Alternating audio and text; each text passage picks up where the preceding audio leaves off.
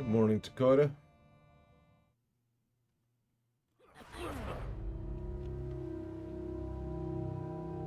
Interesting. These luxury accommodations are custom pre-built by the Prudent Planning Company. Prepare for your future today. Hey, Trihexia. Hello, Zoictoft. We absolutely did, Dakota. And that's part of why we're doing this quest right now. Hydro crew? I still think it needs some work. We're badass mercenaries. We're stationed in the hydroponics bay.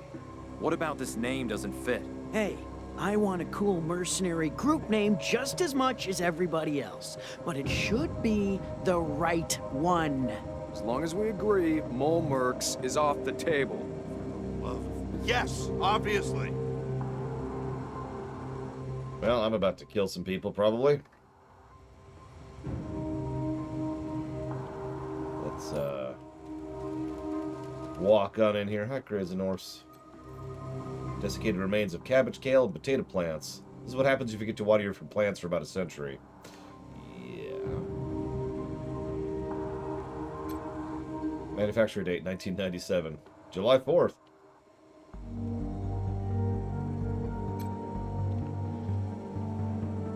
Electrical generators that have been offline for decades. Yeah, Mr. Red, give me 1 second, because I think I'm about to enter combat. Oh, maybe not. Let's see if I can just slip by here. What the hell? How'd you get down here? Never mind. We opened a secret door in a big statue. Why? Is there another way? Okay, smartasses, how'd you find that door? Wait a minute. Aren't those the Desert Rangers? Holy heat, you're right. Gotta say, as one professional to another, you've really hit the ground running. We've all been impressed with your work here in Colorado. Well, thank you.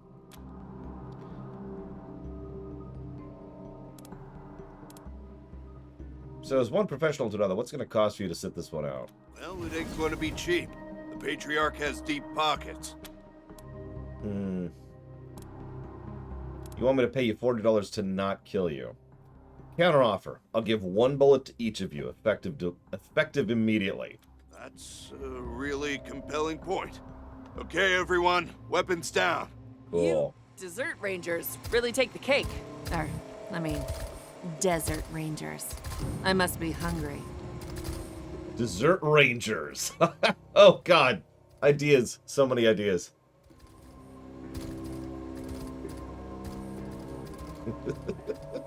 Yeah, go piss off. I mean, I could kill you, but, I mean, honestly, at this point, really? You know? So here's the thing, mister. I thought I was about to enter combat.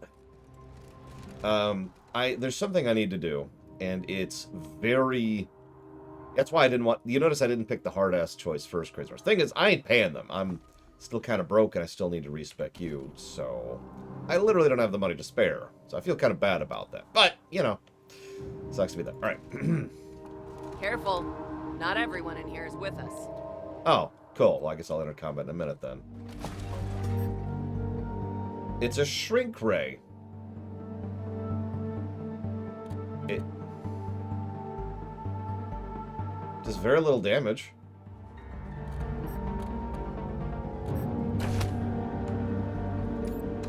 It's very boring, Mr. Red. And that's the thing. It's time-consuming and it's dull work. I'll pay you, obviously. Not super much, but, you know, I'll give you something.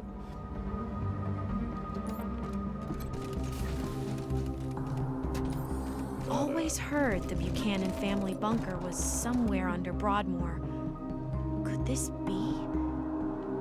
Yeah, the real problem is I quite literally do not have the time. I almost didn't have time for breakfast this morning, you know.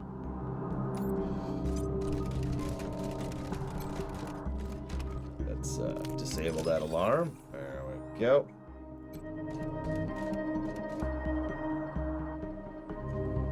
Yeah, it makes me wonder who hired him. Now, those guys are much less likely to go quietly, so let's save really quick. Hey, you heard of this new crew on the Patriarch's payroll? The Desert Rangers? Of course I heard of them. If half of the stories from Denver are true, they would turn us into pig meat. Bet we can take them. Speak for yourself. I'd rather die of boredom than a... Our fame just went up. So, hang on. Let's see if we can not kill these people really quick. I know it seems contrary to this, but I really would rather not kill as many people as possible. Hey, okay, that's a straight-up detection radius, so that's probably not a conversation. Well, I've been in this bar before. Hey, little buddy. What you doing back there? Is that a robo-chicken? It's a robo-chicken! Being guarded by a mercenary. Alright, hold up. Sniper in position. Get Crazy Norse down here. Get Evo down here. Actually, let's get Evo over here. Yep, that cyborg chicken just sealed their fate. You get up here. You believe what the Patriarch is paying us for this gig? I ain't complaining. It's some glorified babysitting. Yep. Getting sort of bored, though. Don't worry, boredom is the least of your problems. Element of surprise!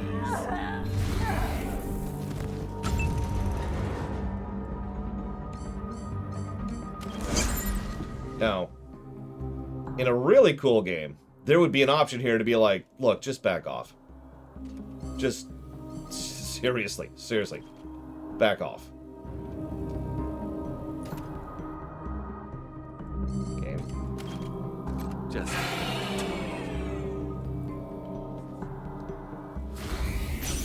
Like, there would also be an option to kill the crap out of them. Of course, there has to always be the kill the crap out of them option. But, you know, it'd be nice to not have to do something like, say... Yeah, let's see if I can aim it just so. Probably can't. Nope, I can only get 3 with it. Damn. Oh, well. No real ETA, Mr. Red. I mean, sooner the better, but it's not super urgent at the same time.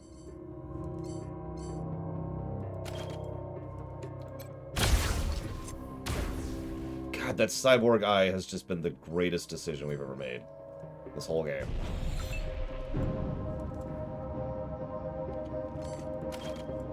Goodbye.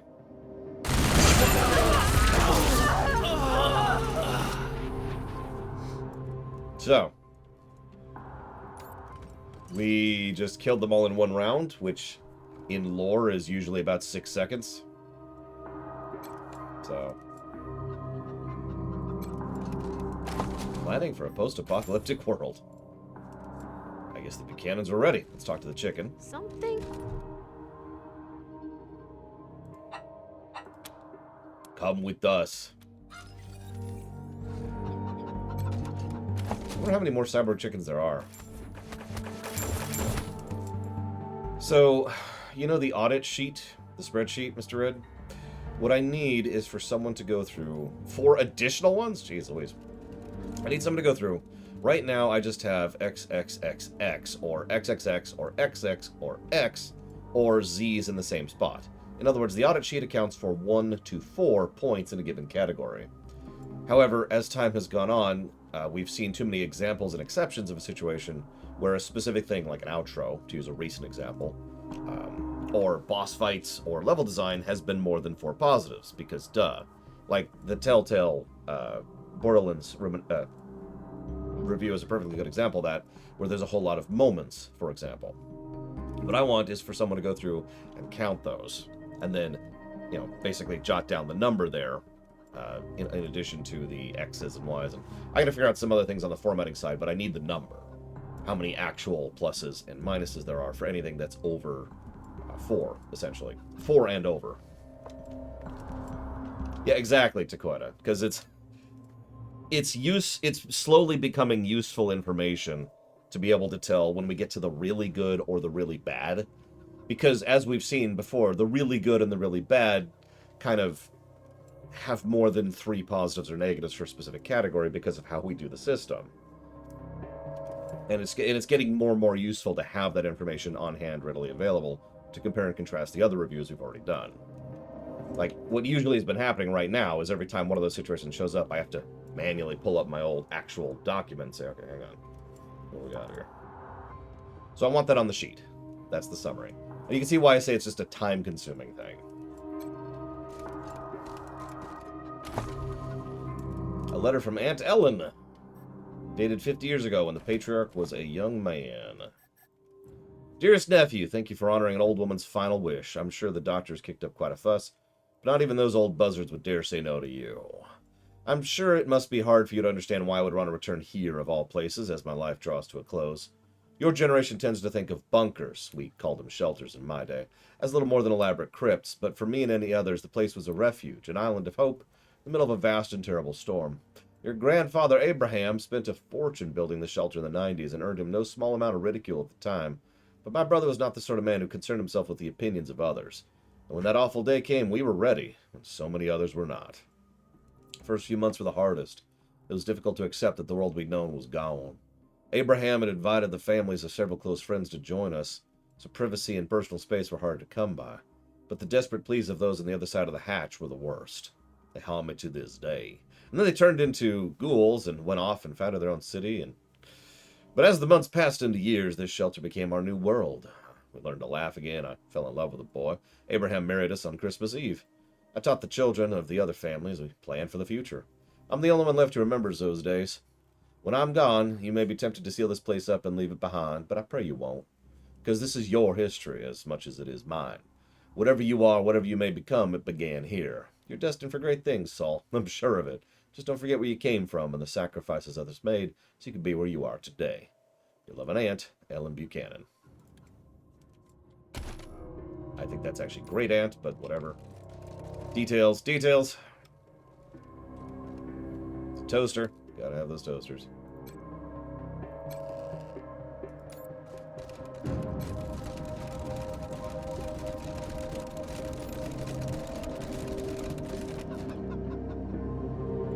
Well, the audit sheet will kind of be a guide on that, Mr. Ed, because the audit sheet should show anything that has more than one positive to a category by simple virtue of having more than 3 X's or more than 3 Z's. X's being positive, Z's being negatives. And if you're wondering why I do it that way, it's so that the document can auto-colorize things, because I like things to have visual indicators.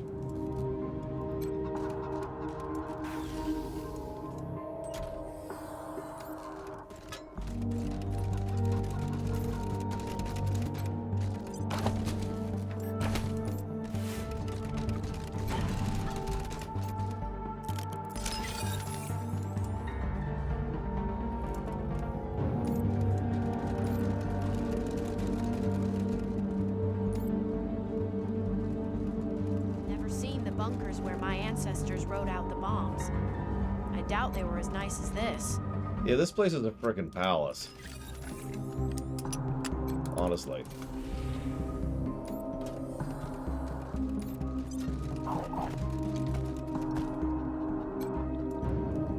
Oh, I think I'm having a dream again. Hey, Act.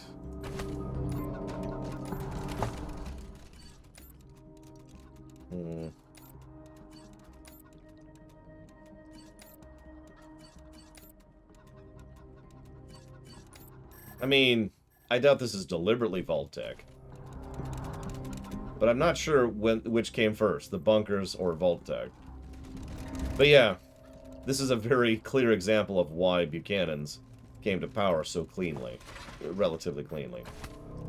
They had information, resources, knowledge, teaching, training. Giant frogs. Probably gonna have to fight our way through those.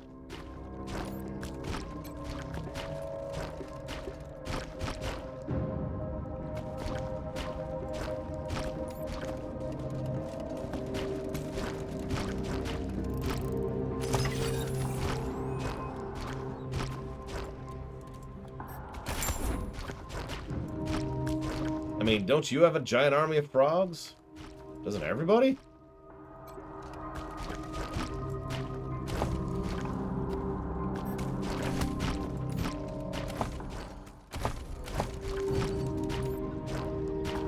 Huh. Crazy Horse's first aid is not maxed. Or rather, wasn't maxed.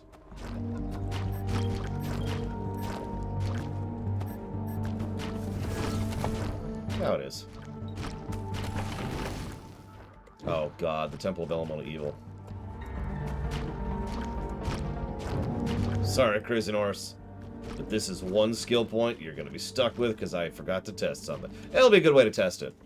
Because if respecking erases books, we have a problem. And so that is actually something we should probably test now, once we get out of here.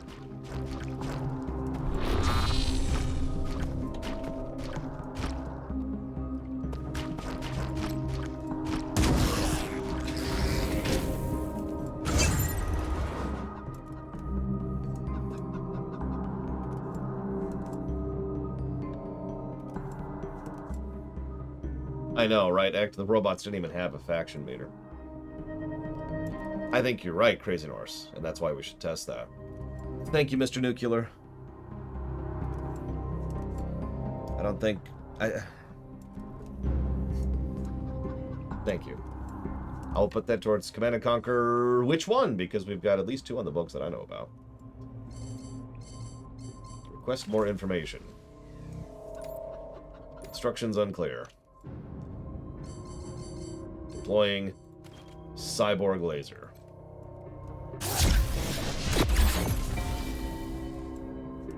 See, some games, and unfortunately it really is only some games, will actually take into account the fact that you have used a permanent stat up.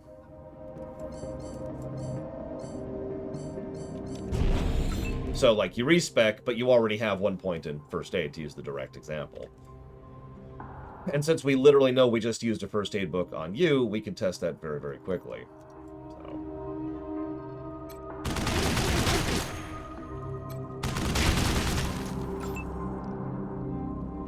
Also, according to Golvig, there actually is a 4th option for dealing with that situation, but apparently it requires effectively a walkthrough. Red Alert 3 is on the list. Oh my god, stop missing 90%. Red Alert 3 and Regular 3 and Remaster 1 are the ones on the list right now, Mr. Nuclear. If memory serves.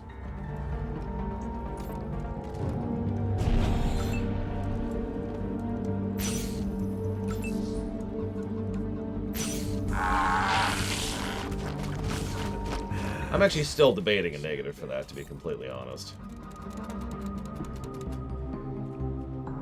Yeah, Red Alert 3...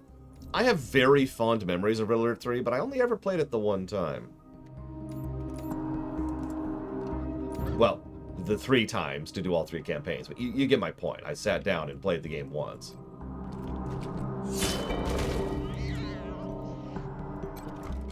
Also, I've been thinking about our melee situation, because he's been just kind of stomping things. I think, based on what I've seen here, that melee probably wouldn't be all that useful, except for the fact that we already have the gear and the stats and the levels to support it.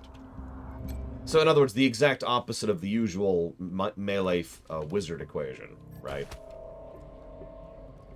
Because now that we have a good weapon and the stats and the attributes to support it, we have tons and tons of movement, good evasion, and the ability to hit something like a truck, so we can cross the field and then hit something right in its face.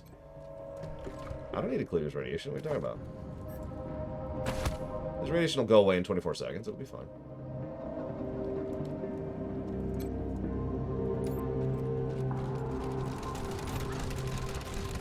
Yeah, we finally found a gun mage.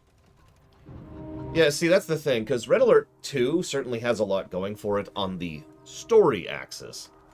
But I went back to try and replay Red Alert 2 several years ago. At this point, quite a while ago. And that didn't work out. That game has not aged as well as I remember. I stand by my statement. The story side of Red Alert 2 is fantastic. Just as cheesy and ridiculous and pseudo-serious as it needs to be. It's even horrifying, as most Command & Conquer games are in several ways. But Red Alert 3 is fun to play. And that's always a big thing for me, if you know anything about me. So we'll put that towards Command & Conquer 3. Done. And thank you again.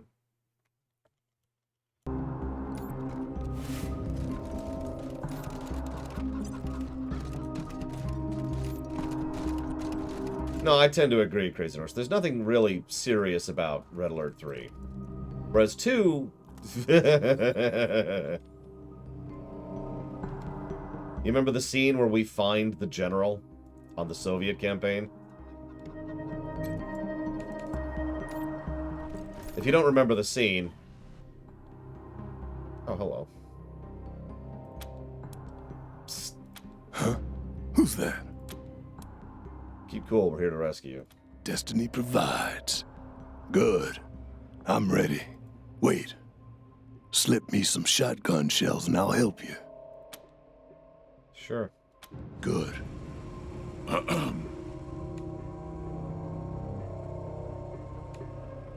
Alright then. Oh, yeah, no, I agree. The beginning of 2 is exactly what it needs to be. In a good way. Hey, Alex. Mr. President, what's going on? Well, Alex, you... And then he just kind of blanches for a second as he's reading the paper that's being handed to him. And he just kind of... Like, the actor gets a perfect amount of that just... You're throwing everything you've got at us, Alex.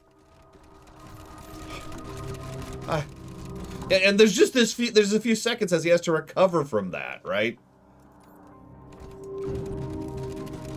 We Romanovs have our legacy to consider.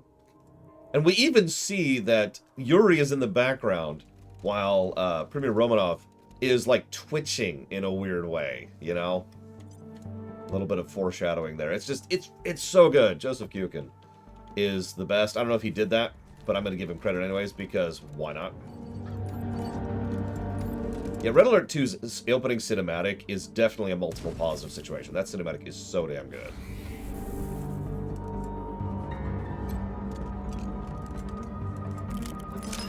Is it done, Yuri? No, Premier Comrade. It has just begun. I don't know about art, but I know what I don't like. Hey, Dr. Winter. Alright. Here. Got a job for you, Crazy Horse.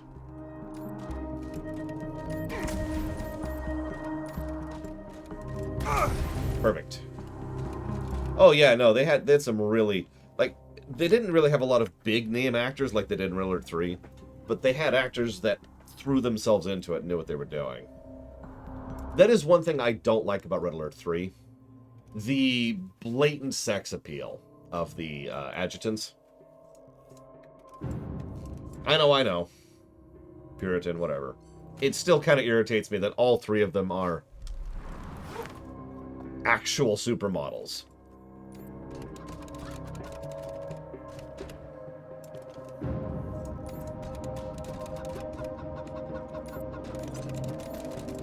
At least I think they are. I know at least two of them are. Whoop, whoop, whoop.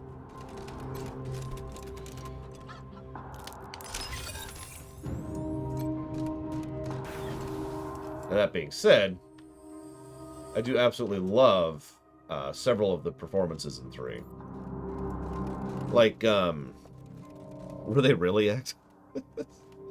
I can't remember his name all of a sudden. J. Jonah Jameson.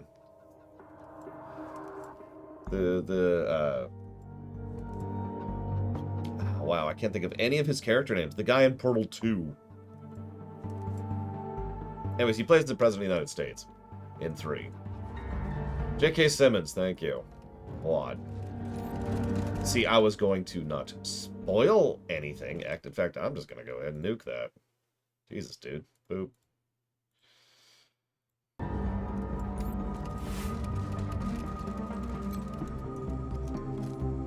Yes, J.K. Simmons. Awesome. George Takei. Awesome.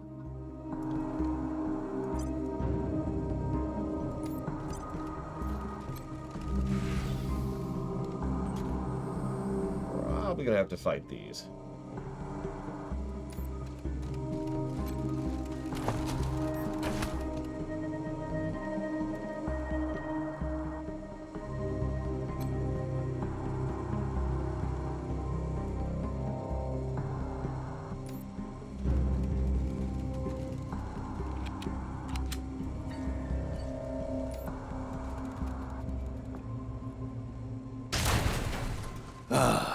Freedom. Hey, assholes. Over here. Okay, so what you're saying is I'm gonna have to kill Ironclad Corday. And this is for the food.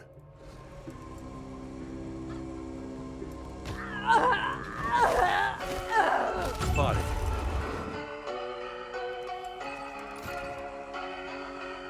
Well, that yeah, we haven't been copywronged yet, somehow. I keep waiting for it. Where the grapes were at the store, he hath loosed the fateful lightning of his terrible Swiss sword. His truth is marching on. I've seen the watchfires of 100 serpent camps. They have builded him an altar in the evening dews. Probably Dakota. His righteous sentence by the dim and flaring lamps. His day is marching on.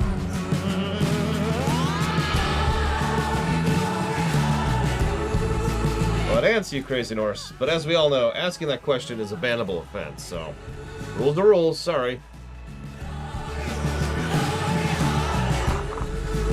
I'm joking, I'm not actually gonna... I just hate that question so much.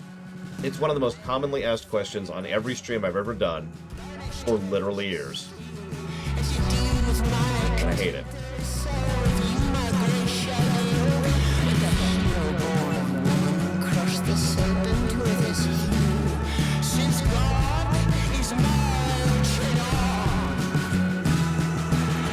Thanks for the rescue.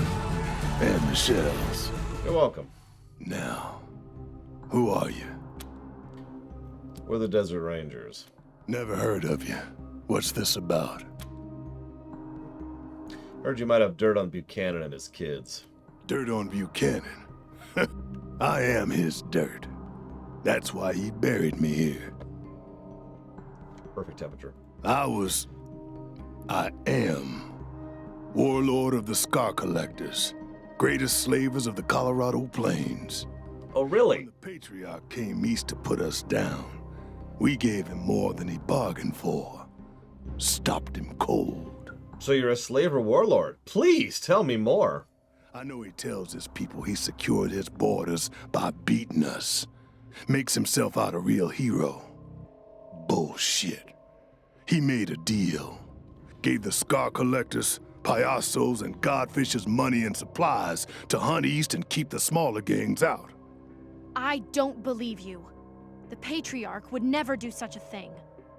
Yes, he would. You wouldn't believe what your Patriarch would do. What's so bad about the deal? Security is the enemy of ambition. Got so used to having the Patriarch hand me my living that I forgot my destiny. So what's your destiny? An oracle told my mother I was born to make the Wakarusa Redlegs the greatest horde in Kansas. Was going to use the Scar Collectors to unite the Colorado gangs, then lead them home to take what's mine. But the deal with the Patriarch made me lazy. And Destiny's a jealous bitch. Ignore her, and she'll have her revenge. So in addition to being a slaver, you also believe in prophecies. Another Buchanan. After Liberty failed to take her daddy's throne, she ran our way. Realized pretty soon she could turn our gangs against us by telling them about the deal we made with her father, which we'd kept secret. She told him we'd settled for table scraps when we could have had the whole of Colorado. That we'd become guard dogs when we could have been kings. Which was the truth. So the gangs rose up. Star the Dreams overthrew clouds drifting west to lead the Godfishers. Let Charito kill Slapstick to take the Payasos, and that rat Steel Trap jumped me and sold me to a bauxite mine. Now he's running the Scar Collectors. Cool. Not for long. How'd you get from a bauxite mine to here? Another stupid mistake. Wasn't hard escaping the mine, but then I ran to Buchanan. Asked him for help taking back the Scar Collectors. Promised him I'd capture his daughter for him, rein in the gangs. Fool. He told me I was weak and useless. Threw me in here. Well, I was weak. I let him distract me from my destiny with easy living. Now I'm back on track.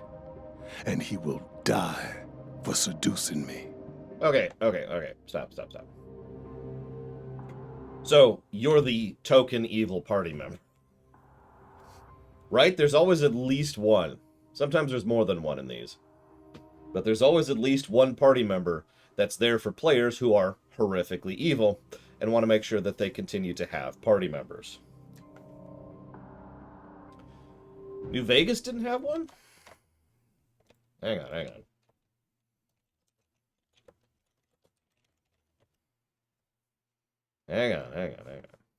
What we got here?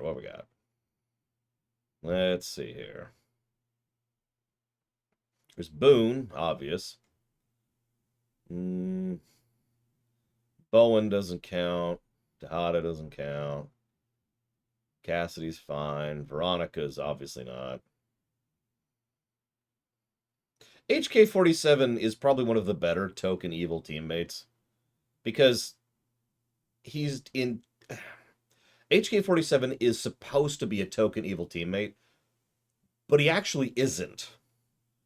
There's two ways he's different than the norm. One, and Darth Tyrant already said this, he's hilarious. And two is the fact that he's actually more neutral than evil, despite the way he's presented. Yeah, exactly. He's far more about, the professionalism, that's a good word for it, than about, and then I'll torture them. It's different. No, the classic evil teammate, in my opinion, goes back to Baldur's Gate 2 with the drow woman, Viconia, I believe it was. Viconia? However she pronounced her name. Or in, Now, I will say, actually, now that I think about it, I don't think most of the Mass Effects have had a token evil teammate. But Mass Effects are kind of their own shtick. So... Oh no, Viconia was not the most evil companion in that game by far. But she was the textbook example of the evil companion.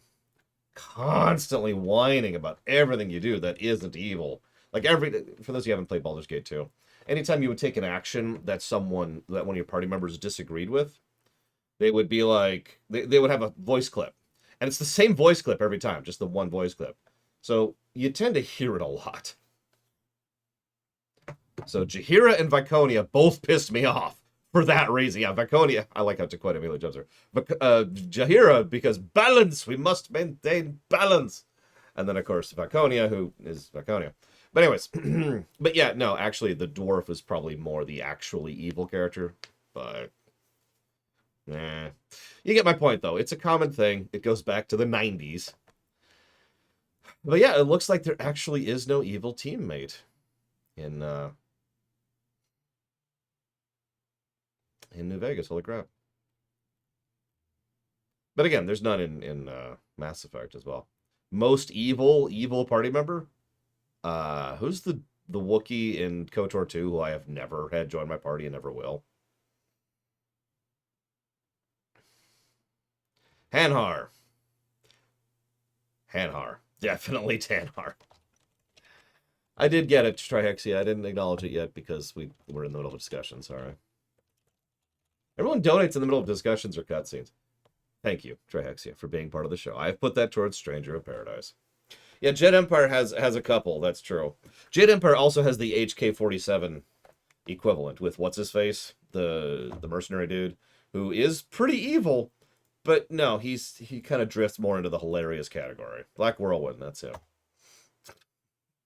He's there for comic relief. Anyway, sorry. Topic off. You know what? That's true. Mass Effect 2 did have Morinth, but she sucks.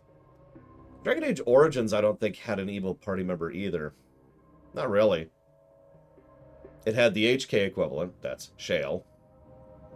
And it had a couple of people who are who you think are evil, like Zevran or Morrigan, but neither of them actually are evil. They just whine a lot, even though the game... I wish Dragon Age Origins could acknowledge at which point in her character arc she is. Because one of the things that would happen to me is we'd be pretty far into Morrigan's character arc. And then she'd complain as if she was at the beginning of her character arc. Anyways. So, back to our evil party member here. So, we need to kill this guy in his stupid, dumb... What was the evil party member in 2? Wasteland 2? Because surely there was one, right? What are your plans? Once I take back the gangs from Liberty, I'll lead them east, away from your pretty little city, and use them to once again become ruler of the Wakarusa Redlegs, and then all of Kansas, as was ordained. Yeah, it sounds like all kinds of nope. But there's one thing I gotta do before I leave Colorado. Put the Patriarch's head on a spike. If you want that too, maybe we can walk the same path for a time. What do you say? Could you use another gun? So here's the deal. Let's assume for a moment that he's completely on the level. This slaver, which I want to remind you, we could actually stop the conversation right there. He's a slaver. The end. We're done. But let's somehow assume that he's not a slaver who is in charge of an entire gang of slavers. Let's just presume that for a moment. So, an unrepentant slaver. Thank you, Crazy Norse. That's a good point. That is a good point. Because we've actually seen in this very game people who've kind of tried to turn it around a bit. So let's assume that's not part of the equation. Let's say he's a completely on the level violent warlord who just wants to go conquer Kansas. Cool. So, here's the deal. Even if he decides not to turn west on his own, he may be convinced to in order to maintain power. His supporters and his feudal lords may eventually force him to turn west to take Colorado after they've sufficiently, stomped Kansas because, we need to expand and internecine warfare and yada yada. Problem number 1. Problem number 2 is the fact that he may die someday, either because of old age or because of whatever, and whoever's in charge next will have absolutely no reason not to head west if they decide to. Problem number 3. This is actually the biggest one for me, even though it's very unpractical and Crazy Norse is going to make fun of me for this. Just because he's going to go make a giant mess over in someone else's backyard doesn't mean I'm suddenly okay with that. I actually care about people, not just my people. So, in other words, even if this guy wasn't a slaver, which again is the beginning of this entire sentence, abso-frickin-lutely not. Well, I ain't dying alone.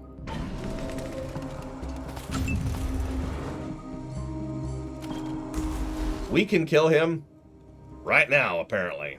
Hey, Dr. Winter.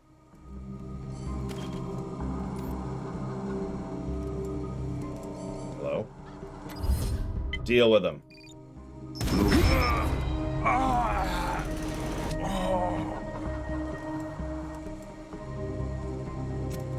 So anyways.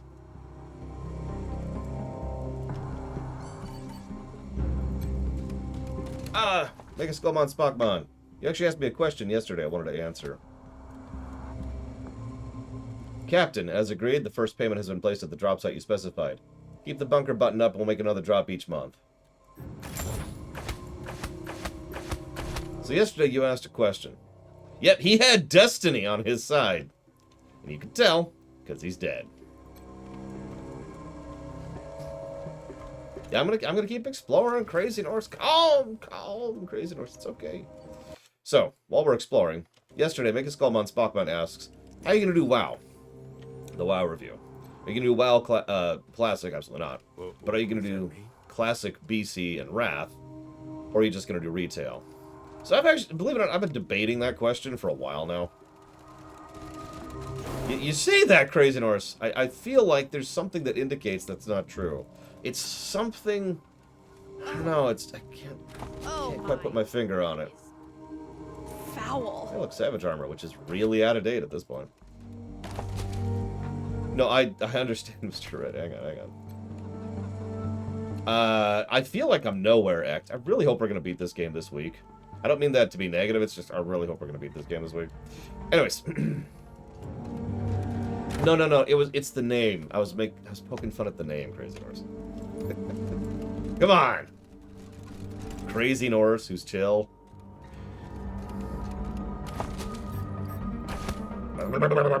Anyways. So... Sorry. I mean, I tell terrible jokes. That's probably on me. It comes down to a matter of philosophy. I know that sounds weird, but what it really boils down to is what's more important, reviewing Wrath or reviewing WoW. And I admittedly have thought about that a lot, because if we really wanted to review Wrath, then the best choice would be to level a character in Classic and want to murder myself because of how absolutely terrible that would be. Sorry. I would hate that. Y'all can like that as much as you want. That would make me want to rip my teeth out. But that's where that would be. But I don't want to review Wrath. I want to review WoW.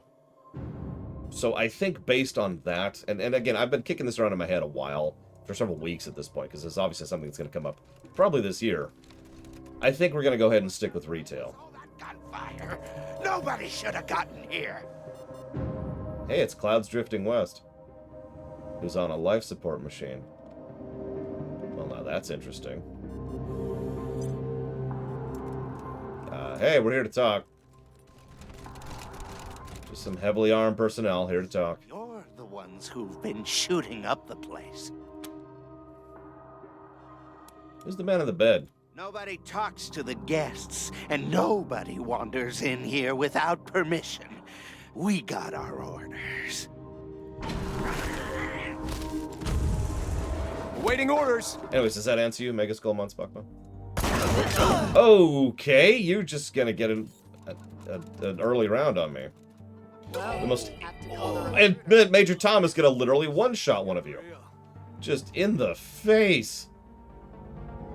I probably could, honestly, Dr. Winter. I have played through Vanilla WoW many times. As we've actually discussed, one of the reasons I hate Vanilla WoW so damn much is because I've leveled through it however many times. We countered it at one point. It's a lot. I have leveled through Vanilla WoW many times. Screw that goddamn game. Alright, so let's go ahead and just test something. Sorry, Major Tom, if this hits you. Which it doesn't. Excellent. Major Tom doesn't get any pluses to gameplay or story.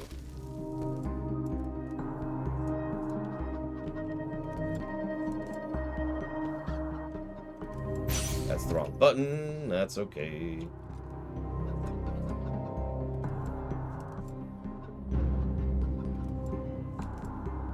I've actually been debating if the pets system deserves any pluses of any direction. Like, it's a weird situation, right? Here's some bonus characters that do their own thing completely regardless of you. And that's what they are. They're effectively companions in Fallout.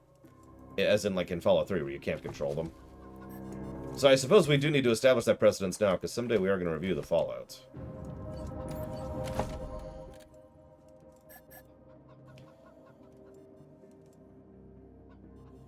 Captain, you and your men have retained on behalf of Mr. Buchanan and hold in your custody a pair of Eastern Plains warlords. Mr. Buchanan wants these warlords to remain under lock and key until further notice, and he has authorized continued payments to be delivered to you as long as his wish is carried out. You should be advised that you are guarding two of the most dangerous individuals in the entire nation of Colorado. Ironclad Cordite rose up through the ranks of the Star Collectors, no easy feat for anyone to accomplish and still keep all their organs in their body. And the man is a fanatic for himself, totally convinced of his grand destiny to rule all of creation, and is willing to do anything to see that dream come true. Clouds drifting west led a whole pack of fanatics as head of the Godfishers. Those zealots are so crazy they think his survival has defied the will of their gods. His replacement, the new leader of the Godfishers, Star of the Dreams, is reportedly dead set on finding him so he can appease those gods by killing Clouds. Be on the lookout for him and don't let word that you're holding Clouds spread. Finally, and just as important, no one is to question or otherwise interrogate Cordite or Clouds drifting west, except for Mr. Buchanan himself. You and your men are instructed to keep them well fed and in fair shape, and that is all. No need for conversing with either of them. Next payment will fall on schedule as before. Question. Why keep these people alive?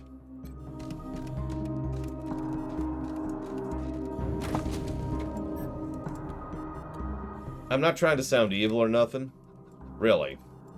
But, like, this is expensive. This is a large facility, which is not cheap to keep running, which has a fairly large number of mercenaries, which he's paying a large amount of money to do this in. Like, under normal circumstances, I get the concept of imprisoning and arresting and, like, you know, Crazy North says, leverage, but this is a very expensive thing that they're keeping going here.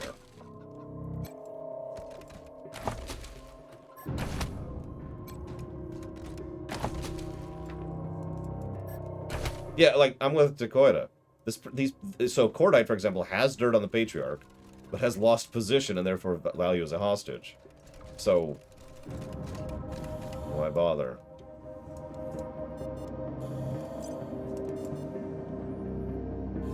That's fair, Act, and that is a good comparison.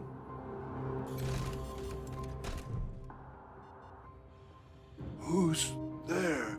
You removed my captors. Good. Now, take me out of here. I must die under the sky.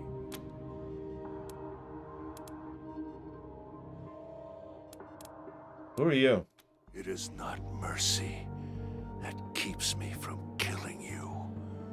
For not knowing my name, my body betrays me. Also, I think that's Richard Epcar. I am clouds drifting west, leader and prophet of the God-fishers, slayer of unbelievers, launcher of 1,000 kites.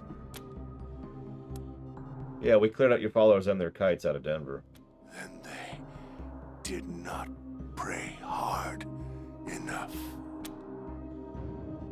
Wow, nice dude. Why are you here? Buchanan's daughter turned my people against me. They beat me, broke my bones, but I escaped, came here, ordered Buchanan to make good on our deal. He turns his back and drags me here.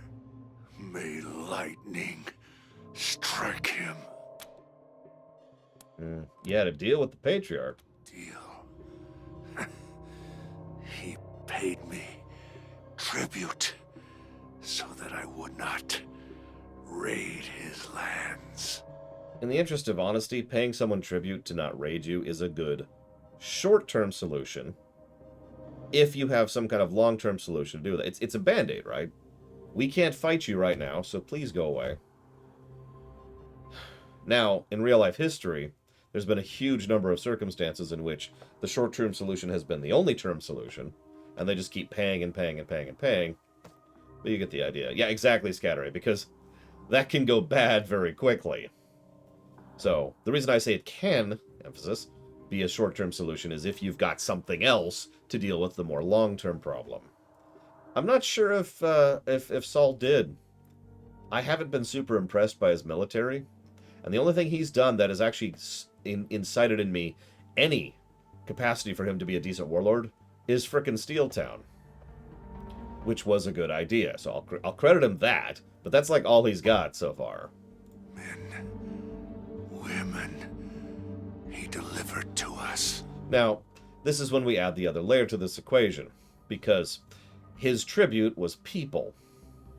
Not, you know, goods or money or resources or any other things, which would still be bad, but at least acceptable. He was sending off his own people to the slaver gangs. Offerings for kites.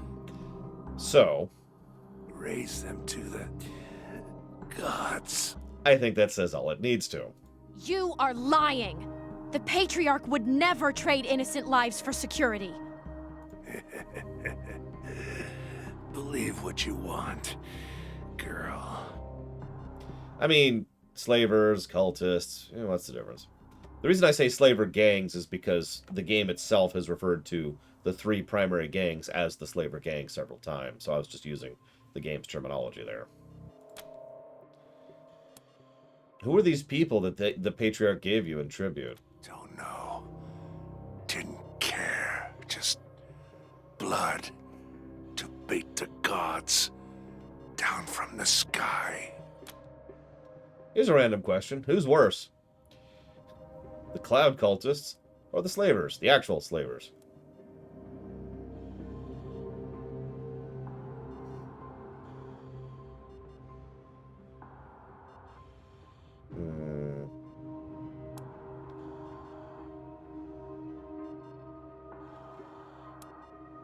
Anyways, peace. May you never look upon the sky again.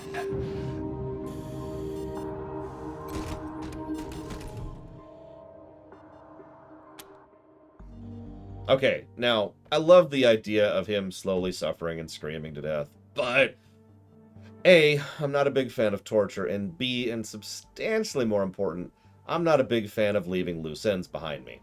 So...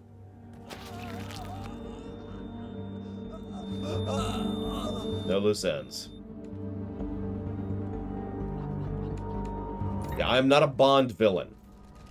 It's okay, I've got a gun in my room. I can bring it out, pop him in the head, and we're done. Oh, I like that scatter. I like the idea that as I was going to go ahead and turn off the thing, I turned to him and say, "You should have prayed harder." Chunk. And it looks like that's everything down here. Yep, okay. We would have a quest still at this point. Looks like we do now. Oh, that actually makes me sad. I mean, that's a good thing, Mega Skullmon, Spockmon, but... Speaking of which, your second question. Sorry, I haven't gotten back to your second question. So you say, would I say that Star Trek VI is the best? I assume you mean Trek movie.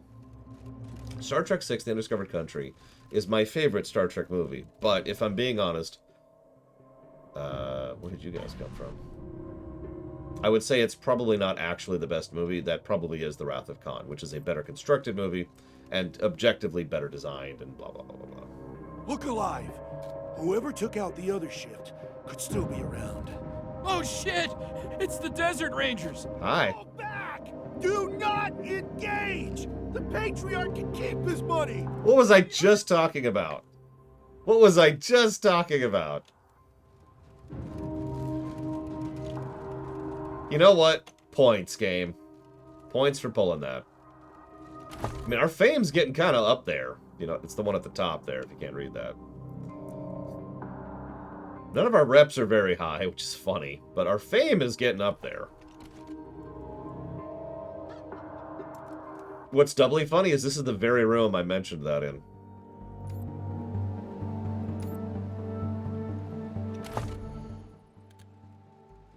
Looks like we're still leveling after 20, by the way. So, yay! I wonder if the DLC upped the level cap, or if I just had bad information.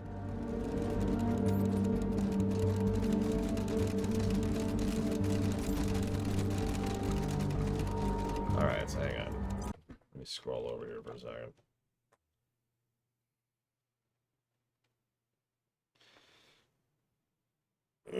I think I don't believe you, Voice of Authority. I think you're lying to me. That means I gotta send you east to the gangs. Voice of Authority comes back with all the gangs at his back. Well, shoot. We've been avoiding a lot of encounters other than the Scorpatron, obviously, which we sort of sought out.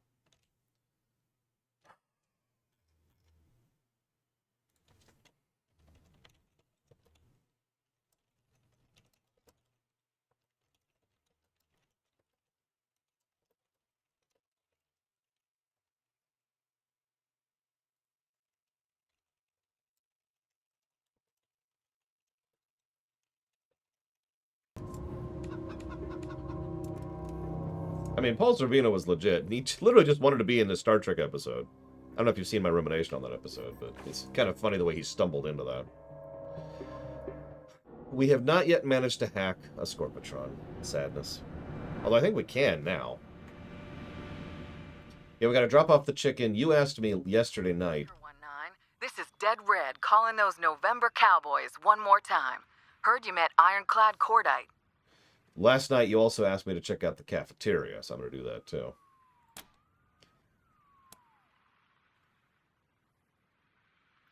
Yeah, we met Cordite all right. He was locked up in a bunker, like you said. So now that you've talked to Cordite, you know what the Patriarch is really like, right? He's a warlord.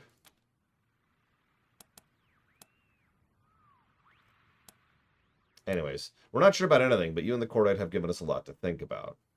Good. I guess that's all I can ask. Keep your eyes and your mind open. Is he with you now? Why is he so important to you? Let's just say there are places where our hopes for the future overlap. Now, do you have him or not? Did you want me to work with this unrepentant slaver? And once again, we could just stop the description right there and be done with it. Tell us more. We need you to tell us more about Cordite. Sorry, Cowboys. Not till I can trust you a little bit more. Now, don't keep me in suspense. Is he with you? No. I murdered his ass. In the face. Well, I'm sorry to hear that.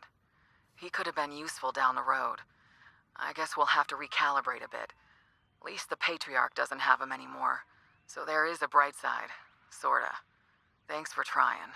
In the meantime, we're all for you helping the Patriarch collar his kids.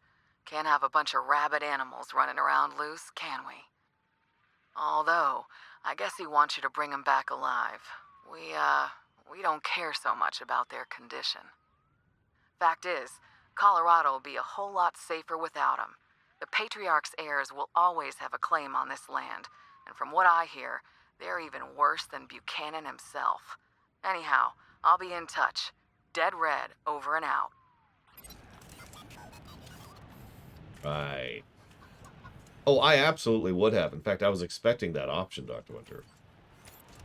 I have no shame about the fact that I murdered his ass in the face.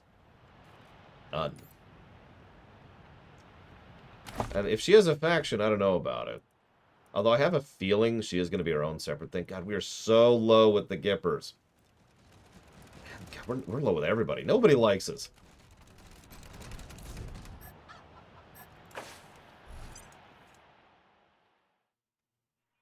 Correct, Mr. Nuclear. She's from the second game. I don't remember if she's in the first game. Really low. Okay. Yeah, the Monster Army kind of likes me, and they're the biggest ones. Okay, so she is in one. My B. Would you rather freeze to death or... You're a barrel of monkeys, huh? Come on, answer the question. All right. Burn. You're gone.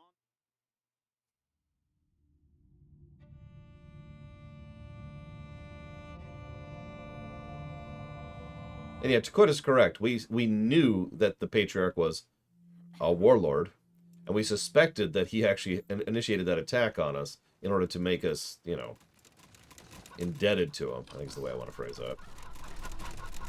Drop off a rooster. There we go. Oh, yeah, let's see how many we got here. 1, 2, 3, 4. We've got 5 right now. Might have to start looking up where the other ones are. Not a lot of places we haven't been in town. Here to serve. But there's only 5? That's interesting. I'm in the cafeteria. You're in the Westfields now. And it's even worse here. Oh. Vines have taken over everything. You can see the seed pods. Crabby Lawless warns you about everywhere. Somewhere in the distance, a woman is crying and calling for help. What do you want to do? Is there a path through the seed pods? Like where we wouldn't set them off? Wait, they respond to vibrations, right? Vibration and movement.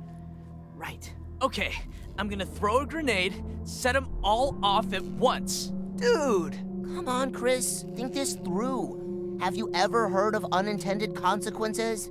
I don't care. I'm gonna do it! Okay. Roll for accuracy. Ha! 95%! That's in critical range! Right. You make a perfect lob. Right in the middle of the seed pods. Seeds and shards go flying, but you're all out of range. The way is clear. Ha! High fives, y'all! High fives! Unfortunately... Oh, God damn it, Chris! I knew it! You asshole! What? What happens? Unfortunately, the blast also got the attention of a pack of rabid piccolopes who have come to investigate. Roll for initiative. God damn it! You see? Dudes, we are so screwed. All right. Just keep cool. We can do this. I'm gonna kill me some bunnies. Hang on. Gotta do some calculations.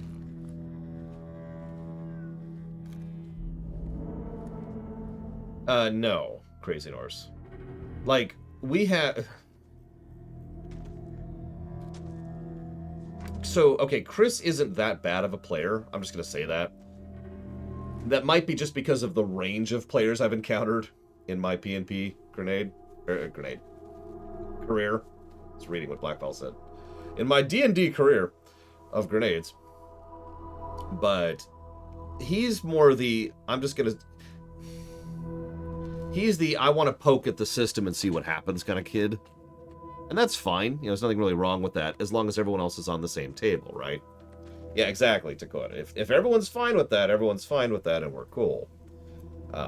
I've seen much worse than that. I've seen some people who very clearly don't want to be there or don't want to participate, so they just do whatever because they want to screw with the players, not the game. I've seen some people who will actively go out of their way to try and attack other players or screw over other players. I've seen players who try to drama it up or melodrama it up. Like, I've seen a lot of really, really worse than this. But that being said, the closest we have to Chris here is Guido, our resident mage who really, really likes things like Fireball and is really fond of using fire as a solution to most problems.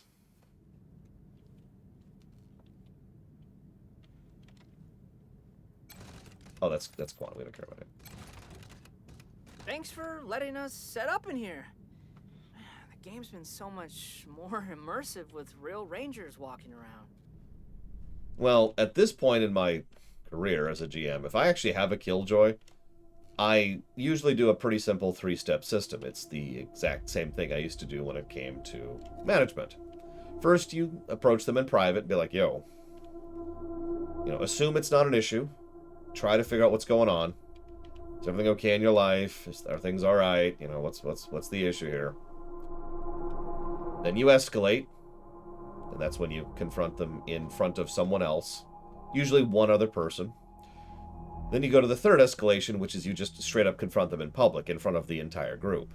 Be like, dude, you're being a dick. Stop being a dick. We've already talked about this. If they pass the third strike without improving, they're out.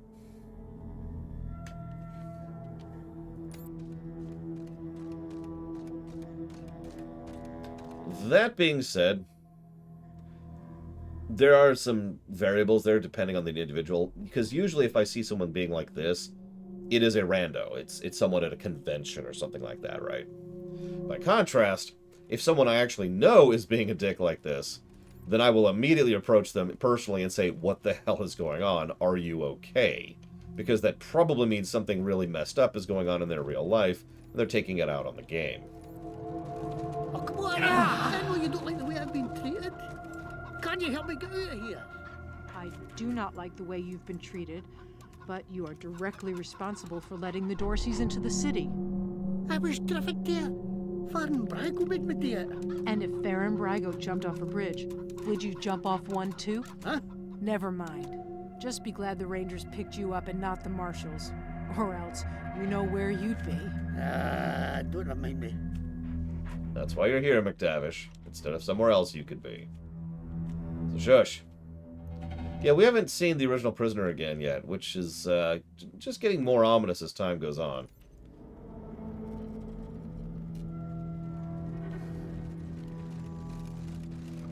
Yeah, mushroom guy. Not right in the head guy. Humber, Fitzroy, Fastnet, Shannon, Rockoff, Bear Isle, Plymouth. There he is.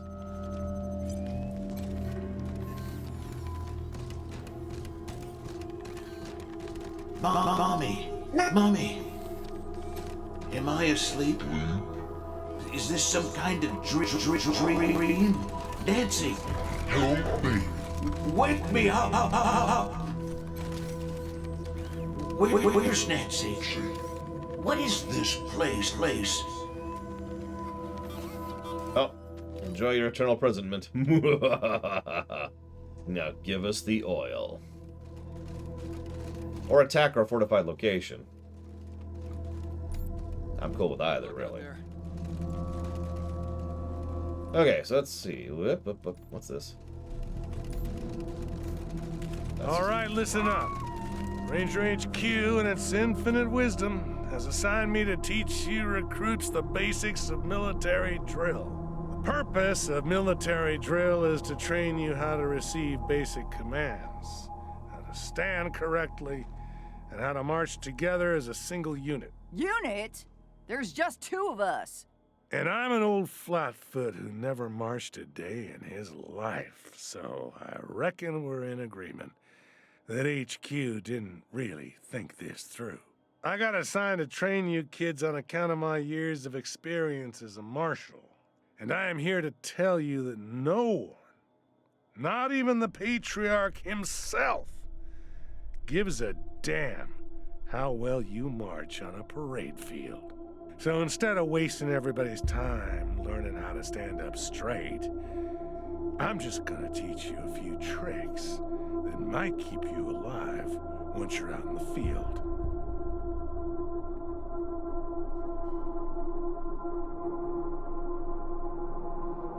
Oh, and that's why you got that job. What's my stance on marching? I hated marching. That's about all I got on that one.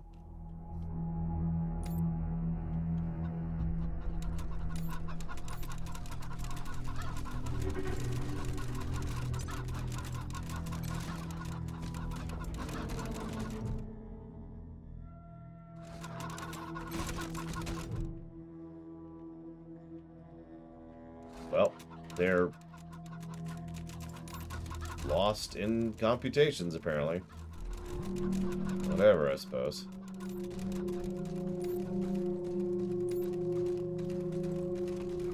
Yeah, marching... Stay sharp. Proper marching protocol actually made sense in, say, about a century ago. And I'm not being facetious. When you have a giant army, several 10,000 people strong, then it's really, really easy for that army to...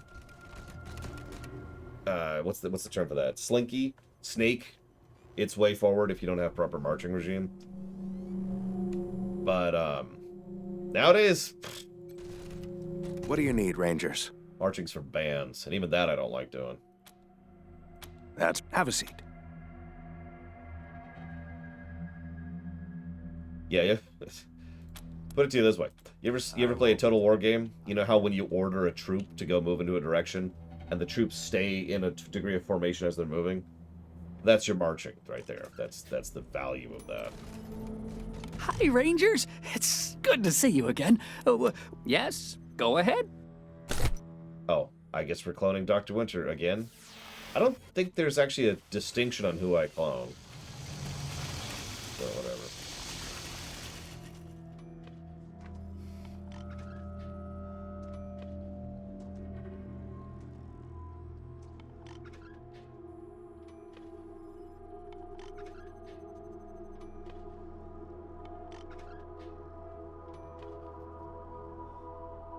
Oh, I think it's done.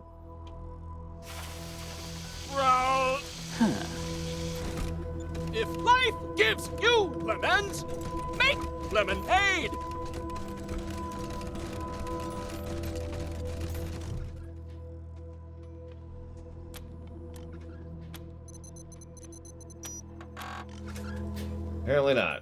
we need a code to get in, which we still do not have. Hey, Golvag.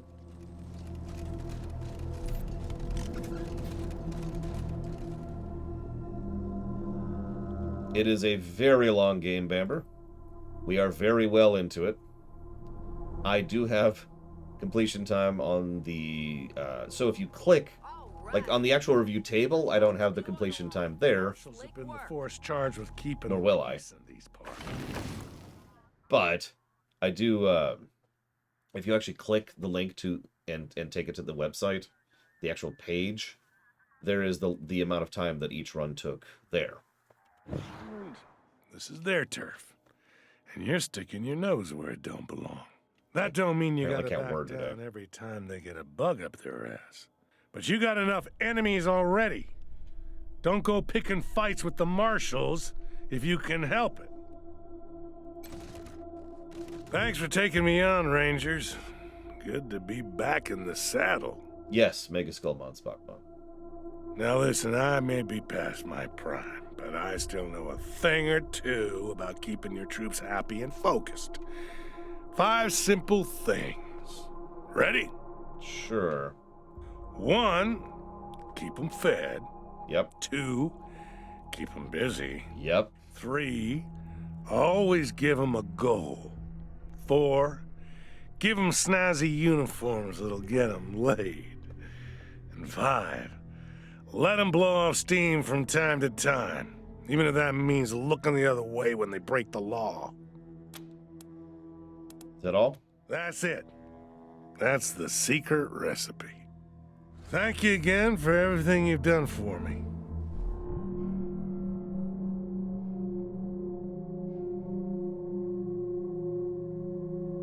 I agree with most of those.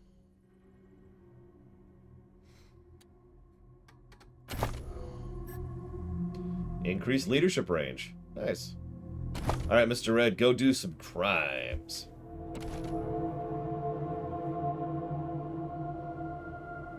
I don't even remember who that is off the top of my head. Mega Skullmon, Spogmon. Yeah, I'm not sure I agree with the looking the other way thing. That is a recipe for disaster. That being said, I do think that some things need to be a little bit more flexible. But that's getting into extremely case by case. Not standard policy. Standard policy is you are a member of the military and therefore should be held to a higher level of accountability than a standard citizen. But yeah, exactly, Crazy Norris. Like, if you go off and smoke some weed in a state where that's illegal at the moment, whatever. How you doing, Morningstar? I am delighted. The garage is an impressive space, staffed with well-qualified personnel. It is a lot less lonely than where I was previously quartered. Go for a ride, Morningstar. Time to take some chances and expand man's horizons. I wonder if there will be conflict. There's no more exhilarating feeling than being shot at with no result.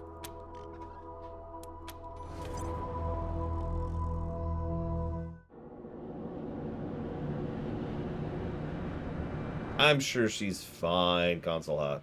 She's been eating all kinds of candy. I love Morningstar too. Like, there's a reason I gave his little shtick its own positive. That was actually pretty awesome. Alright, so I think this is our next step. And then we're going to go ahead and do the Zealot. Yeah, okay, so... Paint Mines. I agree with that, Crazy Norris. Paint Mines is right there. Okay.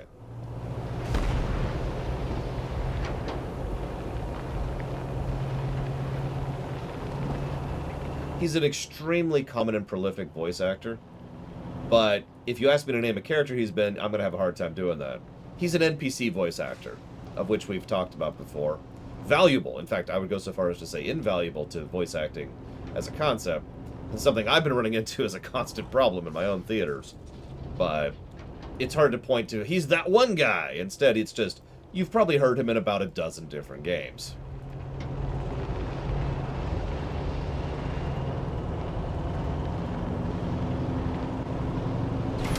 Explore really quick, so the crazy Norse doesn't go crazy now! I'm surrounded! So I'm gonna go ahead and actually fight these ones. Just to test the loot thing that Dakota mentioned. Because I'm curious if it scales to us or the area we're in. We'll find out in a second, I suppose. You want a brawl? Knock yourselves out. So these are definitely lower level. I can tell by just looking at their health.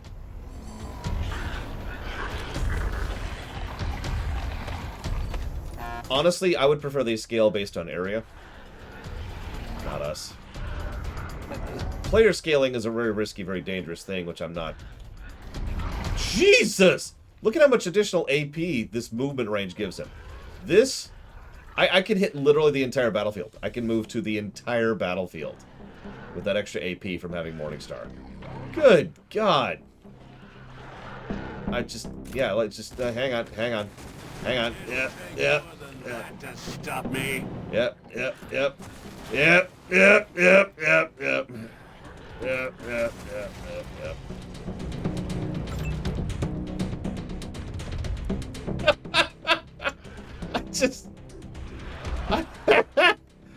He took a lot of damage from that, so I need to not do that all willy-nilly. But still, good God. Let's go punch something.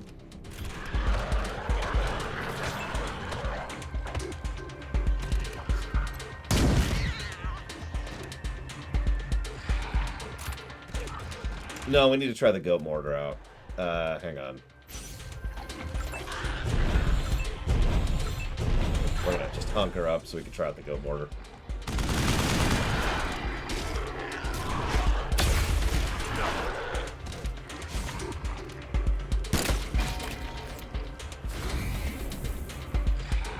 Yeah, we need to have good Dynasty Warriors, not bad Dynasty Warriors, put simply. Exactly, Act. And also, if you have the 2-action system and what that XCOM does, there's more you can do as a designer. And they're all dead. Well, let's see what kind of loot we get off these things. Crafting component, junk. That's it. So I'm almost positive that is leveled to area, which is good. And the loot was kind of a net negative in terms of everything, especially with all the damage I took with the Kodiak. Oh, never mind. That's a good supply of... That's actually a legitimately good supply of ammo. Check that out. So, that's worth it right there. Although probably only because I swept them so quickly. Is that it? That's it. Okay.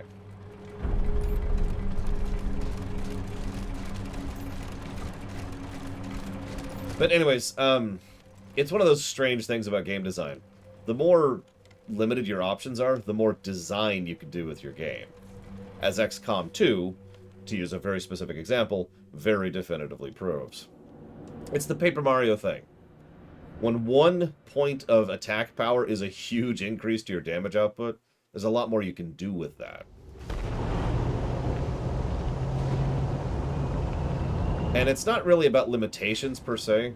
I'm probably saying this wrong because I'm dumb and stupid this morning, but it's about definitions. I like to mentally think of it as the board game concept. The more you define your rules, your operations, how things interact with each other, the more options you have to design things. So if you really define your action economy, because that's effectively what that is, the more you can do with it. If you're wondering, I'm going to go back and repair the Kodiak because we just took a ton of damage. Yeah, exactly, Dakota. It's very much this. These are your options right here. This is what's visible here. This is what's not visible here. There's the one ding I will give XCOM 2. That's that it doesn't actually let you see if you're going to cross an enemy Overwatch. We had a mod for that. Actually, it's more like there's a really bad visibility on the HUD indicator that shows when you cross enemy Overwatch, and we had a mod that made it more visible. I know a dozen Arapaho garages who'd be proud to have you. I thought you had to be a Arapaho to work for the tribe. Well, mostly, but they'll make exceptions for exceptional talent. And You got that. Well, I appreciate the suggestion, but as soon as the Rangers finish this job for the Patriarch, I'm heading back to Arizona and my family. Things are tough there right now, and there's a lot to do. Do they need mechanics? Do they? Boy, howdy! We will hire the crap out of you. Brand to AZ? Possibly. Possibly. Seriously, come with us to Arizona. We have confetti. And yeah, like anybody who saw... They tried to add a vertical layer to XCOM 2. Sometimes it succeeds really well, and it's awesome. Time to take some chances and expand man's horizon. And then sometimes it is not. One of my favorite instances, we saw this happen on camera, was one of the walkers started walking through a building, and it wasn't super great. And yeah, I'm not even going to get into grenades. How long's it supposed to leave a fella on the fire before his skin crisps up? It's about 5'10" and 130 pounds. Appreciate the help. Yeah, shooting through the floor as people running. Yeah, there's some issues. I praise XCOM 2 a lot. I'm just making sure that people know that despite how incredibly awesome that game is, it still has its flaws and it still has its bugs.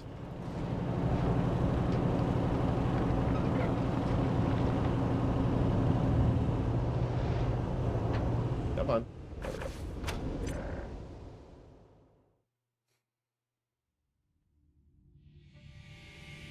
Listen, we gotta eat people, Space Cadet. It's the only way. I shake a little bit while I say that.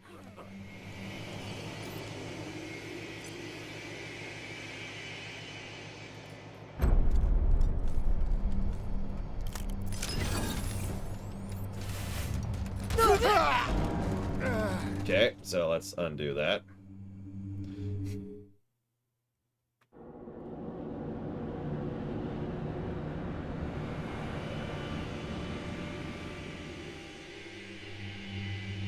Let's try that again. Try not to walk into things this time. I actually did know that hazardous.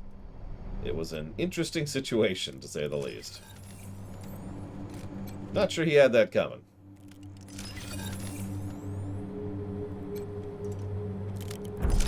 Not me, Crazy Norse. There's only one thing you can do with my corpse.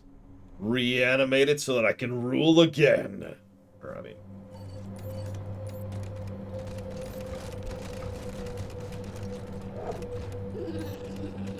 So we're going to be slow-moding this, apparently, because we got some stuff going on.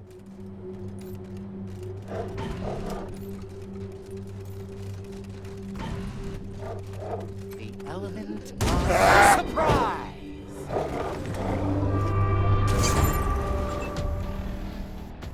Simple History is awesome, but I actually knew about the story of the Dutch thing before that, because it's one of those facts that just sort of catches your attention in school, you know? It's like, wait, the Dutch did what? Yeah, they ate their bread. Why? Well, you know.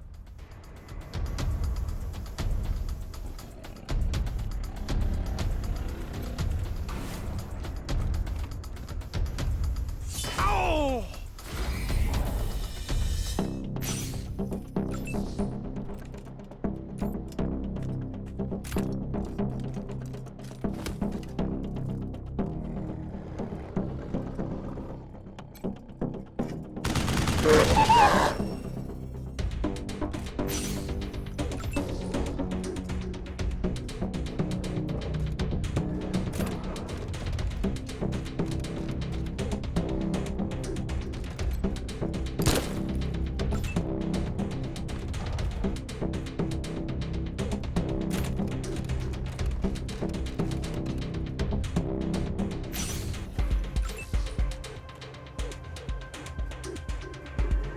I'm pretty sure I meant the same thing, but whatever.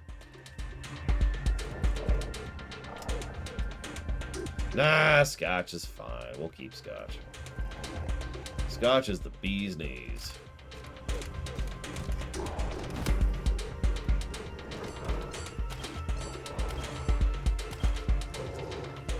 Now die.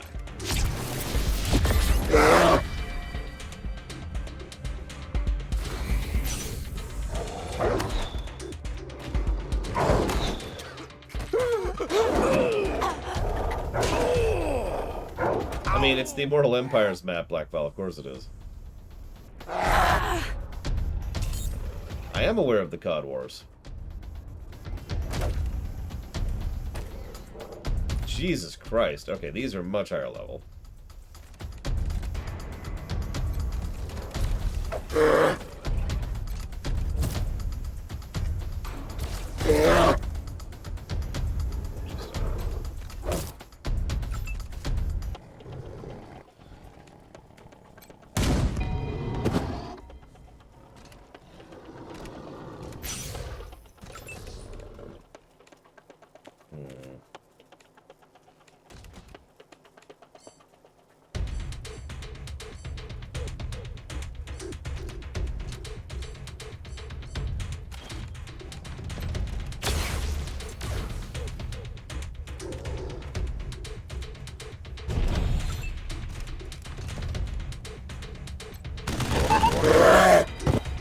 Go figure, bears have a lot of health. As they probably should, being honest.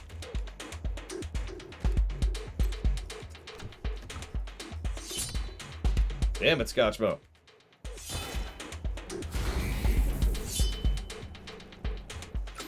Oh my god. Kill that thing. Kill it!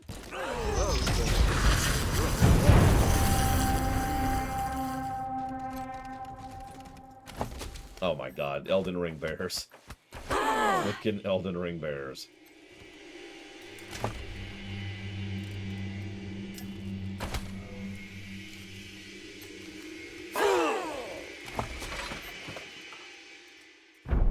Oh, that's interesting. Weird science and strength requirement, but oh my god, that melee damage bonus. Let's,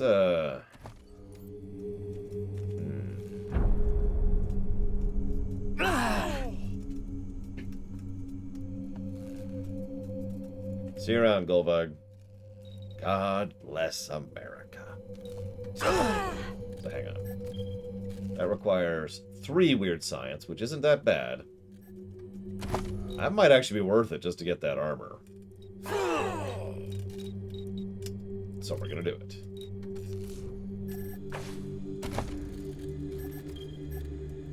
Have some power armor. Alright. Attention! Shut up.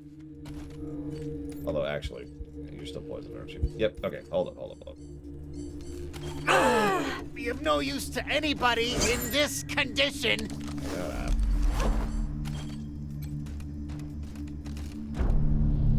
Need some help. You're fine, you're fine. Vault Dweller, if I'm honest. Simple, but it's very evocative in its own way. We are from the vault, which is unusual, at least it was at the time.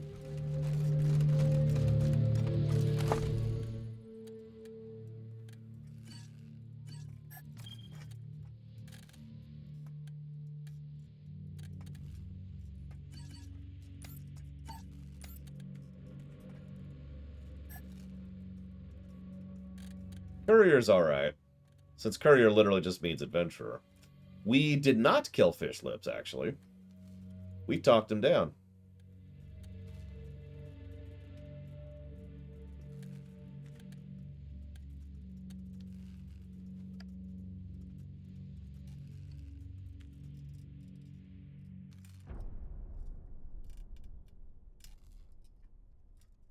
I mean, that's more damage, but God, it's just so much worse in every other way. I think we'll go ahead and upgrade out for a bit. I just really wish I could get a better LMG. There's an energy sniper rifle, which we're not going to use. I don't have that many energy cells lying around.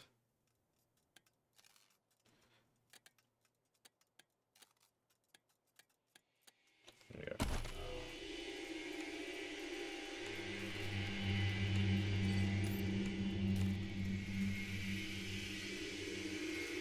Possibly Crazy Norse, because, yeah. I mean, it's a unique, so. Least favorite one? Chosen One. That's easy. And I probably don't even have to explain why.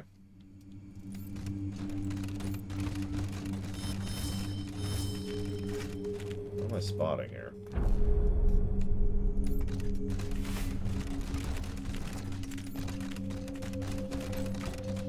Yeah, because Chosen One. It's, yeah, cool.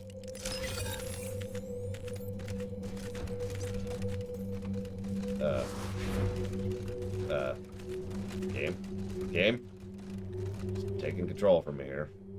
Please, don't shoot. Why not? Just who the hell are you? Always knew this day would come. The skies finally opened to take me back.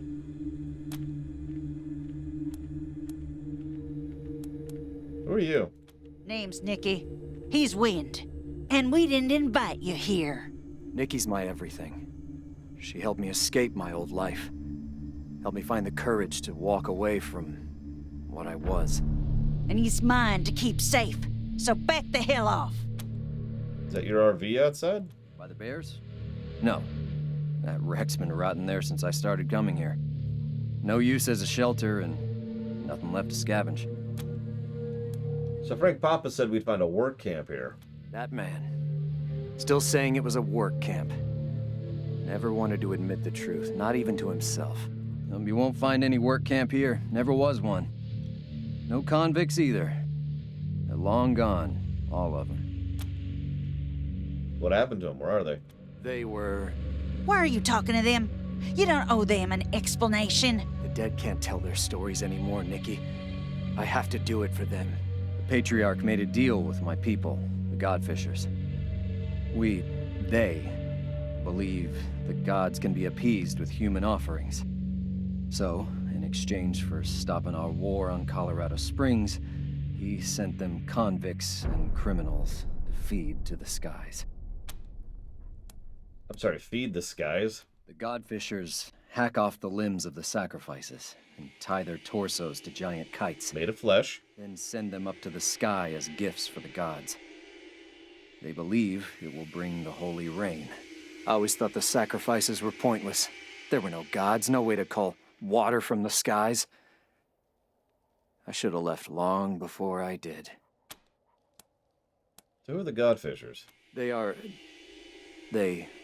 were my people.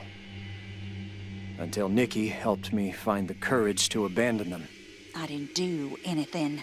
That was you. If I could, I'd change everything. Bring all those people back. All I can do now is try to be a better man than I was. What was your role in all this? I was better at dealing with the city people than the other Godfishers, so our leaders sent me here as a go-between. Pappas delivered the convicts here to me. I brought them to my people. How'd you and Nikki find each other? I used to pass a farmstead on my way out here. Saw a pretty girl watching over her land. Turns out she saw me too. Took me months before I was brave enough to approach her. Crazy decision when I think about it now, but she didn't turn me in. She showed me the Godfisher ways wasn't the only way. Gave me the strength to turn my back on it. I like how one of the options is to kill them, and one of the options is to arrest them. We're not doing either of those things. Thank you. All the same, I think it's best if we leave this place. If you could find us here, others may do the same. I won't see Nikki harmed because of me.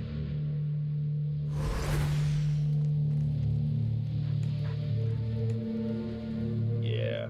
We actually already knew this, but I think we're just doing our due diligence. Don't even have a home.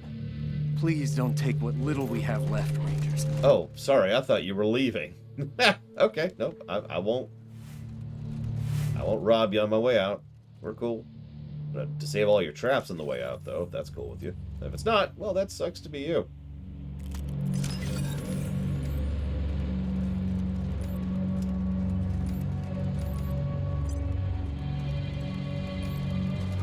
Sounds like someone's approaching. We'd best prepare. Oh no. Snowplow. So it's Betsy. I know. Can I get a lore shock here? Oh, I absolutely am. Make a Skullmon Spockman. Are you kidding me? He did. So I'm sorry. Did you follow us? Yeah. We wanted to see the son of a bitch who took our kin. And make sure he never breaks anyone else's heart again. So, is he dead or not? We should talk about this. Talk? Ain't nothing to talk about. That Godfisher's a mass murderer. Move aside and let us do what needs to be done. You're extremely stupid. So you already knew your loved ones were dead. Why didn't you tell us? Margaret wanted to tell you. The rest of us, we didn't think you'd help if you knew this was all about payback. You're right. I wouldn't. The marshals ain't as tight-lipped as Sheriff Daisy thinks. A few bribes here and there, and we got the truth from the ones who knew. Only part we didn't know was where to find the bastard who took our kinfolk to their deaths. Maybe we can't kill all the Godfishers, but we can make sure this one pays for what he did. You're really stupid. He didn't murder anybody. He was a go-between and didn't have much of a choice. He chose to be a coward. He chose his life over theirs. And now he's gotta pay. We don't want to fight you, but we will if you stand in our way.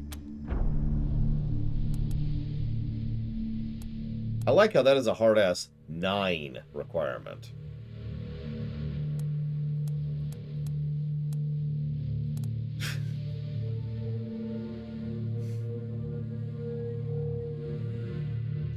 Can I load in? No, of course I can. Hold up. Let's rewind a second.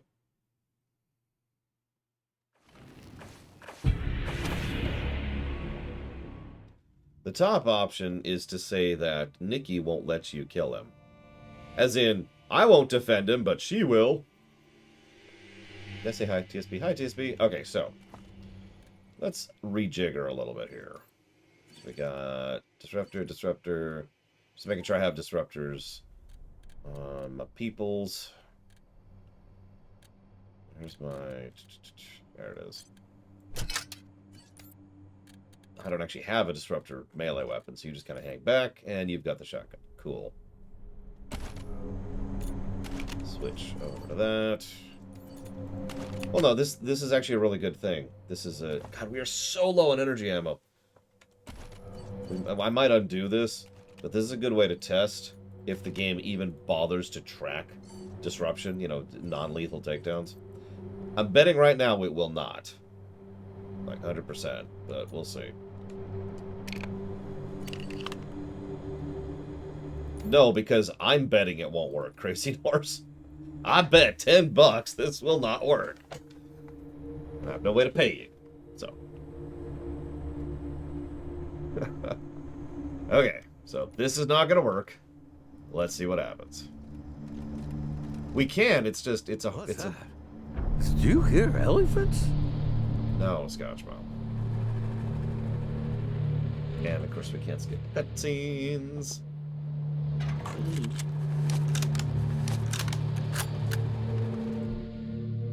He did. And make sure... Talk. Ain't the only part we didn't know was where... Sorry doesn't bring the dead home. It ain't nothing personal. But if you're gonna stand with a mass murderer, well, you made your choice, and we've made ours. That man needs to pay for what he did. Don't stand in our way. That isn't how any of that works. Yeah, see, there's a woman named Nikki. Anyways, attack! And I'm sorry it came to this. So, yeah, y'all are screwed. Also, do you see this giant tank right here? Because I could just murder the crap out of you right now. I'm not gonna. Because, again, we're going to try out the non-lethal approach.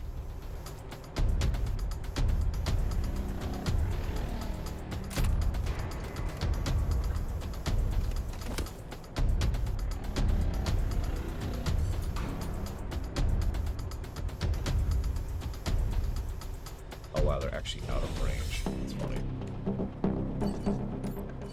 Oh yeah, we're gonna arrest them. Of their lives! We're testing it, Console Hot. It's literally, we're testing the game.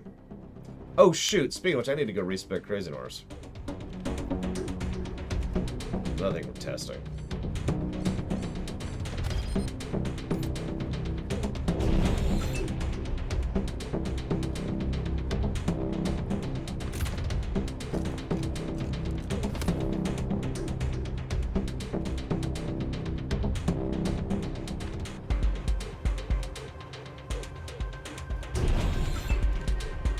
Scotchmo, you hang back, because you can only kill people.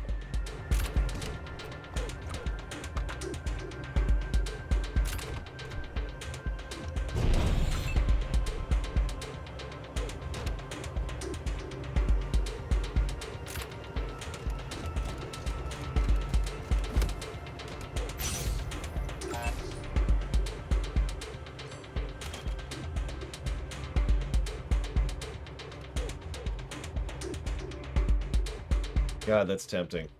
But no. You just chill.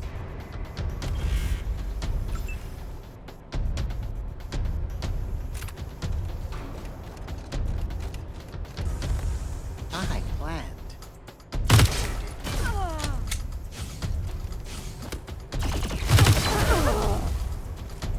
I'm pretty sure we'll be able to tell the moment we hit 10 stacks on any of these weapons.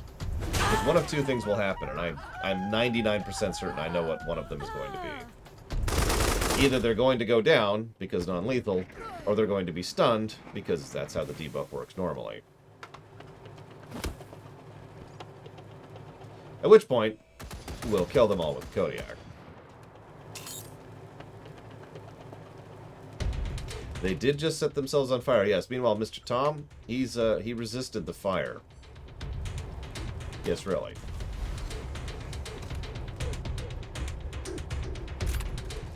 Mr. Tom is Mr. Tom. Gotta say it right. All right.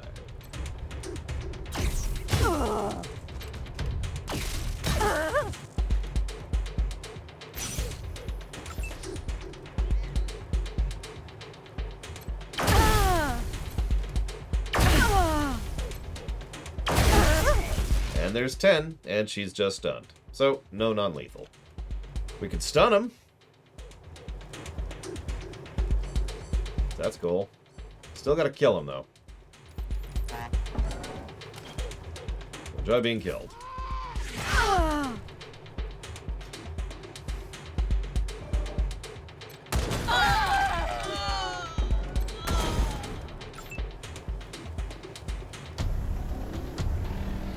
How did Tom get so strong? You know, I don't know. He's got almost 2,000 health and 20 armor.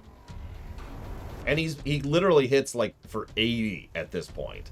I don't know what exactly is leveling him up. Unless it's literally just party average level or whatever. But he is just murdering face.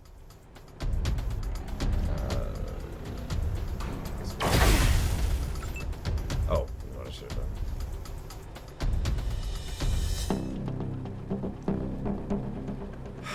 I was actually thinking about that just a second ago, Blackfile. Because what do you want to bet that the reason they added that, oh, they've got an exosuit excuse, was specifically so they wouldn't have to consider whether or not they would have non-lethal in the rest of the game.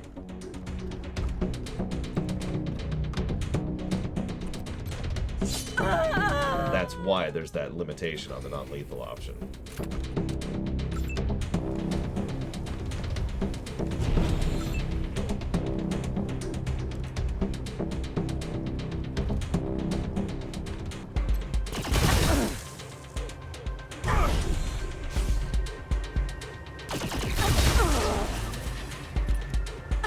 It's not even an effective stun. She just kept running after being stunned.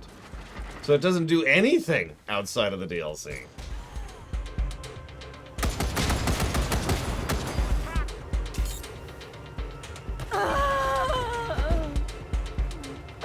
I mean, the clone's even punching pretty hard nowadays. The clone used to hit nothing. Well, to robots, we just do a ton of damage to them.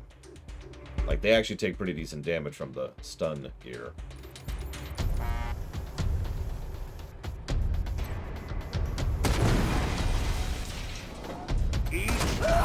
Dead commies.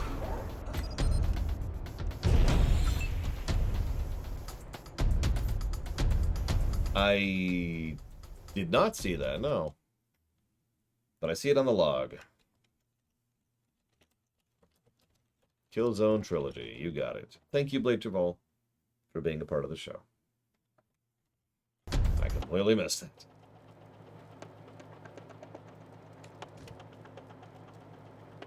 Yeah, I'm not sure I agree with that either, Casual. But then again, I just think there's too many other ways you could make that work.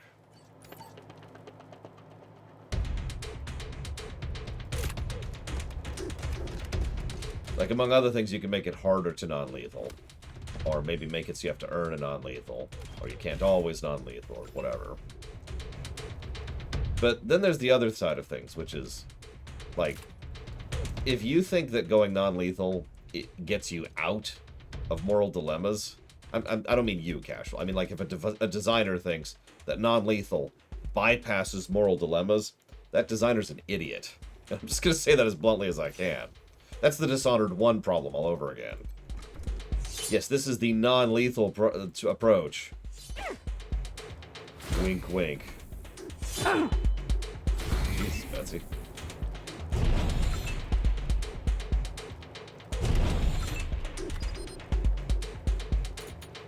Switch back to your action gun.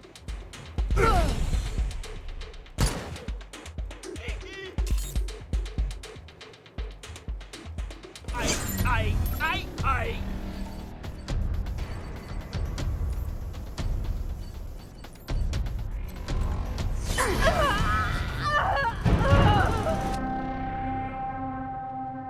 Wow, he sliced her legs off. Quite literally. Mission complete.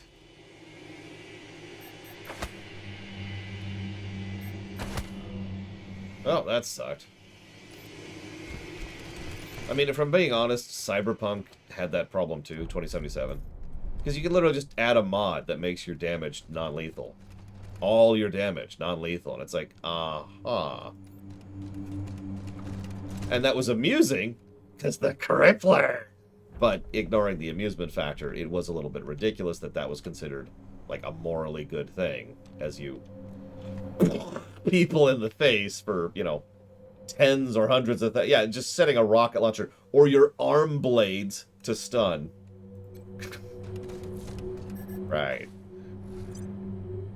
But that's my point. That's my point.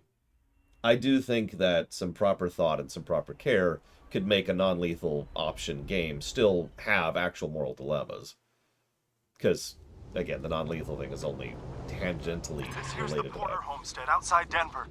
The oil's flowing again! Thank God. Honest to God, I didn't think we'd last another day.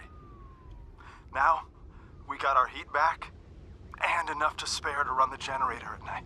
The missus is cooking up something special to celebrate. Oh, it's gonna feel good to have hot food again. I don't know who got the oil flowing again, but as far as this old farmer's concerned, you're a bunch of goddamned heroes! Thank you! So, we've got a bunch of short-term and mid-term goals for this area. Long-term goal, remove dependency on oil. Wait, hang on, where am I? Okay, I'm where I thought I was. I don't mean to ask this, Crazy Norse, but why? Like, what possible reason would I have to reload that? See, the problem is I actually don't know Wasteland well enough to know if removing dependency on oil is possible. Like, if this was Fallout, yeah, you could do that. Because Fallout has, well, magic radiation, but also several other power sources that would be feasible. Not sure about Wasteland. I'm sorry. Oh, right, we could have talked them down. That's a good point.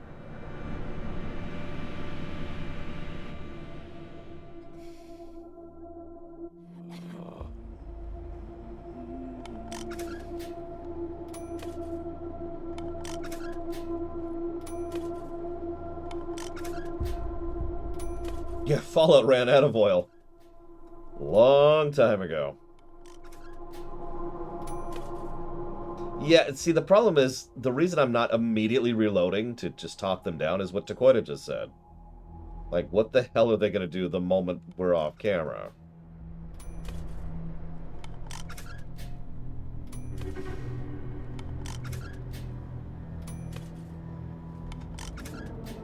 Like, I agree with you. These people are just, you know, desperate, scared, hurt people who are just lashing out at the only target they could. Like, that's it. That's what they were going for. It's like, okay.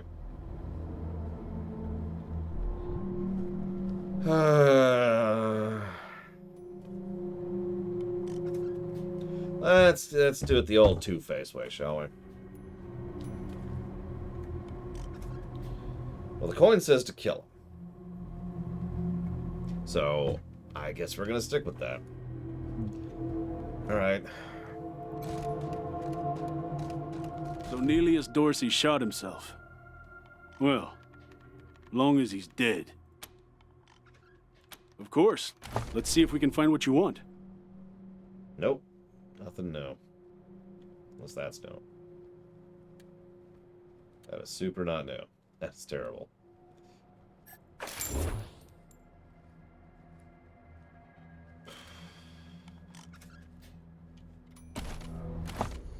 Anyway, let's make sure we're on our actual weapons on everybody.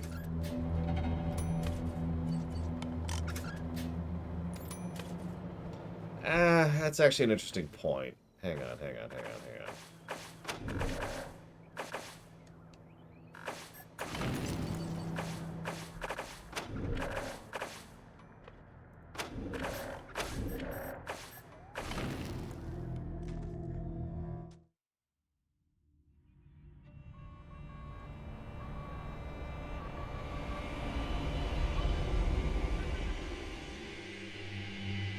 Oh, and I've never heard of 4K, 4Kids Entertainment, Triaxis, so I can't speak to that.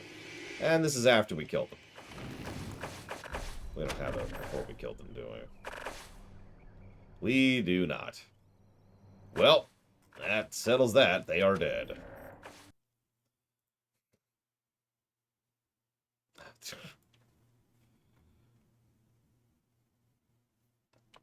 Best people I've seen in this game so far.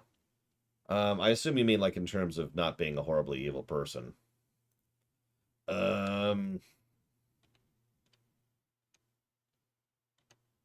Blue was alright.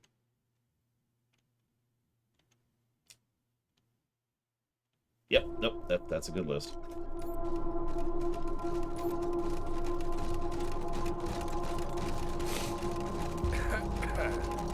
Oh yeah, the Godfishers. What do you need, Rangers? Are have a seat. It's kind of a despair engine, you know. Angela. I won't. Ironically, I wouldn't say Angela is one of the definitely evil people, but that's just me. Either that or she's just monumentally stupid. Take your pick on that one. Fucking refugees. Can't take a step. Welcome back, Rangers. What can I do for you? Happy to be here. Glad I signed on. Good. Happy to. Take a look. Don't see us sleeping under bridges, do you? What's wrong with them? Why can't they go back where they came from? Goddamn freeloaders is what they are. Nothing new or interesting. Good to know.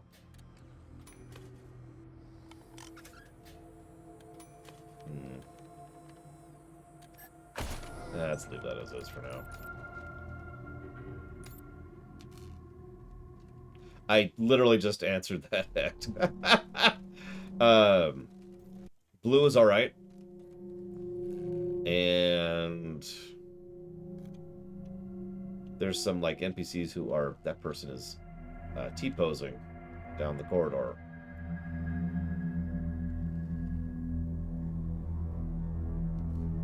Interesting. There's some random NPCs who aren't bad. Oh, faction-wise? Oh, hang on, let's look at our list here. So we got the 100 Families, they're evil. The Marshals, they're corrupt. The Gippers, they're horrible. Monster Army, you're doing okay, actually. Wasteland Refugees, I mean, they're refugees. There's not really a moral compass there. And Steel Town. God, why are we so low on Steel Town? Which, so I suppose at the moment that would mean the monster army is probably the best in terms of morality. So, yeah.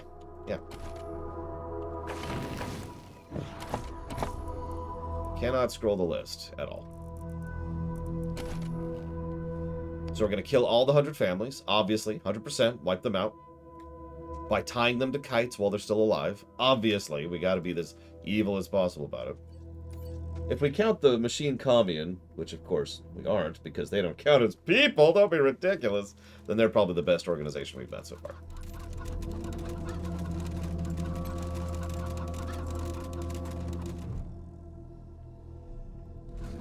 If we count the gangs, they're all really horrible. No, the 100 families are actually fine from what I've seen, which is weird. You'd think the upper aristocrats would be the first on the list to be terrible, but they've been pretty fine so far. The marshals, by contrast, are textbook corrupt cops. I hate the fact that I have to lick their boots, and I'm actually irritated about the fact that despite doing so, my rep with them is pretty low. So that sucks. Okay. Right. I'm sitting here. There's one thing I haven't done. That's a test, so let's grab a save. Can't believe the workers are actually getting Steel Town running again. They must have help.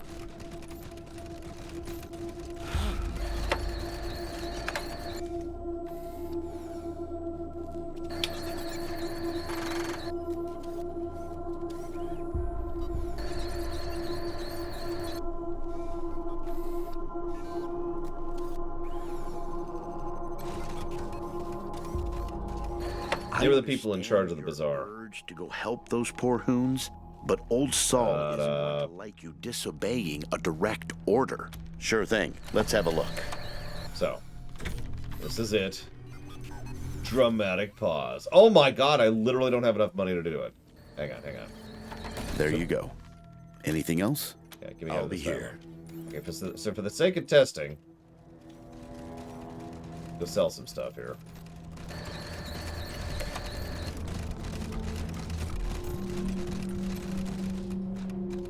So you saved Steel Town. I wouldn't have minded if you'd left it a dysfunctional mess. If nothing new was being made, us pre-war robots would be more valuable. What do you need, Rangers? Sure. Alright. So, since we've determined that the disruption guns suck, we're just going to dump all of those that we don't currently have equipped. We've got some brawling weapons, which I do want to hold on to, but I only need one of them, so I'll get the others.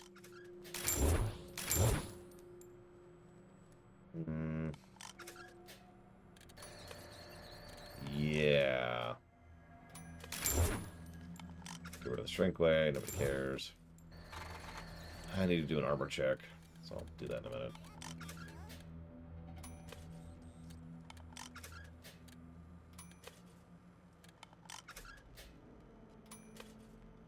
We do, in fact, need oil that badly. That's just reality. I hate it. It irritates me, but we absolutely need oil.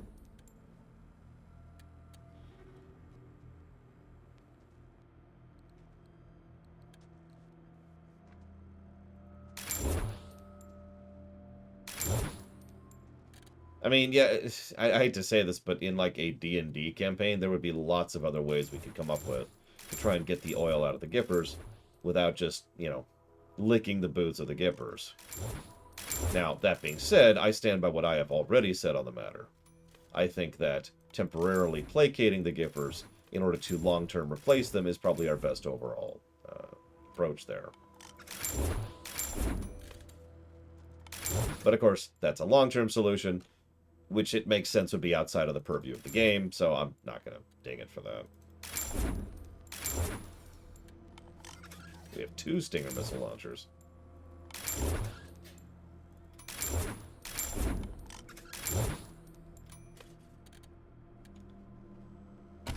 That was not as much money as I was hoping for.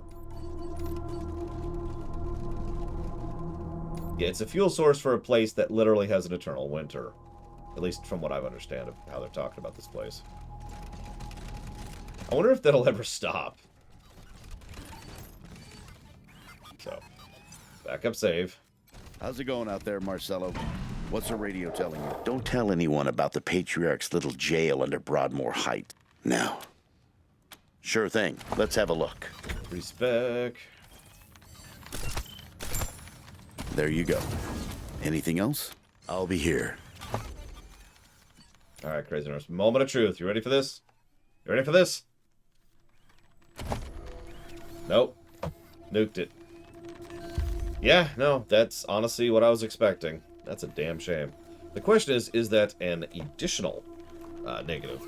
Or is that simply part of the negative we've already given?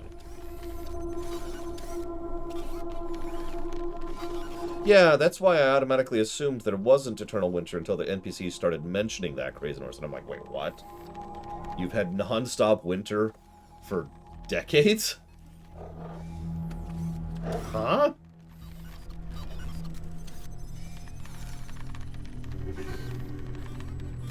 Oh, that's a good point. We should check our inventory just in case it respawned into our inventory.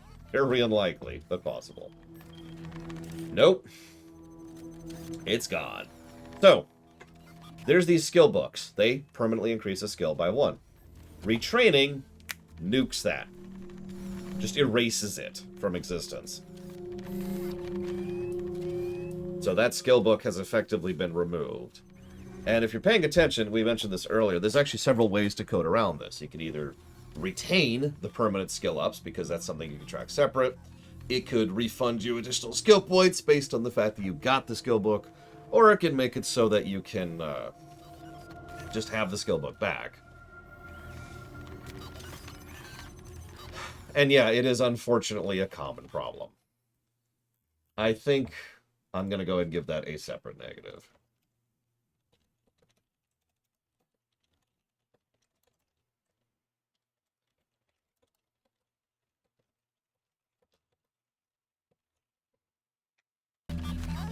That, yeah, whatever. I think I will also undo that respec, too. I'll think about it, because I still could optimize you more, Crazy Norse, but you're fine now, so...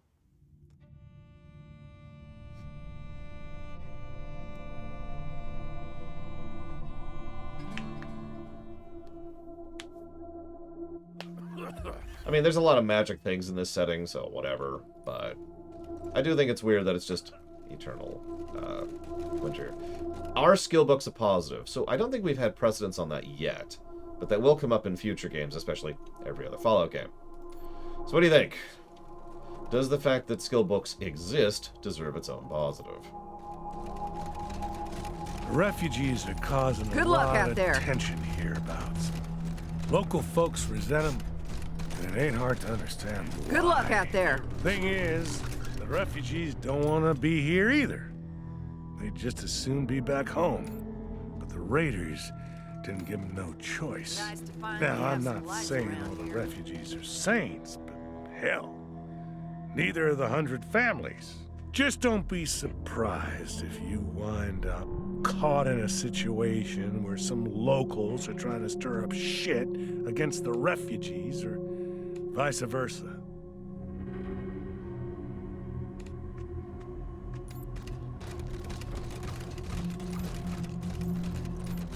Just a little more. See, to me, I think the skill books wouldn't be so much a separate positive. I'm saying that wrong. I feel like skill books as a concept would be part of an itemization positive. How the game is distributing its loot, essentially. Because here's a permanent stat up is a very valuable piece of loot, right?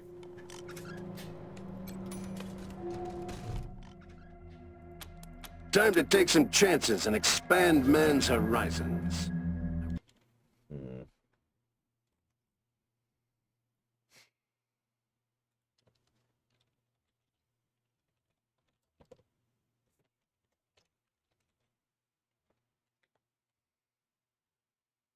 This is your Patriarch speaking.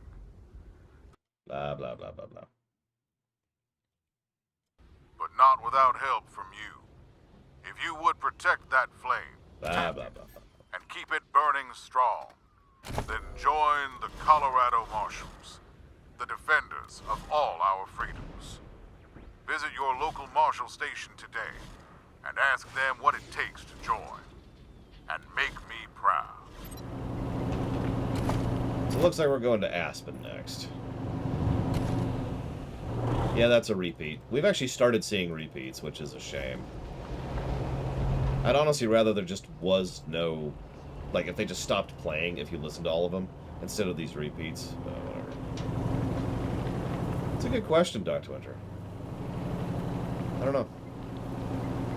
I just noticed, however, I've already given this game 2 positives for itemization, so I'm not sure I'm going to drift that up into a 3. That would be funny.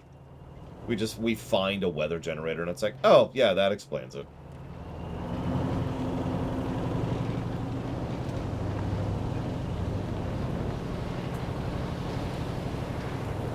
November, come in. We're getting a faint signal in your area. Hold one moment as I narrow it down. Here we go. If anyone can hear me, the elves are in danger. We need help. Seta has been... He's a tyrant. HQ, did you copy that? Negative, Team November. I did not copy. I definitely did not hear an elf cry out for help from the tyranny of Santa Claus. Just kidding, Team November. Sending you the coordinates of the signal. Hopefully it's not as bad as it sounds. Over. Well. Hey, Tar Hunters. I wouldn't say it's mediocre across the board, but I kind of feel your vibe on that, you know? It's an enjoyable game that I'm enjoying playing, but it's also not catching me. It's something I commented on yesterday.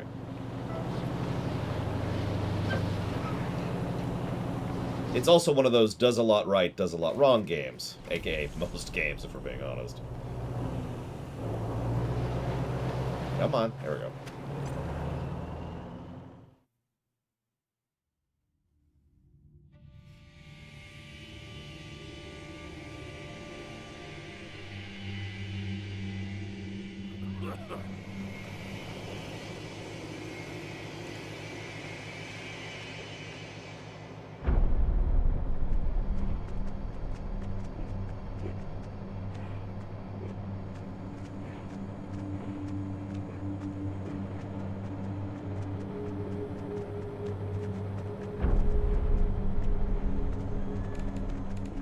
I mean, I am generically enjoying myself. And honestly, I think the score shows that. There's a lot of... I'm still debating on, but still with it. I actually agree, the Gipper Morningstar section was probably the best part of the game so far. And it's probably worth noting we haven't really been drifting into the main quest. So it's entirely possible that most of the side stuff, like what we're about to do, has just been less quality, you know? Oh yeah, PoE 2 just was like, huh! I was into PoE 2, holy crap. Tyranny is another good example of that. Get a dough. Interesting.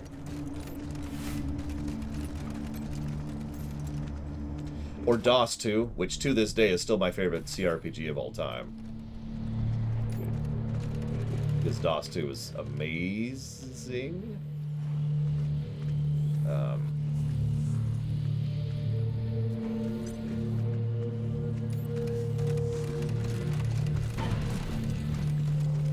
Divinity Original Sin 2 Act. A very good game I highly recommend.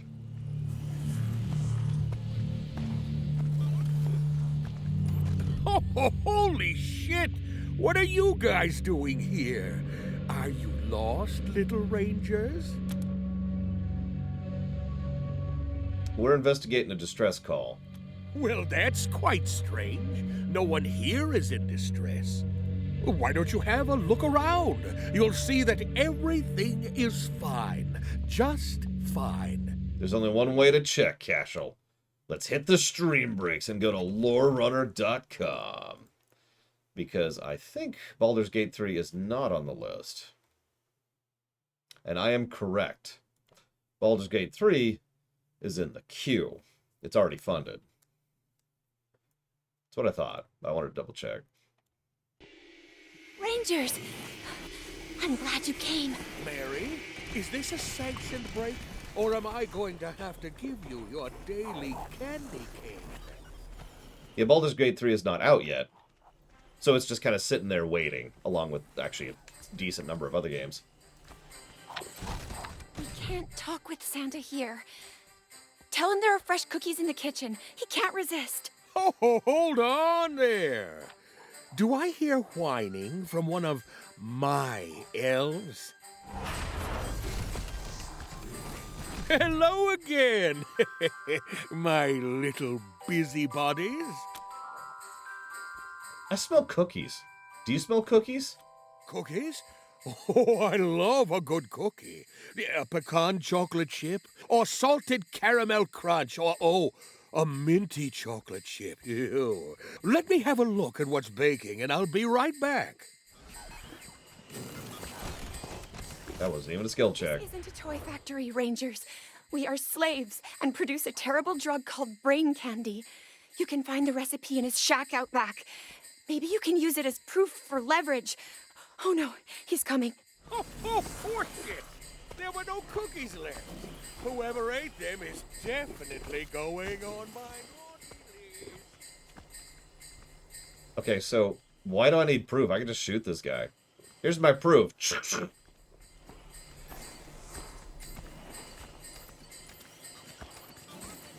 Yeah, I'm evil. Whatever.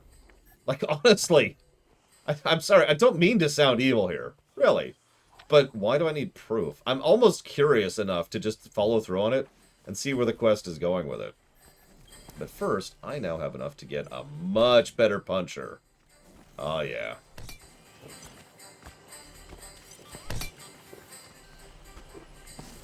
Good lord. Yeah, look at that. Bam! Plus damage to robots, too. I do like killing people for no reason, Houses. You're tempting me here.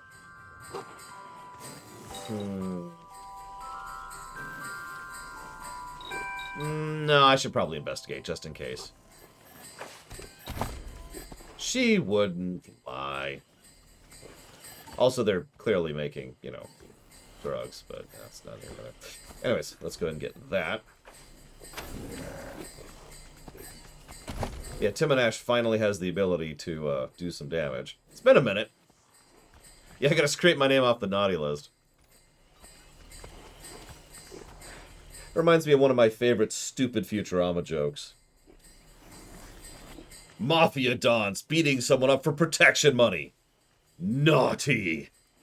People refusing to pay their protection money. Exactly as naughty. Anyways. Hang on, I thought I had a shotgun. Yep, I do, but I really... There it is, there it is. I'm really low on energy, so I think I'm not going to do that. I'm actually not impatient. I am in a hurry most of my life, but I'm not impatient. I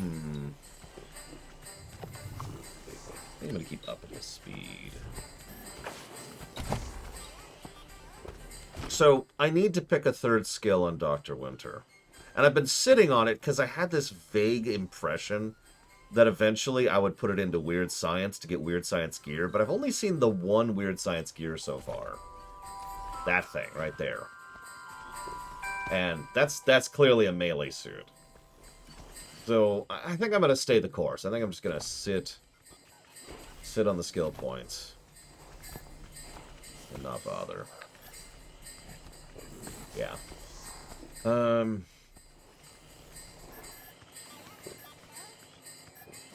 Yeah, I think we're just going to sit on that. Meanwhile, Crazy Norse, who's a little bit spread, because you're doing all sorts of weird stuff. I do have an explosives person. Sure, hazardous. I'm not Japanese, okay, I'm a little bit Japanese. Or I'm that one... Hang on. Pax was making fun of me just last night about this.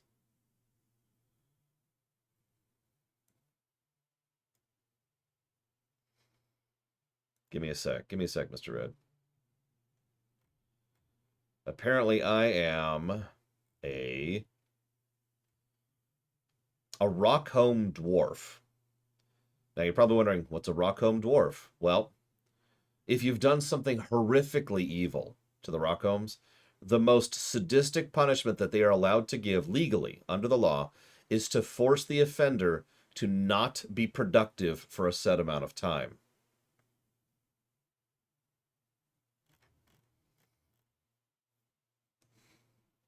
Oh, right, while I'm here.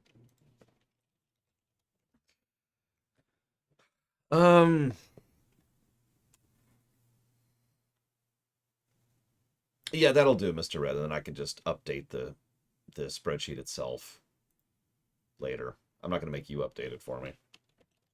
Especially since I'm not even sure the format yet.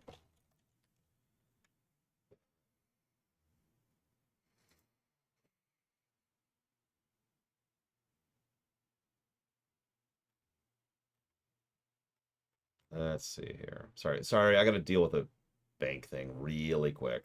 This won't actually take me much time. I just need to do this super quick.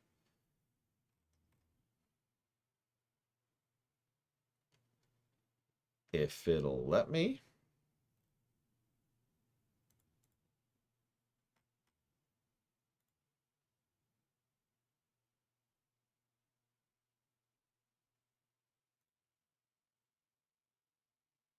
That's true, Space Cadet. That could be really messed up. There she is. What's wrong with Veronica? Well, she's pure evil. Wait. No, she's not. Nothing.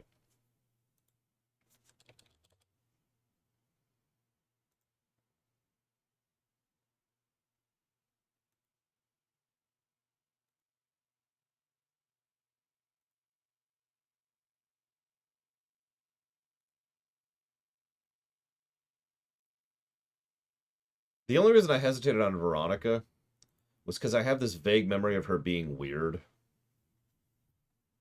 But I haven't really done a lot with her. Like, I don't think I've ever done a full playthrough with Veronica. Maybe we should do that when we play New Vegas. I usually keep Boone around. Because, you know, Boone's legit.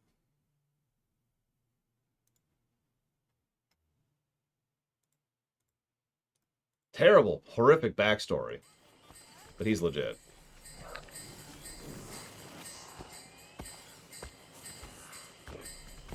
I don't recognize this. Star Wars? Question mark? I don't recognize it, period. So Dad just sent me a picture and said, what film was filmed here? And I'm like, I don't know. Alright, what was I doing? Killing people.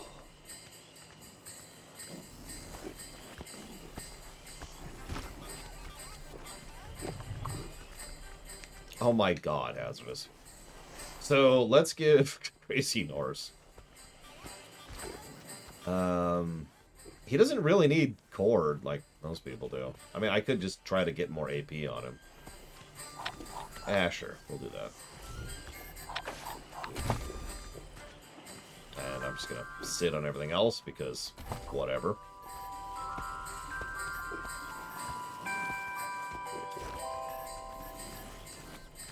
All these perks kind of suck, so we're just gonna sit on those. How's you looking? What do we got here?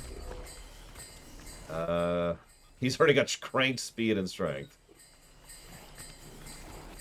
Let's crank his cord. Boop. All the way up. And luck. Why not? That feels appropriate. And we obviously want to crank sneaky. Because we're going to need skill checks, because skill checks.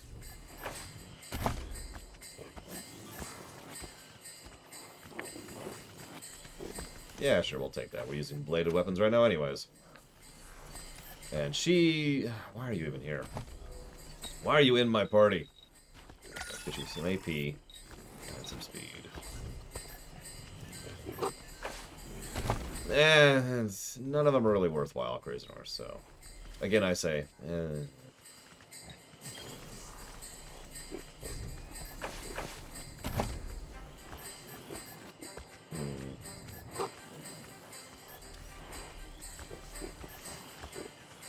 those look worthwhile. That looks worthwhile.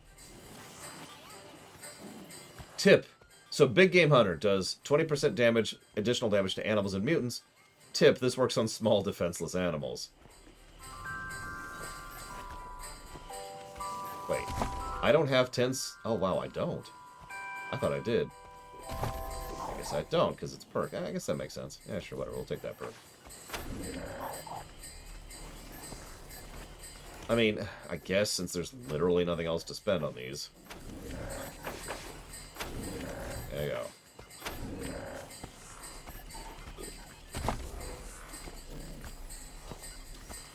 Well, hang on. Let's hit the stream breaks again. LoreRunner.com. All right, let's go to the list. Let's sort by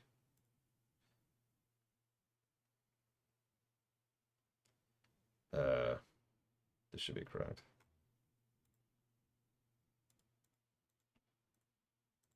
Yep, by hours in list. There you go. Bam. Done. Any questions? Sorry, Asmus. Gotta talk to Fringe Philosopher. So let's look up XCOM 2, which has been in the list for... Oh, it doesn't actually say the number here.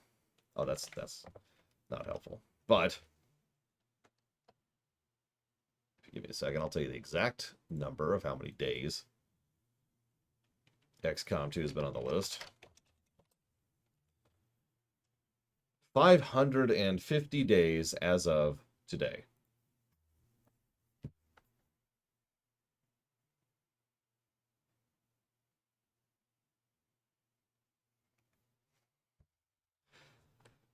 And no, I'm not putting that information in the list. There's already too much information in the list. I already get too many people who are confused about it. Because it's game name, amount put, how long, and how many interest. I actually track other information, but that's already too much information on this thing there, so that's going to be a thing. Anyway, so back to this thing. All right, so there's a chance, very minor, that she's lying. So let's go find ourselves some incriminating evidence, shall we? Be sure to bundle up. It's cold outside. And there's frogs outside, too. Someone makes a lot of cookies here. Interesting. Hold on. That room is elves only. Yep, elves only. That is a gigantic freaking bear. That's cool.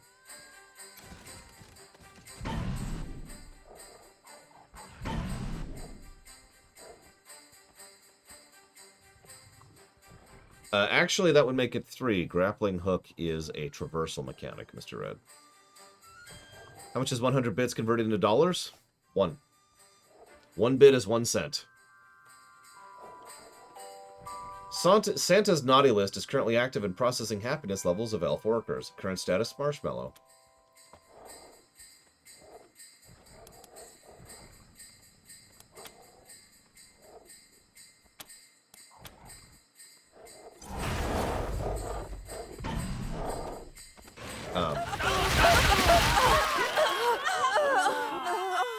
My elves!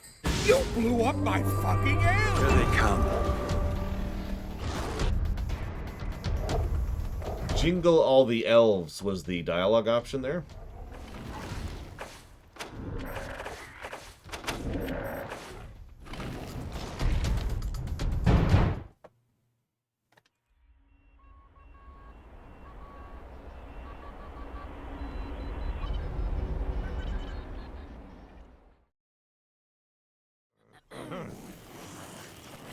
Okay, well, that is not what I was expecting to happen.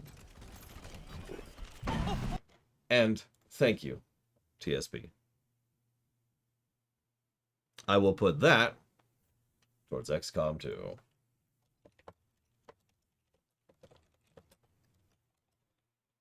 Like, do they have bombs in their necks or something? That would explain how they maintain discipline. Okay, so let's kill the naughty process.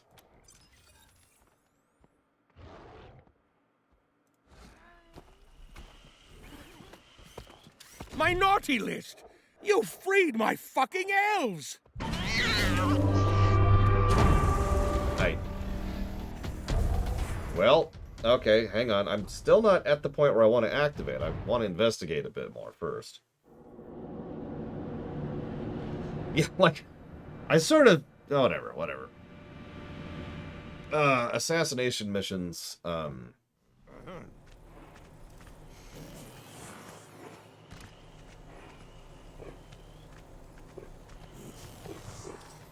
those would be missions secondary. So there's missions primary. There's missions primary mandatory, missions primary optional, and then missions secondary. I don't remember which one that would be, but it would be one of those. Be sure to bundle up. It's cold outside.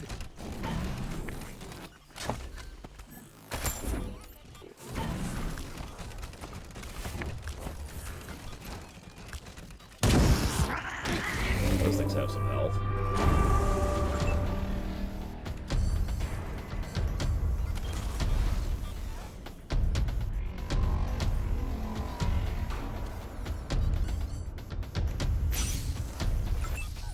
Wow, his punch takes 5 AP.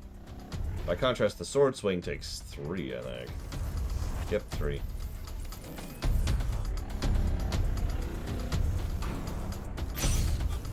Kind of act. I'm not as engaged in it as I used to be, but I'm not at the point where I hate doing it anymore. Yet. We'll probably get there, if we're just being completely honest.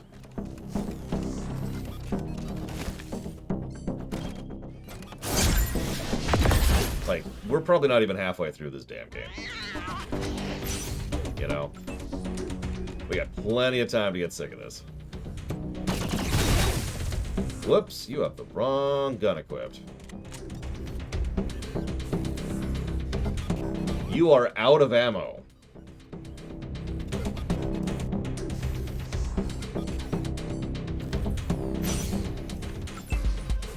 Interesting.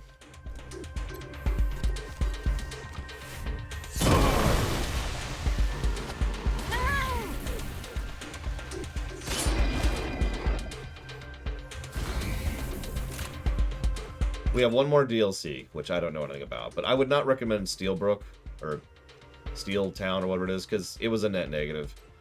There's some decent stuff there, but definite net negative territory.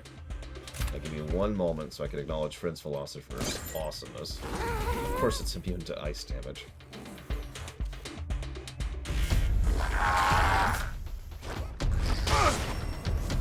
Wow!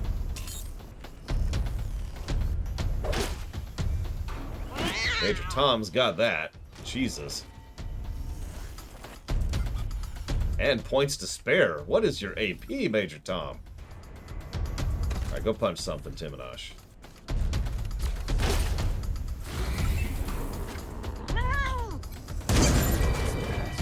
Hey, I need to murder Ross really quick. Thank you, French Philosopher. And I'm putting that towards In Other Waters.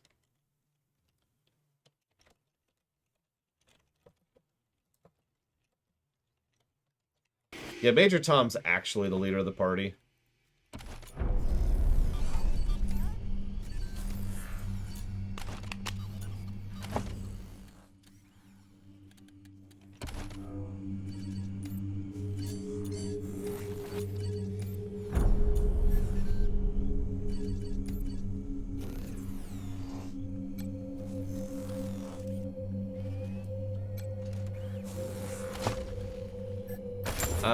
I don't know what's after Major, and I think it also depends on the branch of service.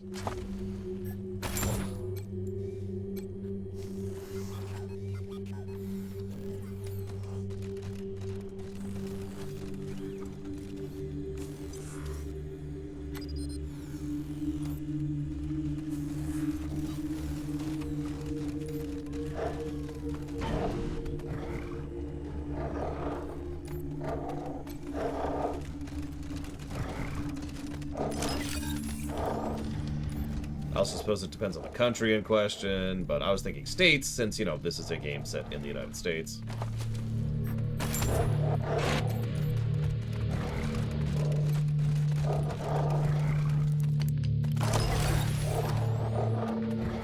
Oh, there it is. We have proof that he's making drugs. Okay. We have confirmed that he is the horrifically evil person we were fairly certain he was.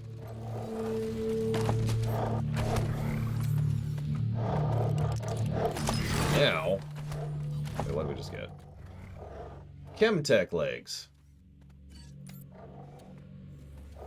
Healing bonus. There's a control near the groin labeled auto catheter and you're afraid to touch it. I think I like my massive resistances better, but that is a lot of armor. Oh well. You're welcome, Valvedrix. Unlocked appearance. Elf outfit.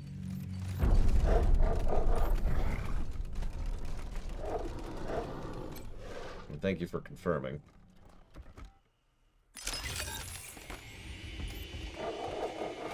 That's a lot of elf corpses. Which have been exploded.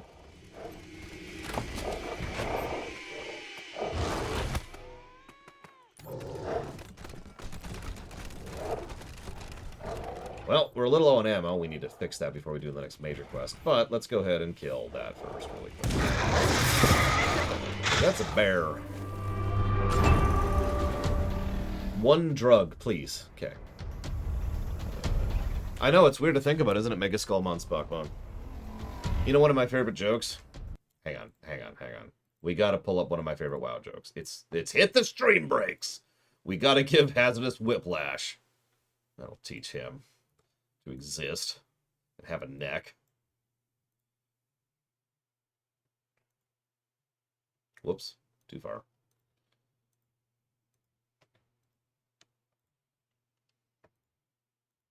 Problem is I gotta find it manually.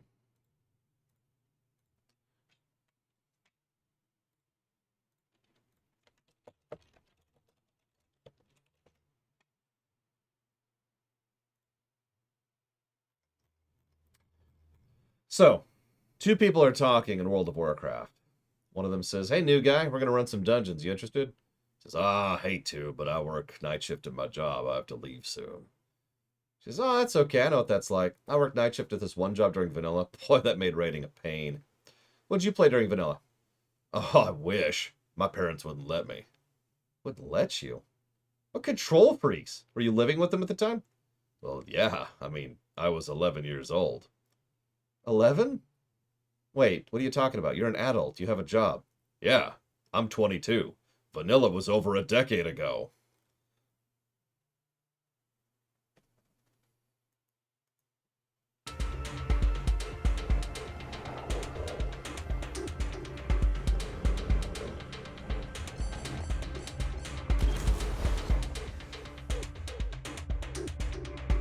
Yeah, exactly. The other person just kind of goes... Straight up Indiana Jones there. The age. Yeah, the funny thing is that comic was funny when it came out. WoW is currently older than that.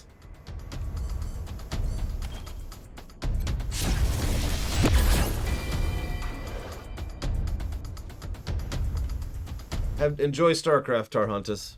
And I'll put that towards Age of Mythology. Thank you kindly.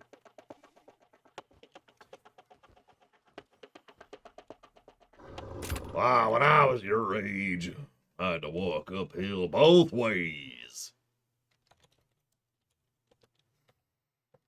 It's not true.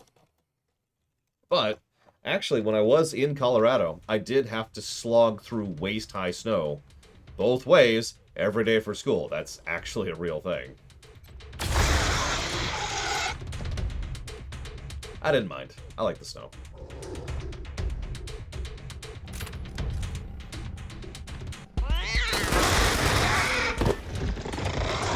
Yeah, I would never play an RTS on a console, but I'm always in favor of exclusives, so I'm with it.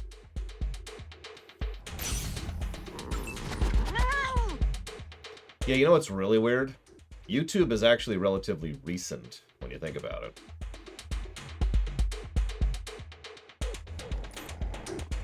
In fact, so's Google, while we're on the subject.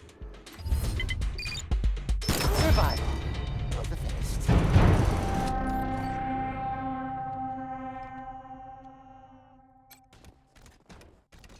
When I was young, we lived in snow.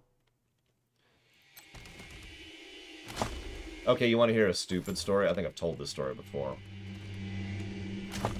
So I grew up in California, right? Now, I was born up in the mountains next to a very cold lake. So, cold preference. But that was when I was born. We moved when I was 1, 1.5, 2, 2.5, 3, and so forth and so on, as I've mentioned a few times. I used to move a lot. Now, that being said, all the movement was in California, usually close to the coast.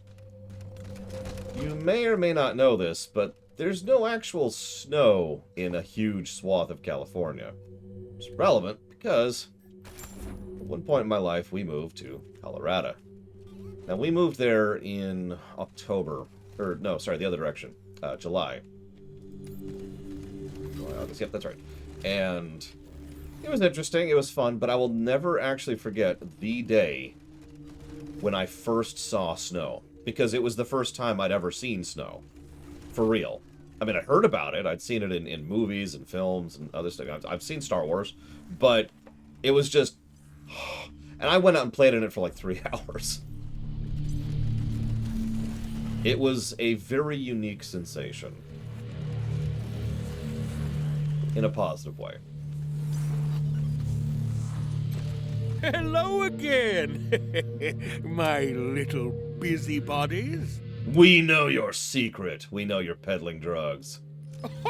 Who fucking cares? Do you not know who I am? You can't touch me or my operation. But maybe we can make a deal? We're taking over your operation. Or we could cuff you and put you into jail. Or you send us shipments or we shut you down. Or we can increase your product efficiency by sending your shipments to... Oh my god! These are all evil, evil options. What the crap? I don't like any of these. Hang on, we're just gonna hit this. Hang on, rather than confronting him about making drugs, let's confront him about enslaving and murdering people to make drugs, shall we? I actually don't mind driving in snow, but then again, I'm a good driver, and I have a lot of practice with it. No, what I mind is ice. Driving it on ice sucks. Hello again, my little busybodies. So, we noticed some dead elves in the shed that had explosion marks. Well, from time to time, an elf might have one too many sugar plums dancing in their heads and think they can sneak away. Oh no! That just jingles my bell.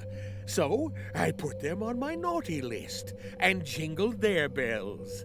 Real hard. Well, you could say their bells are multifunctional. A shiny accessory for a dapper uniform, sure. But they can also pack a real reindeer's kick to the chestnuts, if I activate them. Well, there you go. So, Who fucking cares? Do you not know who I am? I don't want to let him live, though, Crazy Norse. But we'll try it. Oh, no. I'm not dying over this. You win, Rangers. Well, Santa leave? That's amazing! But what about us? Brain candy is lucrative, so the elves keep working. We're increasing efficiency by 200%. Or, brain candy is lucrative, so keep working.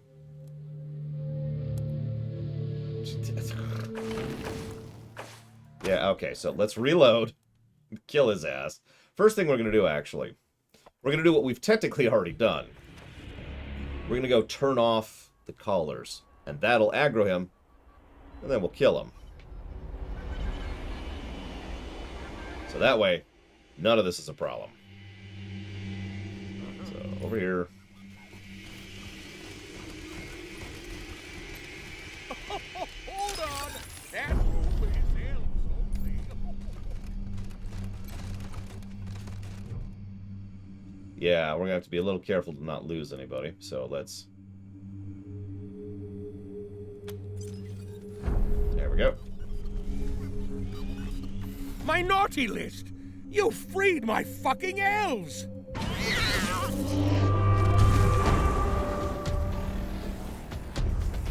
Plus, we get to hear that line again. I do like his ho ho ho usage of dialogue. That's pretty clever. Ready for a surprise? Ow! Okay, he hasn't killed any elves yet. I'm paying attention. The elves don't look like they don't even have health bars, but still. Major Tom does not like that sentence.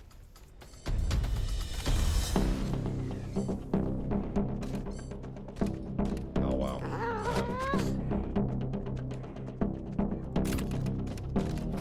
Oh, that's true. All elves must die. What are you, Django? Alright. So, normally I'd screw around with this. But let's just kill him. Oh, wow, he's got some health.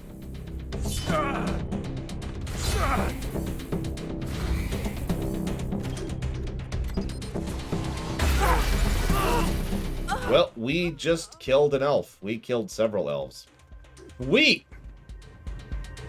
Okay, that's cool. That's cool. I didn't know that was an AoE attack. It's actually the first time I've used it. The board?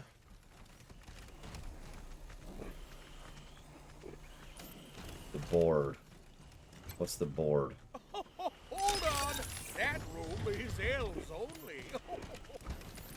Hang on. I've got a better idea. Let's... So I'm going to need... It actually doesn't matter who, so let's just send Dr. Winter in.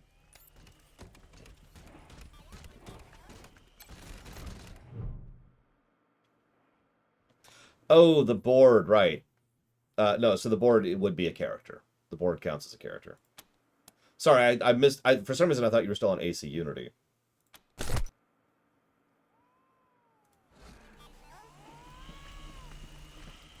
My naughty list! You freed my fucking elves!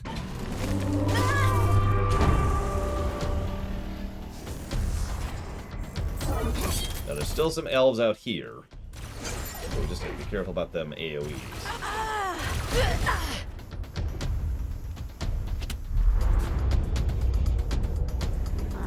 Probably under the mattress, Console Hot. You notice there's not even been a single mention of a bank in this entire playthrough. Not even one bank. We fighting now? Okay, so, cat. The cat is fine. Major Tom has 2,199 health. For perspective, my maximum strength characters have close to 260. Or 460, excuse me, there we go. 460 on Scotchmo. Yeah.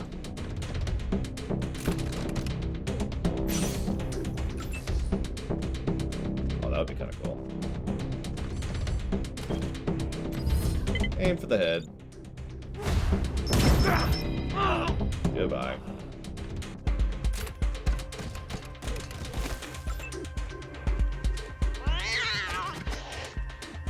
Evo, why don't you just chill? Scotchmo, you can melee stuff.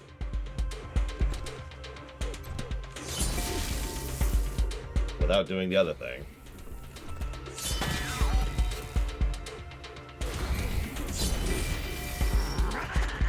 Basically, no, Fringe Philosopher, but I also haven't really touched modding. In fact, I haven't modded a single thing in this game, and I need to figure out how to do that at some point, so I can, you know, poke around at it.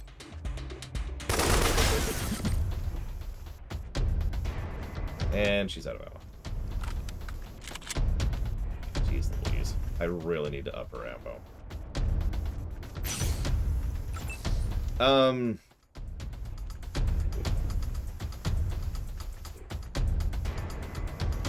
Go ahead and just put an aggregate as a 0.5. I know that's not linear, but that'll be more helpful to me for what I want that from that, so... Any aggregate, just add 0.5 to whatever it is. So 2 aggregates for the same thing, that's a 1. Why would you want to romance Joker? He's taken!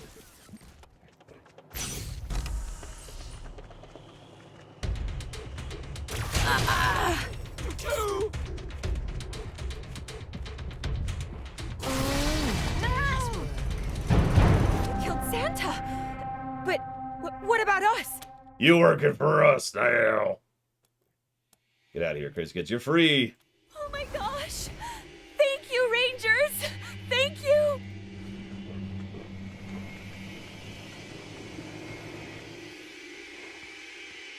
I mean, I have no idea, of course, Zach Taft.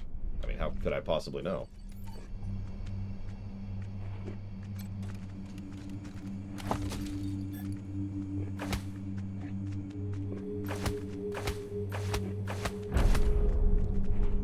How's our money?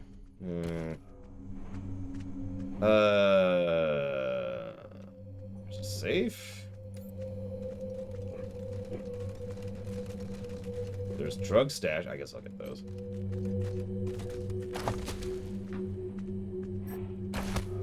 I actually prefer point buy, but most of my players prefer rolling, so I let them roll. Then again, I also have an extraordinarily loose approach to that. Well, I got a safe up here, so I'm going to assume that's what you were talking about. Just... Oh, well, nope, hang on, hang on.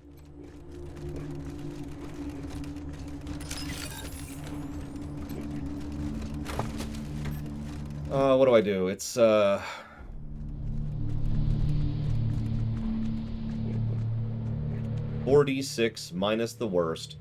Ones count as sixes. That's the roll system I tend to use.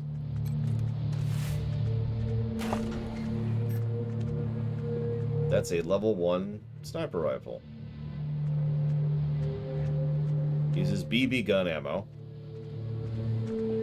Which is right there, of course. Watch out, kid, you'll put your eye out.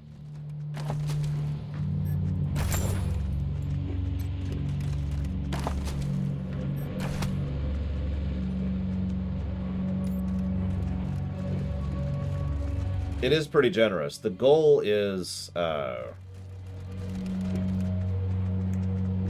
It did, Mr. Red. It's weird, isn't it? I forget the exact range, but it's supposed to be 9 to 18. That combination of dice gives you a range of stats from 9 to 18. And that's on purpose. It also has some built-in luck protection to prevent you from getting really bad stats and all that. I've thought about it a bit. Like, that's why I could think of it off the top of my head, because I've used that for years at this point.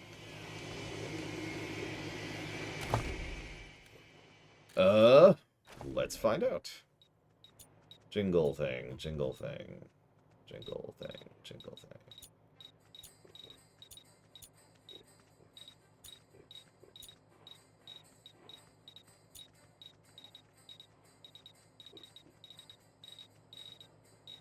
I don't know.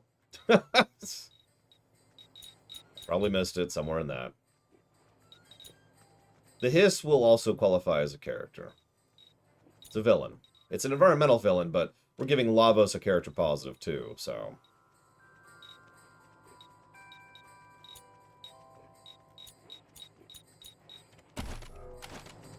Yeah, there's that lack of search function thing again. Whatever. Let's go do a couple of things before we move forward. Ugh. Oh my god, there's so much busy work in this game. Ah. Okay.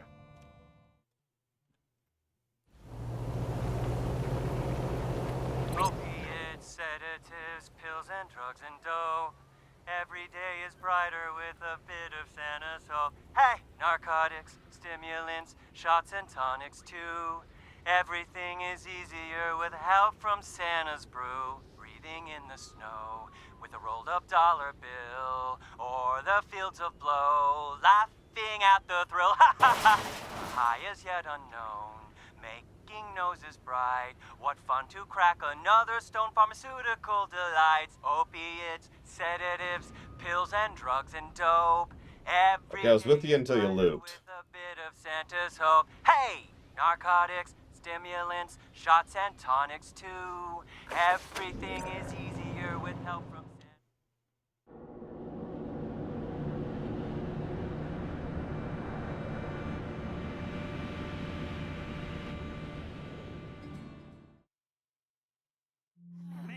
I just banged the dents out of this piece of shit 2 days ago, and now they bring it back with all new ones. That's the job, boyo. Steady work. Hey, we get paid the same no matter how many heaps we fix, right? So maybe if they were a little easier on the hardware, we could take a break now and then. It's the inverse of that. You get paid steady so that if we don't have issues, you still have a job and you're not axed immediately, dude. There's this thing called job security, which I'm sure has never even occurred to you.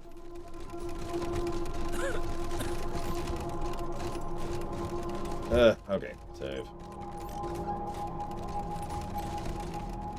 I feel bad for the refugees. A lot of people are pissed at them, like it's their fault they're in this situation. Happy to. Take a look. Alright, so...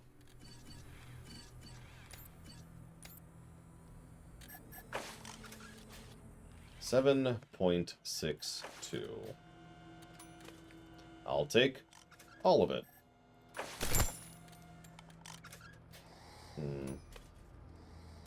Job security is something most people never get to experience. And that's all I really have to say about that.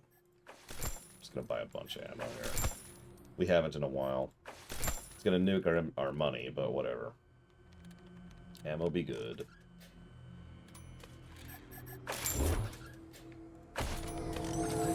Alright, so now we're gonna go cheese the game. Yeah, an executive has job security. It's called being rich enough to not have to work.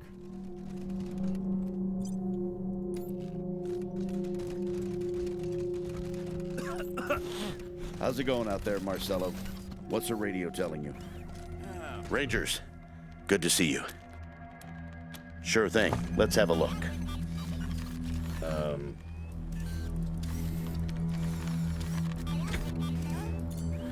Let's remove Evo temporarily. And what's this? There's this brand new recruit that just showed up. Oh my goodness. Hello, brand new recruit.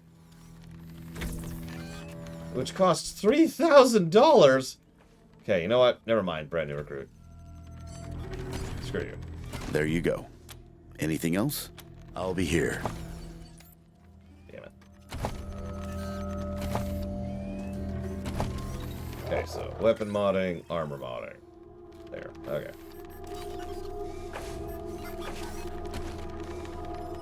Alright, we can now weapon mod and armor mod. Let's figure out how to do that. I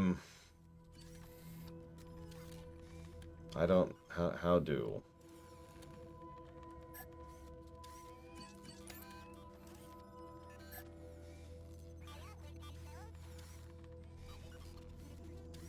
No, Mr. Red, that is a voice acting positive. It should be under its category. So she needs to have the... Oh, that's... Okay. That sounds frustrating, but sure, whatever. Alright, so let's get the black star here. Go over here. Where'd the black star end up? Jeez, I've already lost it. Get off my... Look at these pop-ups. They're literally blocking my view up there. Okay. Modify weapon. Follow the thing here. This is not great interface. Alright, so. What do we got? Are these at least sorted? They are pseudo-sorted. Okay, so. We've got very little, actually. Increase pin, increase max, reduce min. I guess that's what all barrels do? That's what all barrels do. Okay, what else we got? Increase damage straight. Increase damage straight. Reduced AP to reload. Don't care. Increase magazine size. Definitely care. Increase crit chance. Converts to energy damage. And increased hit chance. Hang on. I'm having a voice. Hang on. It's telling me to see if I can upgrade these.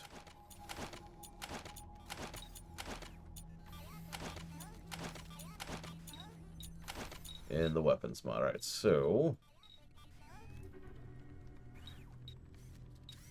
Looks like we can upgrade some of them. Stop with the spam! Jesus! God damn, I'll be right back.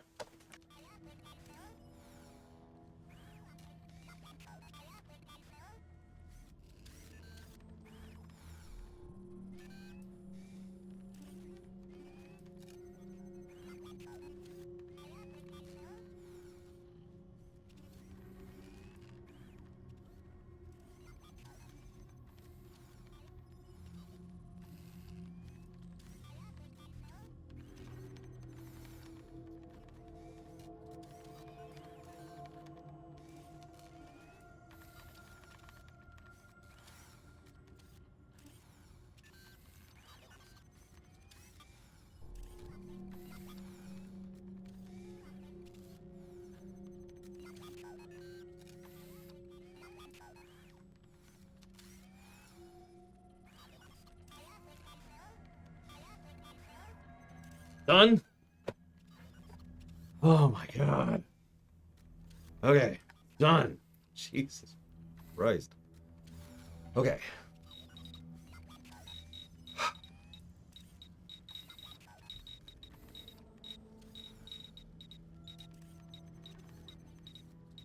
I love how extremely non-sorted this is. It's actually sorted alphabetically, which is extremely useless for me. Soviet, obviously, act. I mean... The Soviets are always the best in the Red Alerts. We all know this. Okay.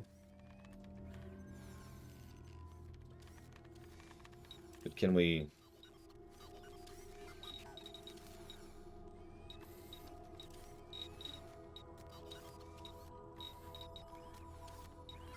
I'm checking something, and I have to do it manually.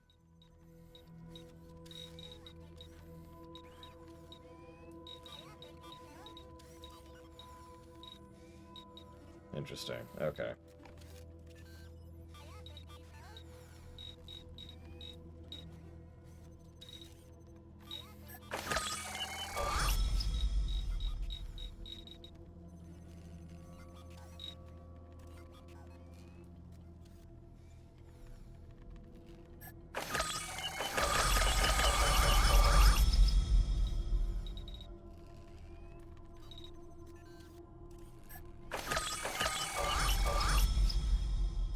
It looks like all of these are straight upgrades. Oh, I do too, Act. Hey, little mouse.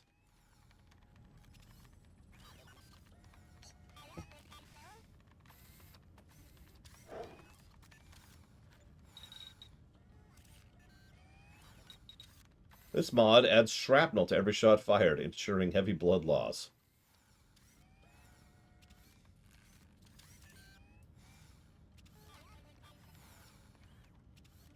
Yes, Mr. Red, it would.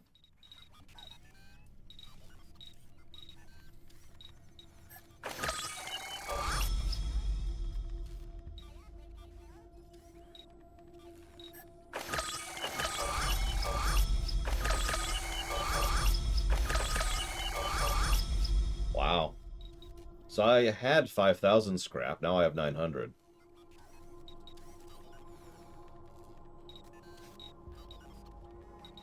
It's going through that pretty quickly.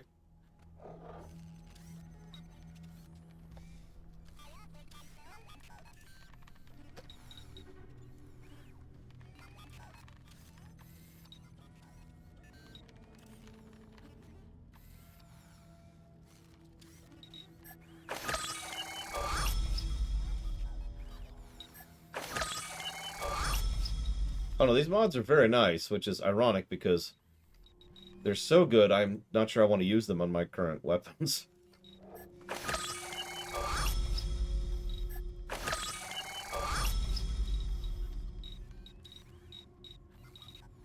And I haven't even gotten into armor mods yet. Are they reusable? That's a good question. Can we remove them? I'll go ahead and ask that question outright. Are they removable and reusable? Let's not burn all our scrap. Let's look at armor mods. What do we got here? Oh, geez. That's a lot of stuff. And tons of scrap, of course.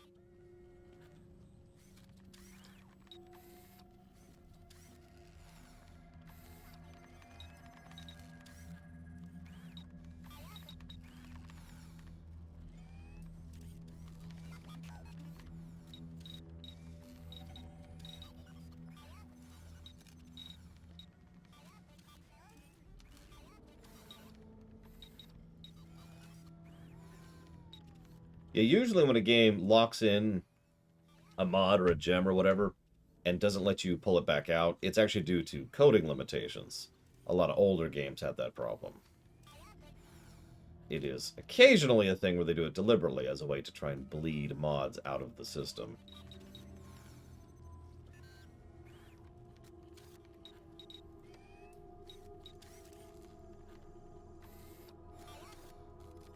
Wow. We found a use for muscle tissue. Making plus HP armor mods.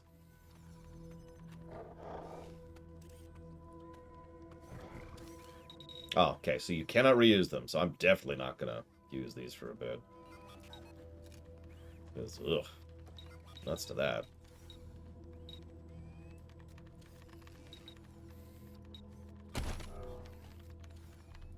Okay, so back over here. Back to weapon. Give me my weapon, please.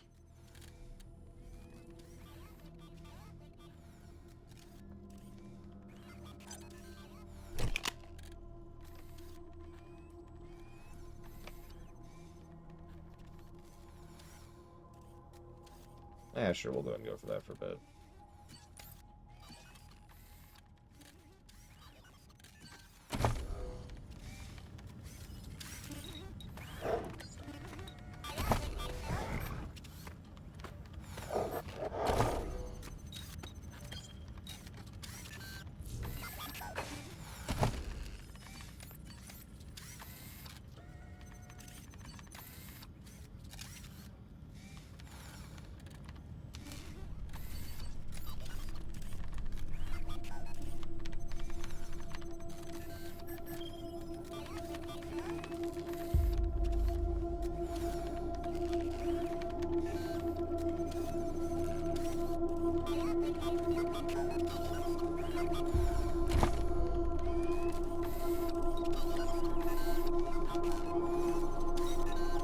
Sure.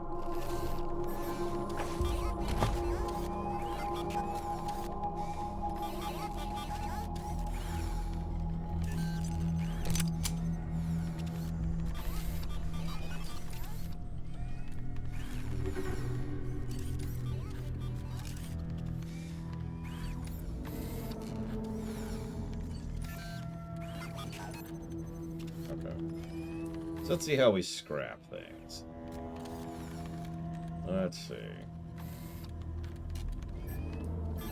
Field strip, I'm assuming? Which gets us 29 scrap. It's not a lot.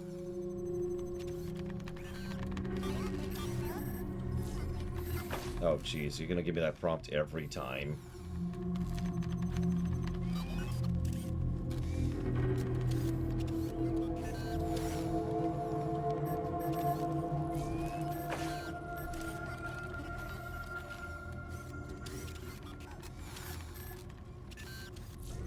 Jesus, Drakengard.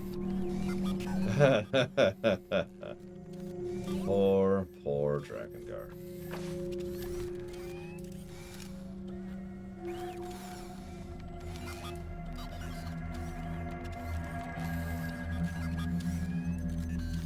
Yeah, okay.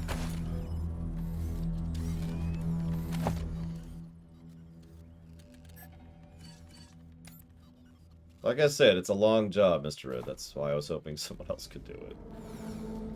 Oops, wrong person.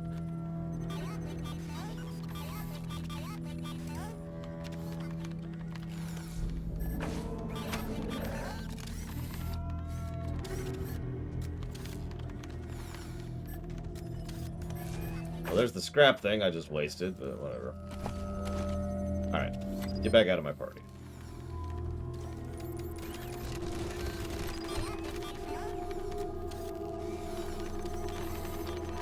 Hello?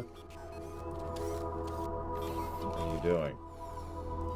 Talk to. Jesus. Not sure why you let Nellius Dorsey take his own life, but, well, dead is dead, I suppose. Now, sure thing. Let's have a look. You, right back Evo. There you go. Anything else? I'll be here. They do act. I forget what their names are. We've seen a few adverts about them. They're rather amusing. Stay sharp.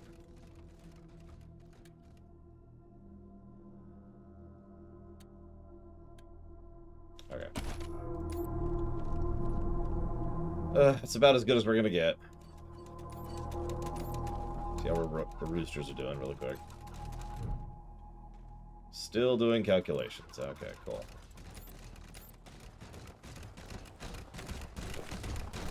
Now that the Rangers are here, I expect you're going to find yourselves pulled in a lot of different directions by a lot of different people. Some folks are going to see you as the Patriarch's private army. Others are going to see you as a replacement for the Marshals. Others, I reckon, are going to see if you can be bought, like a bunch of mercenaries. And there are some who are going to try and convince you to flip the tables and rebuild Colorado in their image. So, what are we? That's above my pay grade, Bets. I'm just telling you to keep your eyes open and be careful who you trust. This guy is consistently giving them pretty decent tips. I'm kind of like that. Rangers. I should probably heal before I head out too, just to be 100% about this. I am absolutely not going to equip those mods, no. I hear Nellius Dorsey is dead. What do you need, Rangers? I'll have a seat.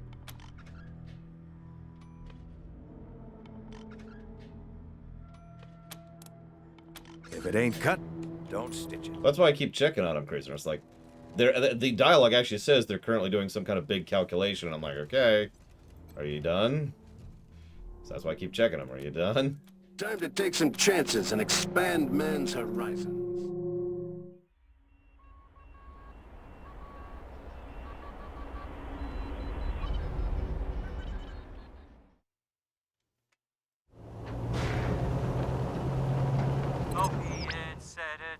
Oh my god, we literally just heard this one. We're just gonna alt-tab a bit while we do this. We're just gonna artificially mute the game by alt-tabbing frequently. Because holy crap, this is stupid. Being at the I don't know.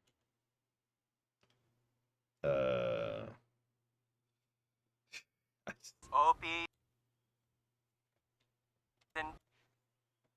Okay, yep, up. With a bit of Santa's. Up. Shut up! Jesus Christ. If there's a way to turn off the radio, I do not know how to do it, other than literally just muting the game, which is kind of artificially what I'm doing here. Oh, wait. It turned off. Never mind. I can interrupt it, apparently. By clicking the radio. Which is funny, because that means that, you know... Come in, Team November. This is Ranger HQ. We're picking up a lot of indistinct radio chatter originating from somewhere close to your location. Okay. It's doing a hell of a job jamming up the airwaves. Sounds like some kind of code. It may just be some pre-war broadcast, but might be worth investigating. How do you copy? Do you have a location? I can't lock down an exact spot, but it's definitely coming from somewhere up in the mountain range near your location. Let me know if you find anything. HQ, over and out. Visual radius, render radius would be down to visual distinction, Mr. Red.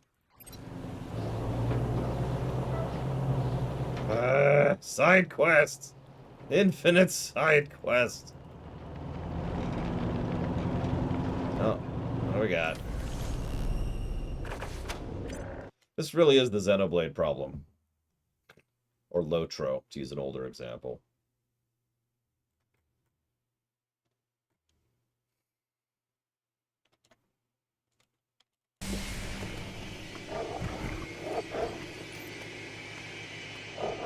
He is drunk, apparently.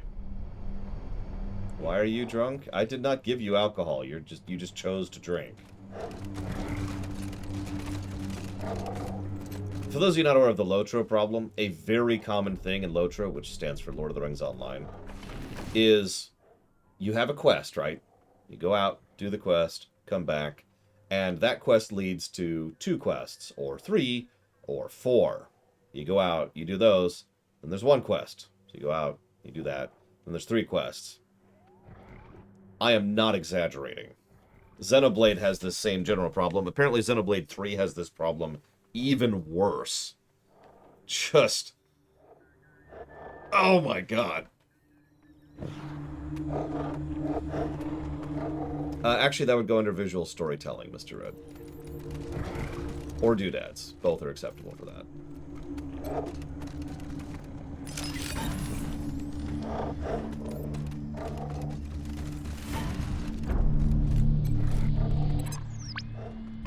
There's a synth here. Wonder if it's the kind of synth we'll have to kill. Yes, I phrase it that way on purpose.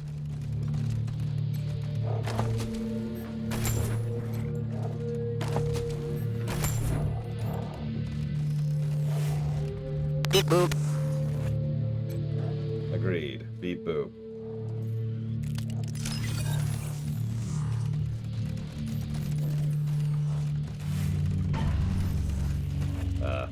Beep boop.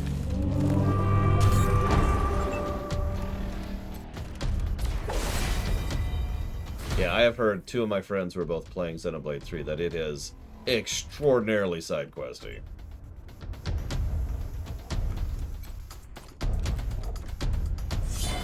We're talking they're 150, 180-ish hours in, and currently still doing a seemingly never-ending stream of side quests. There's also side quests that only activate if you have the right person in the party, and some other restriction that I don't remember what it is. Pacified. Yes, it is Crazy Norse, but not in a good way. In the old MMO way. AKA a bad way.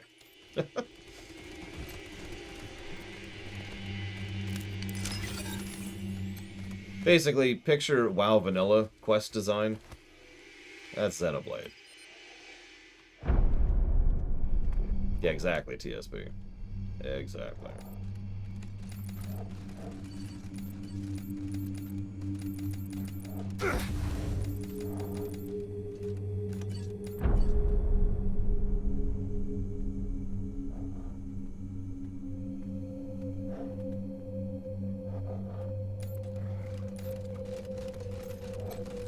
I mean, we've only encountered 1 Sith I had to kill so far. I'm happy about that. Well, that's not true. I'm actually unhappy about having to kill him, but I'm happy about only having to kill 1. Probably a better way to phrase that. What is our explosive skill?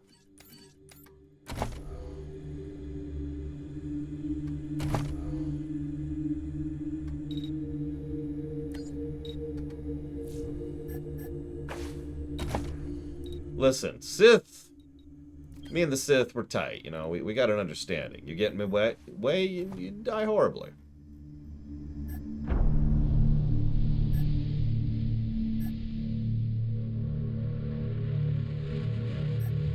Sith are immoral. Absolutely. Like, no question or hesitation on that one.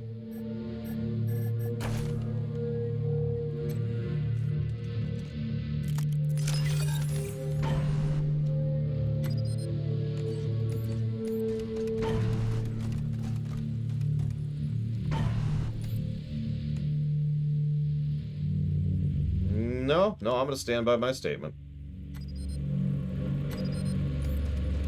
Pretty sure Darth Puppy Eater is immoral.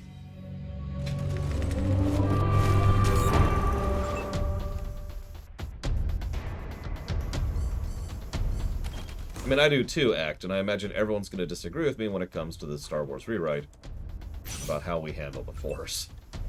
But that's okay. I'm okay with that.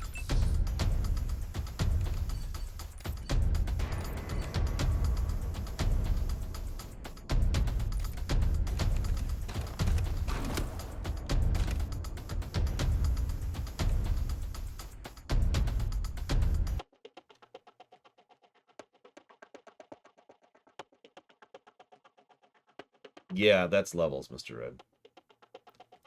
But you see part of the problem here, too, because a lot of things, by the nature of the system, are actually multiple things.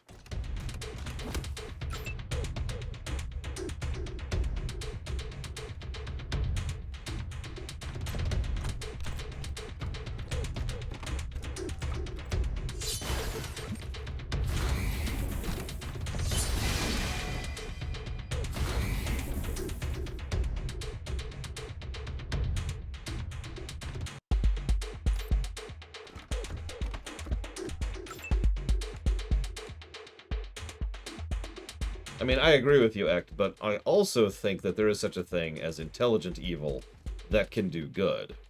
It's the I rule over people who are happy and taken care of mentality, which is extraordinarily rare in fiction.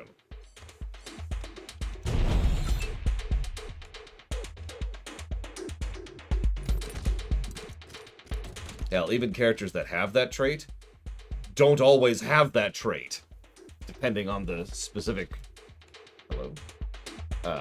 writer.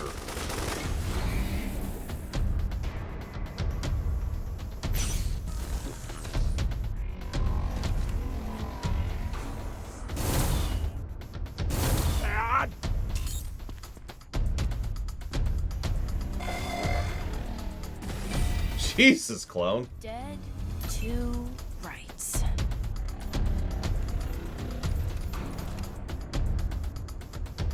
The outcome was never in doubt.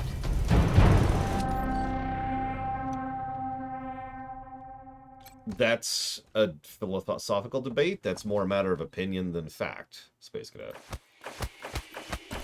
It's an argument me and my sister have every now and again. If someone does good because evil, is that good or evil? And what is the difference between someone doing good for good versus someone doing good for evil? And I know I'm using very generic terms here because good and evil, yada yada. But you get my point, right? If I help someone for my own selfish purposes, is that good or bad? Because we only have enough pink goop to have one clone at a time. Act.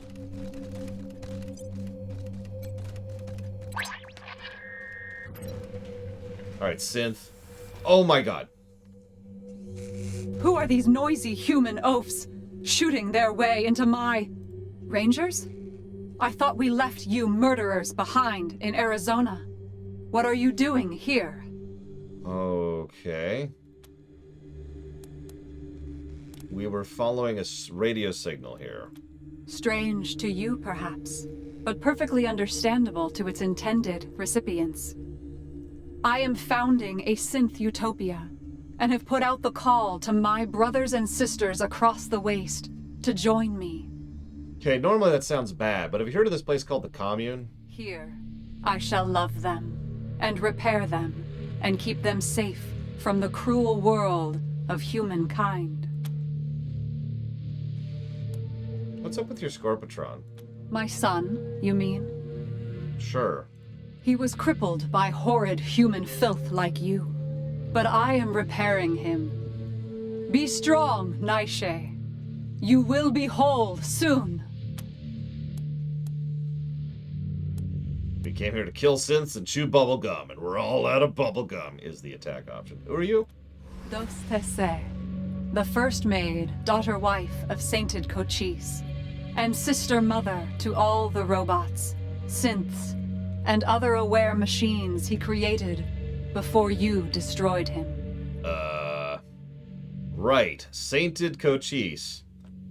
As a reminder, for those of you not familiar with the setting, Cochise is the one who launched the global nuclear war that killed off most of humanity, and then spent the next 100+ years attempting to continue to wipe out humanity. His legacy lives on in me, and someday, when I have improved my technology, I will find a way to recover all the scattered strands of his mind, and he will be reborn. It's the basic Skynet excuse. He felt he was threatened by humans, so he decided to wipe out humans. That's kind of it, really. Nothing else to it. So, yeah, this is, I remember what I just said. We were just talking about this. Some synths were cool. Some, I have to kill. So, you're gonna die. Different rangers, same savagery. I have prepared for this. I am absolutely not arresting this villainous entity who is actually trying to rebuild Cochise, which would be a really, really bad thing. Sons, daughters, help me slaughter these vermin! Yeah, no, synths are just like people. That's true, we also might not successfully arrest her. So, you know, that's related.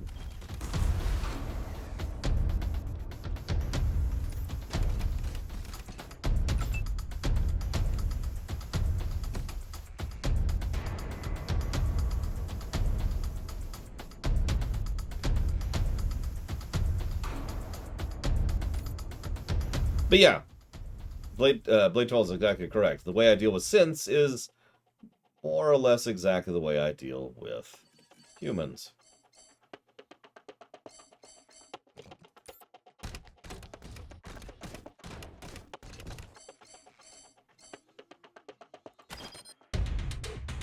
No. Why isn't it? Oh, apparently I can't. There's no targets in range, and they are in range. Well, I'm gonna double check that, but it looks like we can't hack any of this. Do you have to give me the drunk thing?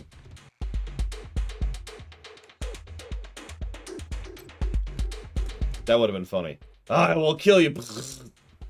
I will obey, master.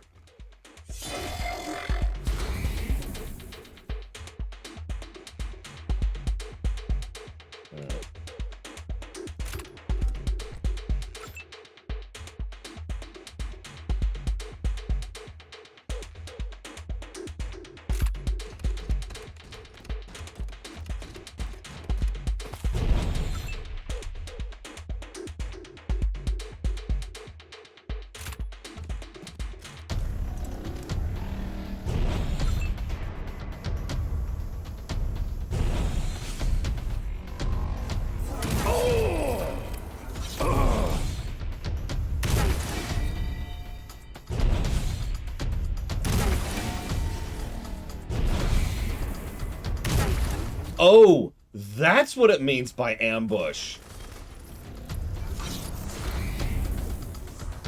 So if the sniper goes into Overwatch and kills the target, then he can Overwatch again and again and again until he doesn't one-shot something. On my sniper. That, I've been wondering about that for so long, and I kept forgetting to actually look it up.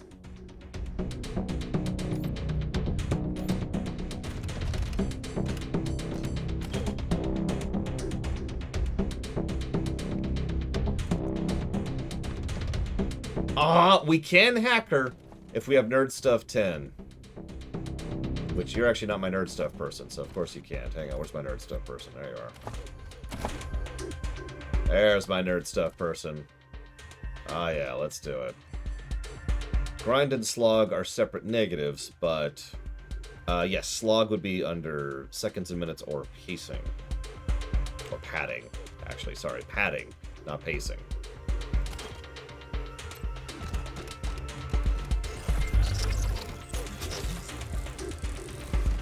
Suffer me now, I guess.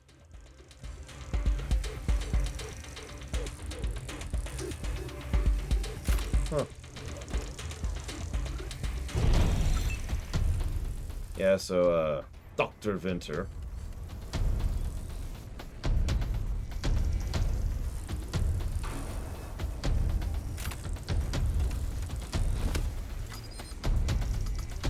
Oh, I am completely out of energy cells?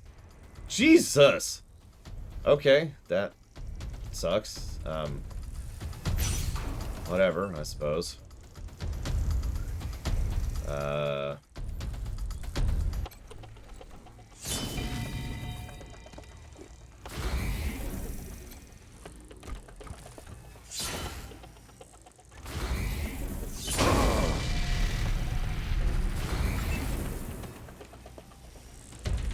Yeah, we've started actually having ammo problems. Which means, if we're paying attention, we're probably net negativing on ammo for some of these encounters.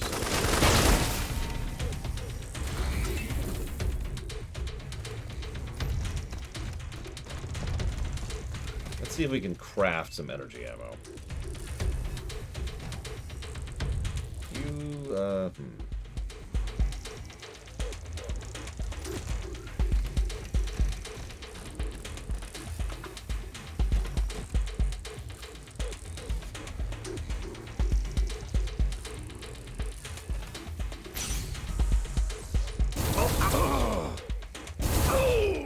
Oh, it's just a turret. Yes, go murder your minions, my minion. Yeah, Steeltown, I honestly don't think helped. It really has been such a net negative on anything. We burned a lot of ammo in Steeltown too. Like a lot.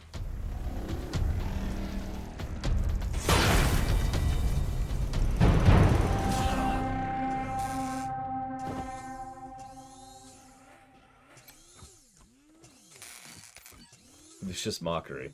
Well, I'll take that head and a cryo cell linkage. Sweet. Another tactical nuke. That's 2 we have now.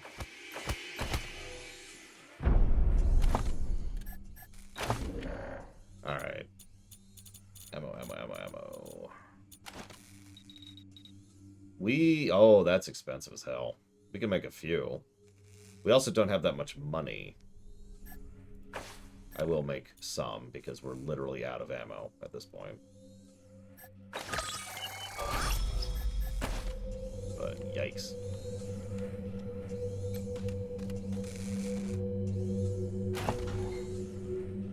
That's actually a really valid point, Dakota. I don't know.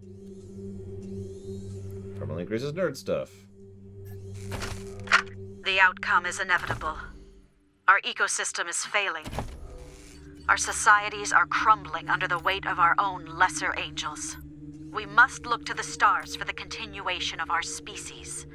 Our future is not Earth, but a new world awaiting its new tenants. If we are to colonize another planet in our solar system, we must devise a humanity that can not only survive this new world, but thrive there. A new human. That is our mission. I mean, I've been looting. Pretty consistently, I feel like adding.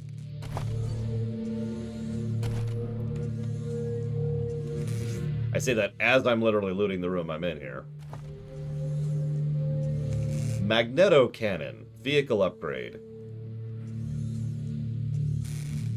New ability. So it does a ton of damage, but new ability. Fires a magnetically charged blast that leaves a lightning ball behind. Anyone goes near it takes energy damage, lasts 3 turns. That's fair, Crazy Norse. That's actually very valid. I blew several $1,000s on respecking. Like, in fact, I'm pretty sure I've spent more money on respecking than literally anything else. Than everything else, actually.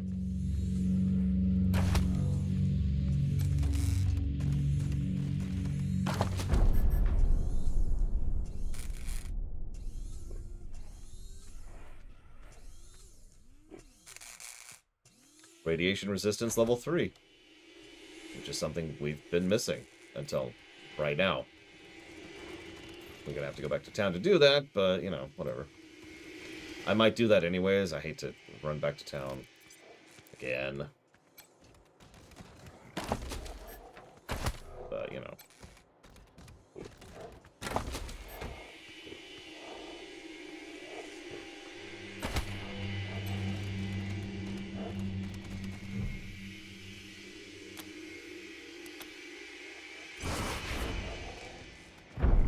Mission complete. Get out of here.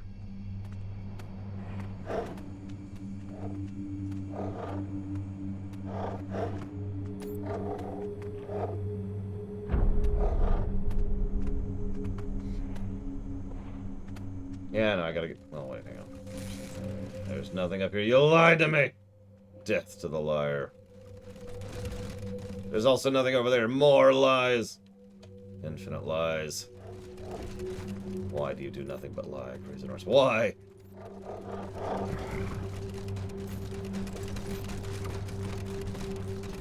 I mean, if the living are lying, then they technically should die anyways, right? I don't think there's a super mutant. I think the synths kind of effectively replace the super mutants. Like in narrative positioning.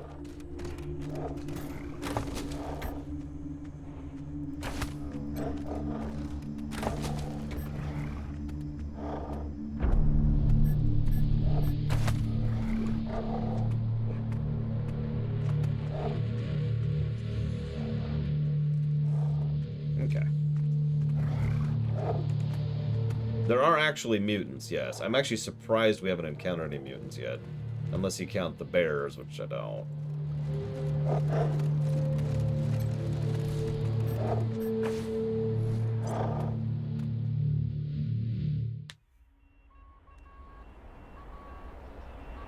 I'm not sure there's a universal enclave equivalent in Wasteland. Which is probably a good thing. Most evil character in the Wasteland? Terrified Winifred. She was cornered in the Stetson City Cemetery by the evil Hogo Fogo. But Doug Badman means to make the villain pay for killing his sweetheart, Tornado Lou. As Winifred looks on, both men reach for their guns. No, Doug, don't! To be continued.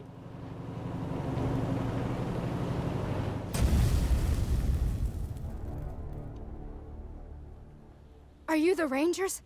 That crew out of Arizona? My cousin saw your truck rolling out of Peterson. Told me about it at our last trading rendezvous.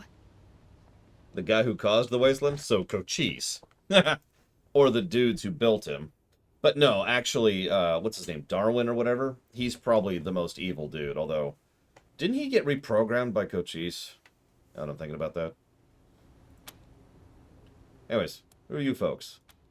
We're just some travelers, looking for a place to settle. Used to live out near Las Animas until the Godfishers came to visit. Colorado Springs ain't got space or supplies. Everywhere else, folk try to kill you on sight. We keep roaming, but we got even less food than hope. Frankly, we're starving. You're too weak for this world. This is a messy. Darth puppies. Sorry. So, we can give him some money, or we can train him to hunt and forage. I actually wish I could do both of those, but we're going to train him because I feel like that's more of a long-term situation. More of a long-term answer. That help, Rangers. Truly help. We were farmers until a few weeks ago. We're clever, but we never had to live like nomads before. Ironically, I think that there's a third layer of that old saying, you know, give a man to fish and he eats, teach a man to fish and he's cool, right? I think there's a third layer. both make sure they're okay today and okay tomorrow. Because, I mean, if you teach someone who is starving how to fish, that's nice and all, but they're still starving. They might not get to the point of being able to fish, or might not have the energy to fish, or the intelligence, or the mind power, or anything necessary. Like, sometimes you need to give them a little hand up, then help them out with the long term, you know what I mean? But anyways. That's the both. Rangers! It's you! Welcome! Zero Presley at your service. Maybe you're wondering why the scion of an eminent Broadmoor family is traveling the waste selling things out of a trailer. Why? To prove myself, of course. I don't need Daddy's money. I'll make my own. Sure thing, Race. But first, a gift for the heroes of Colorado. You've done so much for the 100 families, and I doubt those ingrates even thanked you. So, allow me. Here.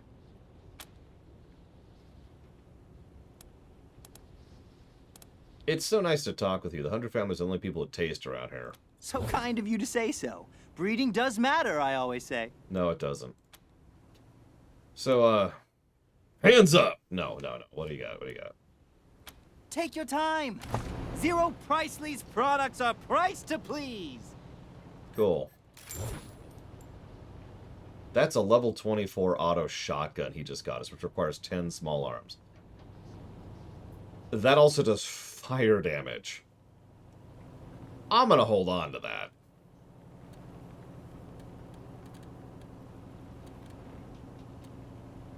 In fact, I'm gonna get rid of that while we're here. Get rid of that one.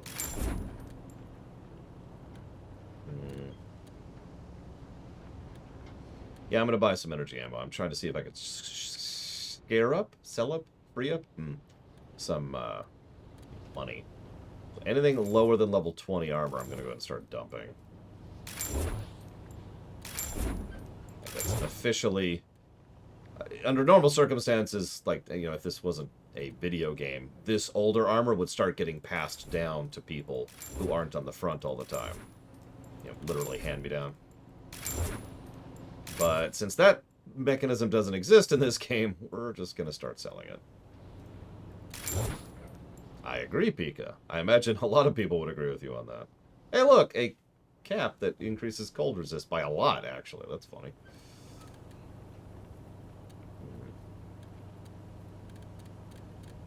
Okay. So that gives us a little bit of money to work with.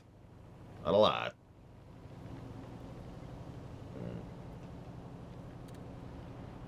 Yeah, you know what would be funny is if the game actually decides to be like, hey, we're going to start forcing you to use these other characters you haven't been using. And I'll be like, oh, that's cool.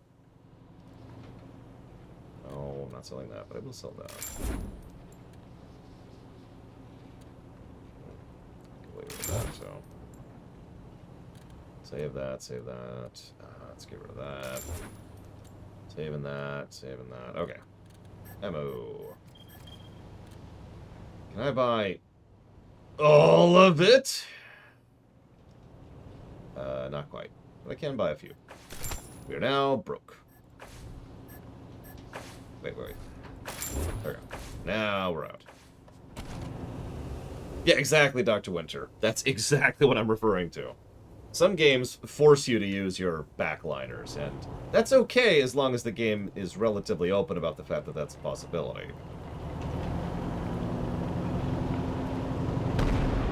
RPGs can make that mistake too. Cough, cough, Sten. Which is still, to this day, probably the worst example that I've ever seen, but a lot of RPGs pull that kind of a thing.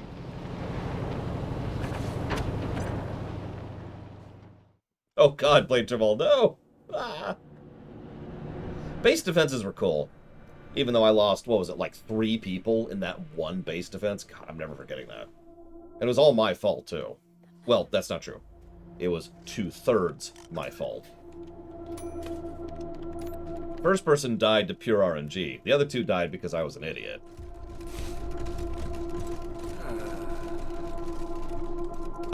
It's more likely that I just screwed up, Mr. Red. What do you need, Rangers? Like, that's the most likely reality there. Have a seat.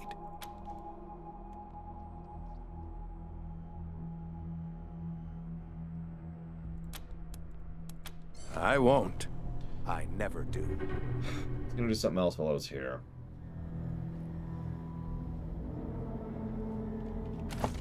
Although I think it was just the ammo thing.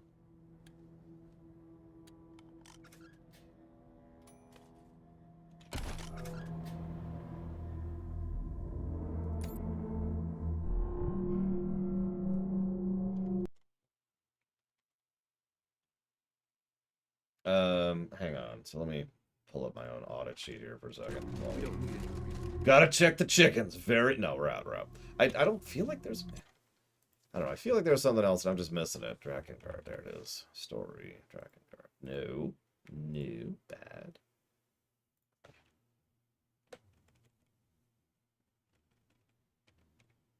Huh. Yeah, we only have one negative under characters for Drakengard. I'll just fix that really quick. And fixed. It's another thing I should hire you to do someday, Mr. Red, is just help me audit the audit sheet. Look, when I win the lottery, okay? Just give me some time, all right? Yeah, in one... honestly, the ethereals aren't as bad as the sectopods for me. But that's probably, like, a matter of debate. Like, we encounter more sectopods, that's part of that. What else was I going to do here? Head. That's it. Thank you, Crazy Norse. I knew there was something else I was going to do here. Got some upgrades, November? Tread carefully. That's how they get you. Blah, blah, blah. We hunted down a synth. What the hell kind of name is that? Anyway, good work. Yeah? We found a synth named Earl. Can you imagine what would have happened if they took those resources? It could have created thousands of robots. It'd be a goddamn robot roach apocalypse. Good work, Rangers. You're welcome. Wait, you actually use Kimari? Yeah? Look, I'm not going to give you that much money for this, Mr. Ed. I'm just going to be very honest about that. And it's not because I don't want to. It's because I don't make that much money. I make enough money to pay the bills and have food. And occasionally be able to give money to other people. The more time, get to it. That's where I'm at. Yeah, I was going to say, I'm pretty sure, I'm almost positive the third synth is the one we've already talked to and been like, hey, yo.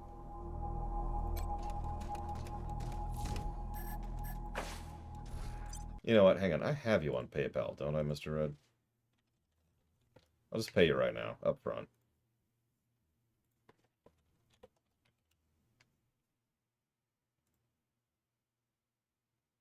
Whoops, I went to the wrong place.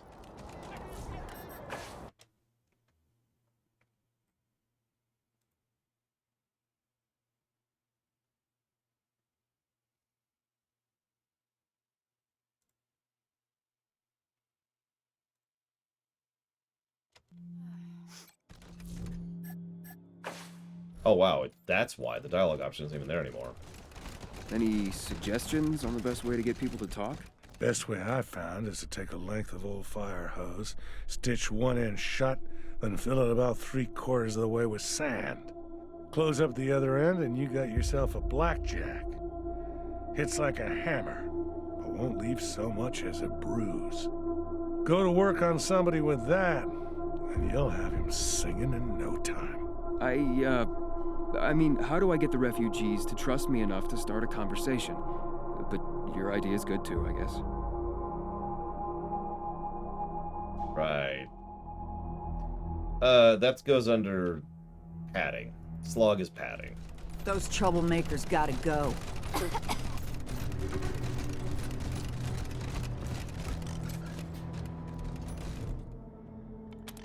Time to take some chances and expand man. Yeah, Torture's great at getting useful information. Right? That's how that works.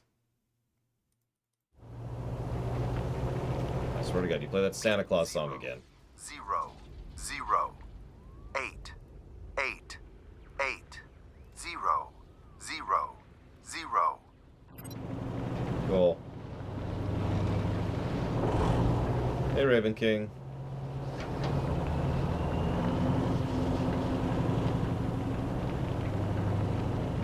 Yeah, I'm gonna have to remember 080 or 000 888 000 at some point.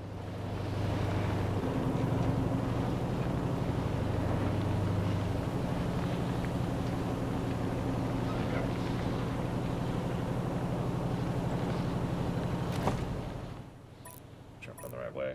Yep. Well, maybe. Oh, there was one other thing I wanted to do. Oh, whatever. I'll do it after this quest series.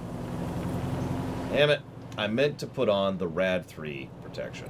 Broad your channels. Does any read? Over. Requesting immediate backup. Situation critical. Shit!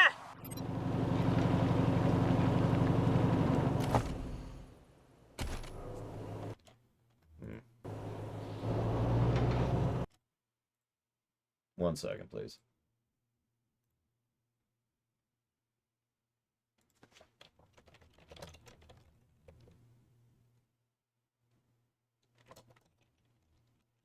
I mean, no.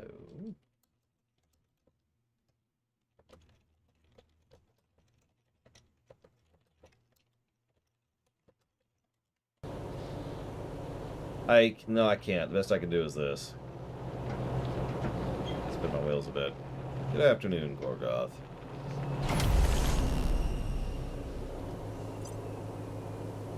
Actually, let's do a hard save.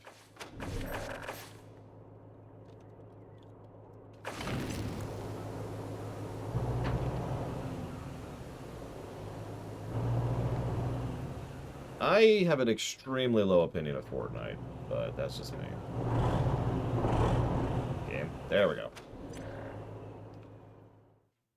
We killed the Gippers, killed the robots, killed Reagan, killed the oil.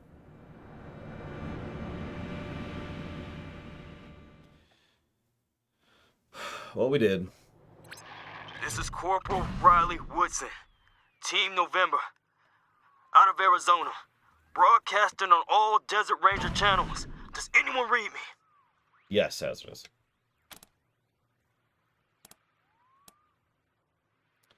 What we actually did was we kidnapped the Reagan AI and used it to strong-arm the Gippers into compliance, which pissed off the robots. So we pissed off everybody, but we got oil and didn't have to wipe out either side, which is why we did that. We read you. I'd given up hope anyone would ever find us. Not sure what kept you, but I'm glad you're here. You're right, we never actually did do that. So that's two things I need to do. I need to install the radiation thing, and I need to hit the comms. Okay, listen up. I don't have much time here. My guard's in the can. Vic Buchanan, the Patriarch's crazy-ass son, is holding me and my team captive. He's making me listen to radio frequencies for trouble. Doesn't know I've been watching Ranger frequencies, too. You need to come get us. But be careful.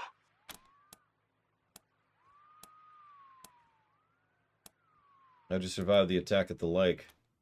We got lucky. I guess. The attack broke up the ice, forced us onto the shore. We couldn't help, couldn't retreat. Only thing we could do was drive back towards Aspen. Hope they had a working radio. Guess that part worked out at least. Top of that, what kind of threats are we looking at? It's bad up here. Worse than you can imagine. No, I'm with you, Dakota. Vic and his people are insane. Remember that. Understand that. They butchered people or burned them alive and laughed about it. And I'm not exaggerating when I call his people insane. Breathers, he calls them. Constantly breathing crazy gases from their tanks. They're crazy and dangerous. Nearly everyone up here will kill you on sight. So take it slow and keep an eye out for supplies you can use. Help's on the way, Corporal. Good to hear that. We begin by on hope for a long time. My guard's coming back. See you soon, Rangers. Woodson out. What in tarnation is them things up ahead? Uh-oh. Memory leak time.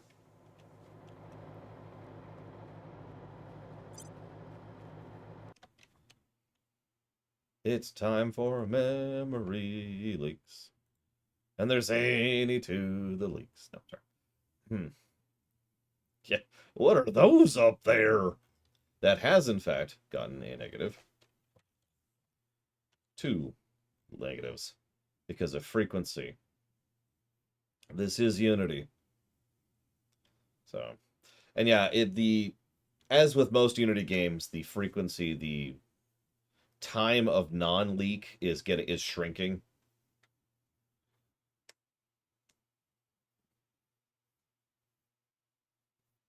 So, that sucks.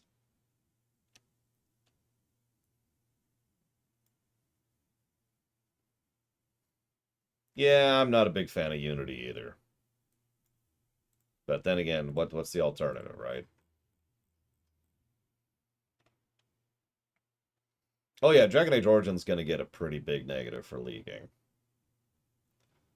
Yeah, there's the terrible, terrible engine that is Unreal. Which I don't even want to talk about, honestly. So, I'm just going to ignore that forever. Boop.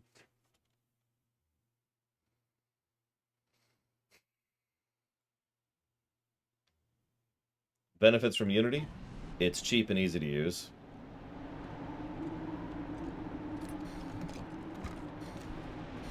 Like, you can just get a hold of Unity. I could probably grab Unity and make a functional game inside of a month with no experience with it whatsoever. That's not bragging. That's just Unity. That's the point of Unity.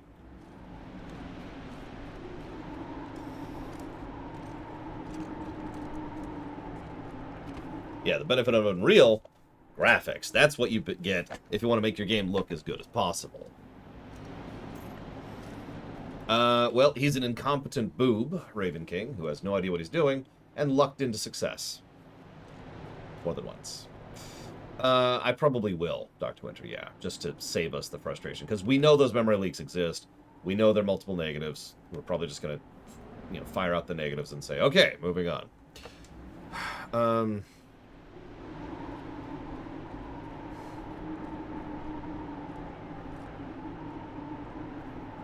Yeah, hang on, Mr. Red. Let's hit the stream breaks. We've been doing a lot today. I mean, we know the Patriarch was, what do you call that? Golden mealed or whatever. Him and his family had a functional bunker and lots of resources and training and all that stuff. So, started with all the advantages. So...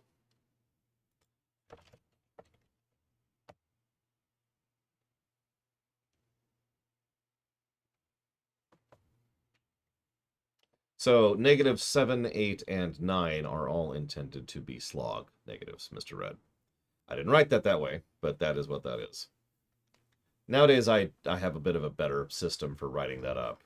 I don't know if you've noticed it, but I'll do something like da-da-da-da-da, dot, dot, dot, and the next one, dot, dot, dot, and then I'll continue the thought, and that's how I make it a little bit more visibly parsable, which I didn't do back then because I'm stupid. And this is an iterative process. All right, let's kill a bunch of people.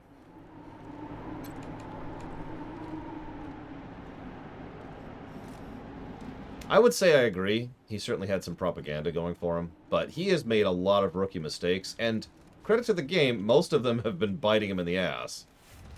Several of them we've been dealing with, one way or the other.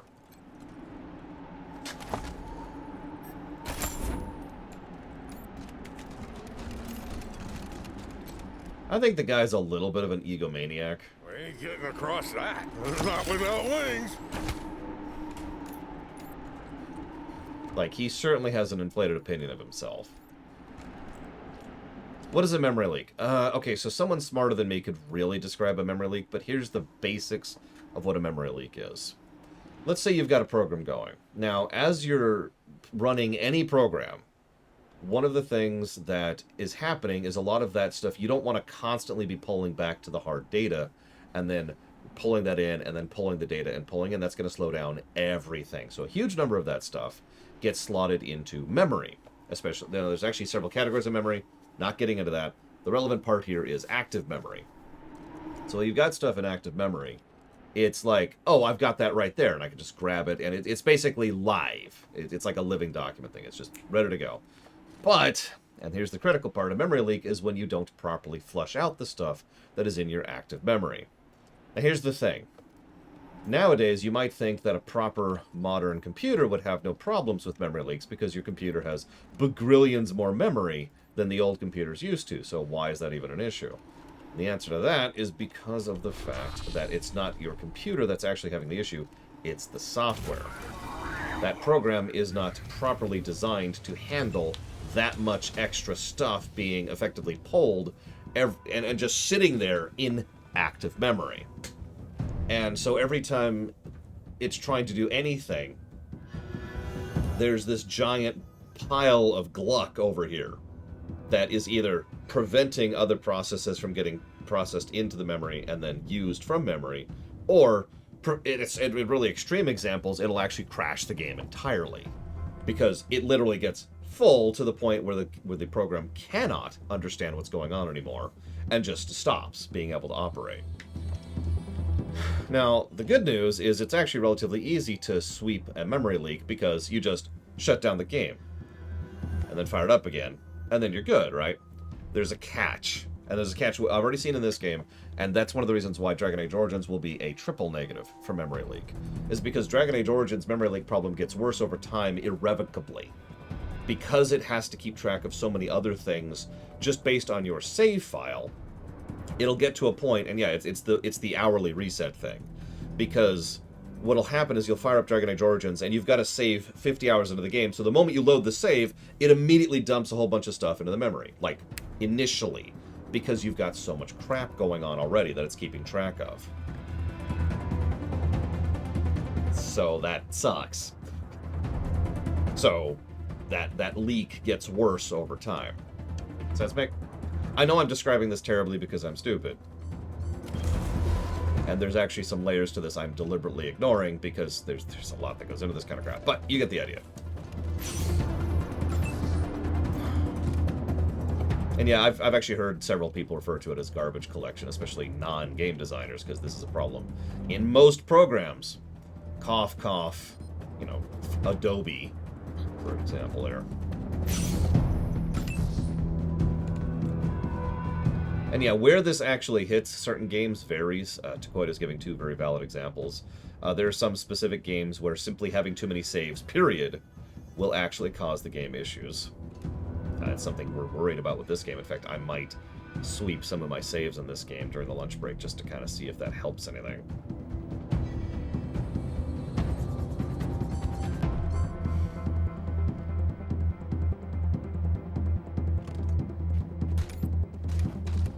Why do you want me to tame the fox, by the way? Because I think taming the fox is going to be bad.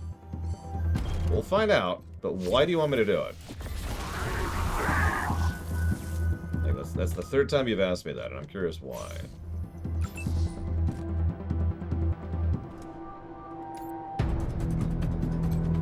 Alright, well, no promises, but we will make the attempt and probably fail at taming the fox.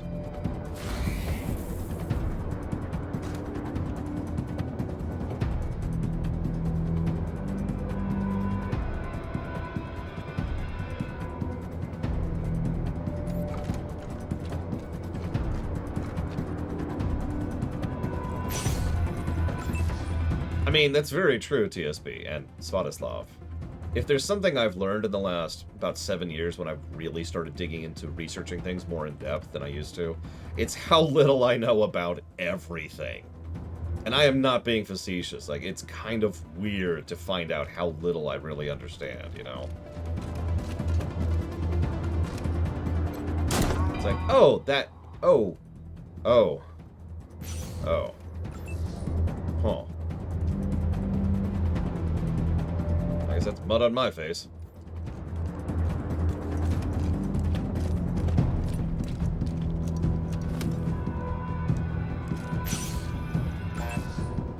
Honk, honk.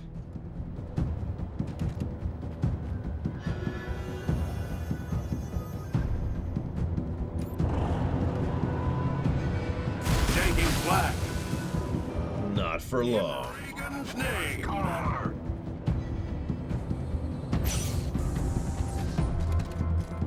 Rend their flesh. Hear the thunder. It'll take more than that to stop me.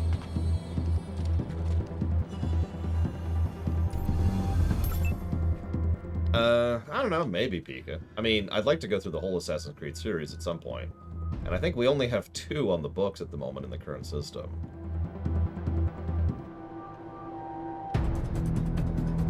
Yeah, that's the critical, I guess, 4th step. Like, first, you know nothing. Then, you think you know everything. Then you move forward a little bit into realizing you know nothing and lose your confidence. But then you have to go forward into understanding that you know nothing and accepting that and regaining your confidence. And that's like the final step. And obviously that last step kind of sucks trying to reach. It's like, come on! Oh, it's, okay.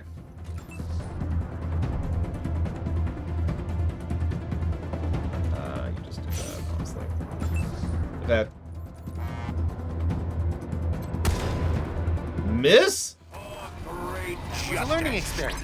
Hiya, Rangers! I heard Daddy told you to call on me. Gosh darn great to meet you. We're rolling out the red carpet for you.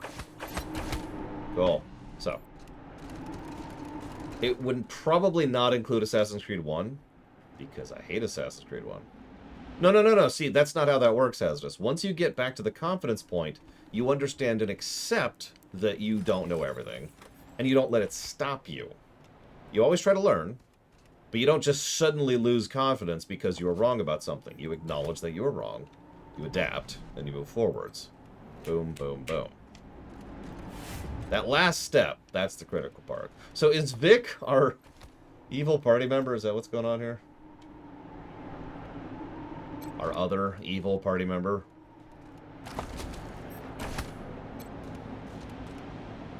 That we're going to kill. Summit Ski Lodge and Resort ad, take one. Go ahead, Mr. Torrance. Yep, experienced the pinnacle of luxury at the... Luxury? They're kidding, right? I've been in that place, and let me tell you, it ain't been luxurious since Liberace was knee-high to a candelabra. The lobby looks like the snack bar to drive in, and the room had lime green carpet and orange walls. Orange! Mr. Torrance, we only have you booked for like half an hour. And the food? Prawns and aspic, lobster Newburg? The whole menu looked like it had been cooked 30 years ago, and tasted like it had been heated up 30 minutes ago. Mr. Torrance. Alright. It's not me who's gonna get sued for false advertising. Let's go, take 2. I mean, I like hearing people out.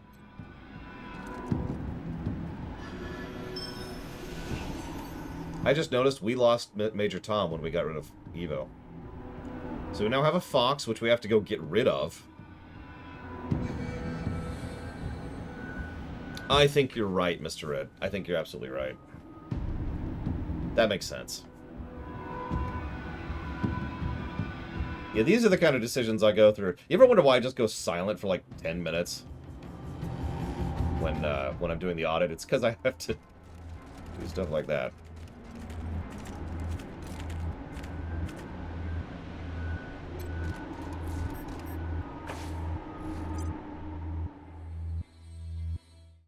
Yeah, I'm actually going to go check right now that he's at the kennel, because he better be.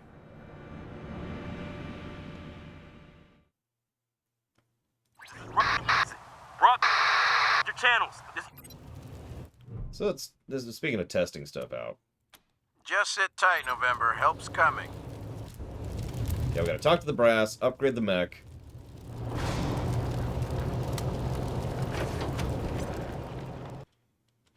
That sucks. Alright, so... I'm an idiot. I guess it doesn't suck. That's actually a good thing. Hang on. I gave a negative for the lack of warp back to town. Actually, I think I gave multiple negatives for it. Give me a sec. Where is it?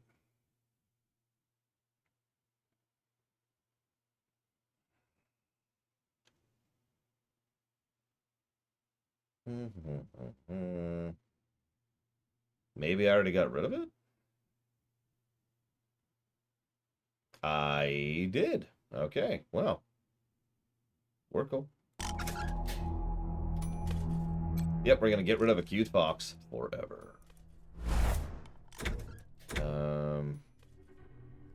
Why do we have the rhino cannon equipped? I was wondering why we're doing so little damage there.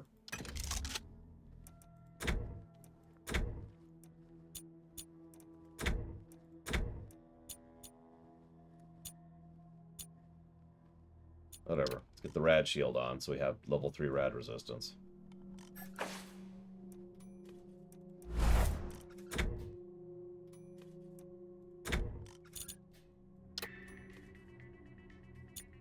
You can see the thing.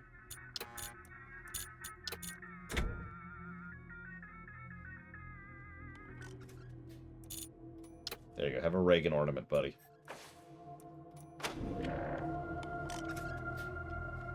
Alright, now to kill this fox and skin it for meat.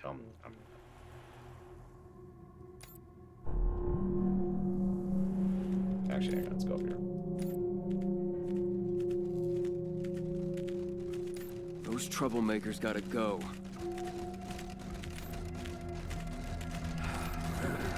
Hey, Ranger Command. Powdered or glazed? What? Who is this? Jimmy at Iron Thunder Transport. We're bringing you your new water heater and we're getting donuts on the way, so powder or glazed? Clear the channel, Jimmy. This is emergency only. No nonsense. Oh, sorry. And glazed. Damn it. Ah, yes, sir. November, good to see you. Give me 1 second to make sure the general's still there. Correct, Pika. Although, actually, no, that's not true. We never streamed 1 or Valhalla. We've actually streamed every other AC game, though. Not counting the Gaiden games. Those don't count. General, are you there? I have Team November for you. By the way, hi, Evo. Thank you, Gonzalez. Put him on. Yes, sir. He's ready for you, Rangers. Have a seat. Ah, Team November. Glad we finally got through. Corporal Gonzalez said I should hear the details from you, so tell me, how's the mission going?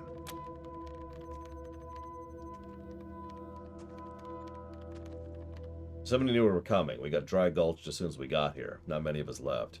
An ambush? How many of you survived?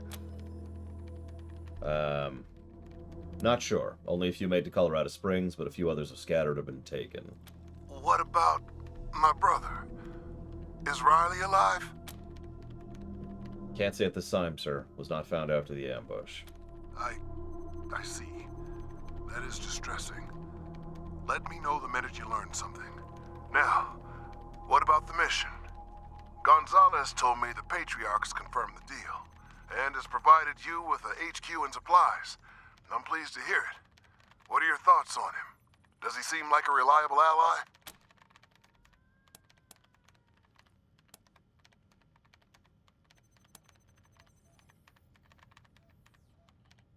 This is an interesting choice. So, yeah, he's totally awesome. No. He's getting old and losing his grip, but with his help, we could survive long enough to give us what we need. We can count him in the short term. He's a complete tyrant, and we're having second thoughts about helping him or associating the Rangers with him. If there's another way to save Arizona, we should try it. I'm sorry to hear this.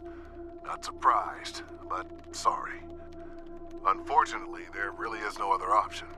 No matter how distasteful you find it, you must hold up your side of the deal and complete his mission. Arizona won't survive without his help. Do what he asks you to do, as honorably as you can, and try to keep the fact that you're saving the lives of your friends and family back home foremost in your mind. Anything else I should know about? We made contact with Angie. So, she's alive. What happened to her? Is she helping you?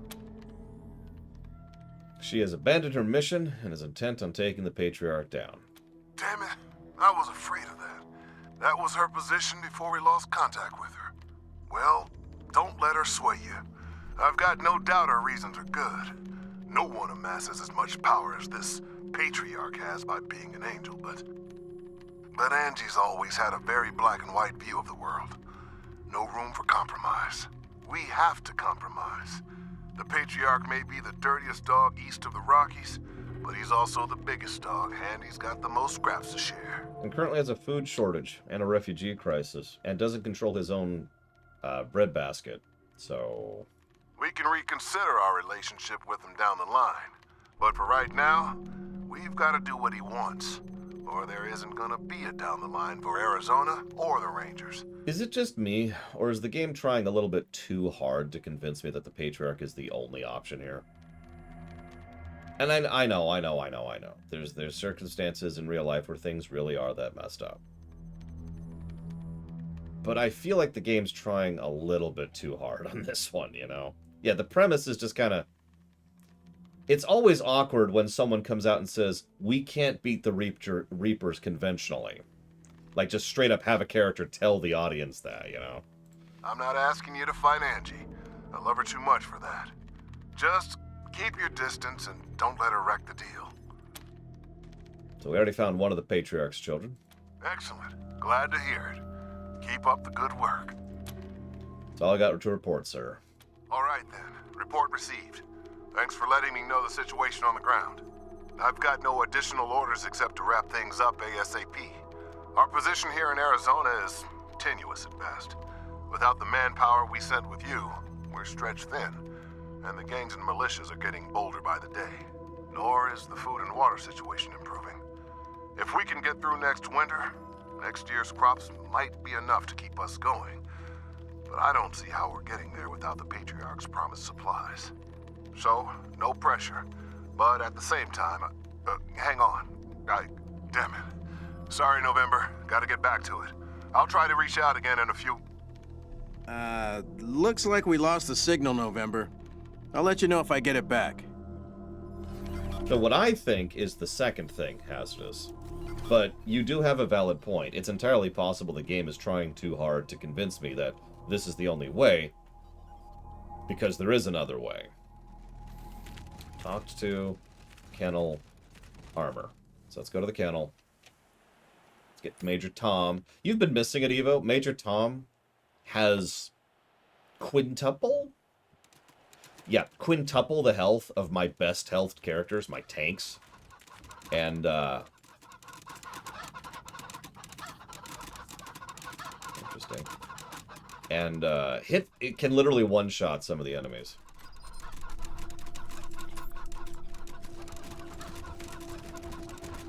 Yeah. Major Tom has very quickly become the main character. We're just here in his party.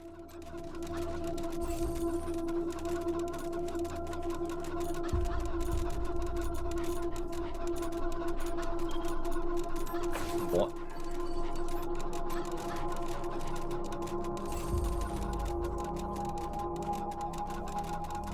And not only is it an inevitability, it's probably a good thing, Bamber.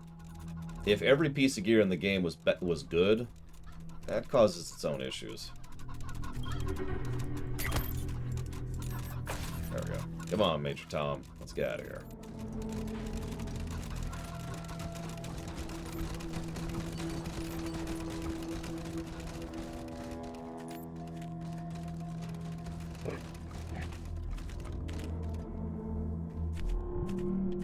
Right, I need to go up here.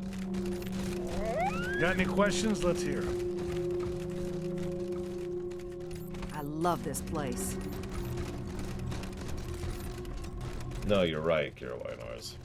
Guess we're out of that as well. I mean, there's the Gipper fourth option, which we didn't even know existed. Time to take some chances and... I should probably codify that negative. I've been sitting on it for too long.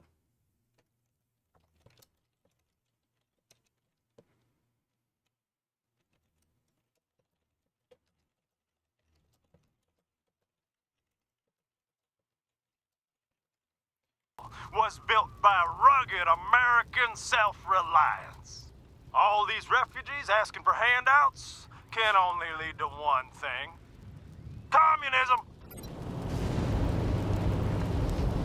I sure hope so, Act, because if I don't, it'll be a long trip of annoyance. The one Golvag told me about. I don't even remember the specifics, but apparently there's a method of using the DLC to go, the second DLC, to go and back up the option, help the commune, get the Reagan to the communites, kill the Gippers, ping to you, Flag Ant. Whoop, wrong way, wrong way. And, you know, be an option that's better than pissing off everybody. Or, you know, killing the commune. Or losing the oil. Dun dun dun! Skinless mutant bears, which I'm not going to bother with. Oh, it's way too late now. Yeah, we're locked in.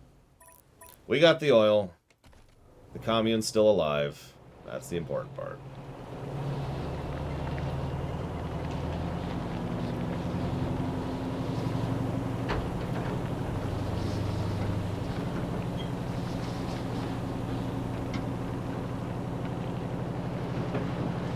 This is Brock. Your channels. Does any read? Over. Requesting immediate backup. Situation critical. Shit! That is the third time we've heard that exact same repeat, but whatever. Okay, Aspen. Jesus.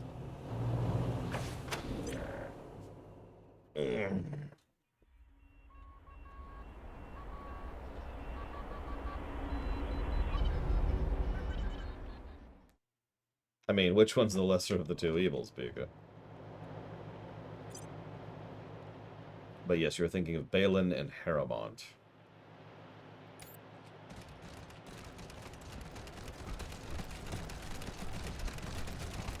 Yeah, you level up by hitting this and being like, boom. I've been sitting on skills for the most part until they're needed. Because, and the game has punished me every time I haven't done that. Yes, Mr. Red, it does. So that's why I'm still just kind of sitting on a lot of these.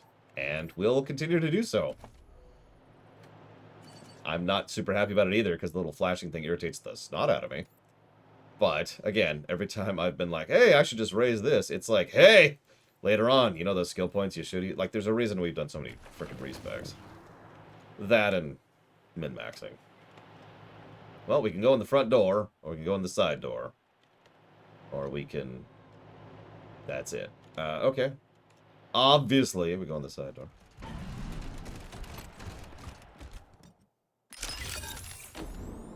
That's a lot of corpses. Like, a lot of corpses. That's a lot of blood, too. And a vendor.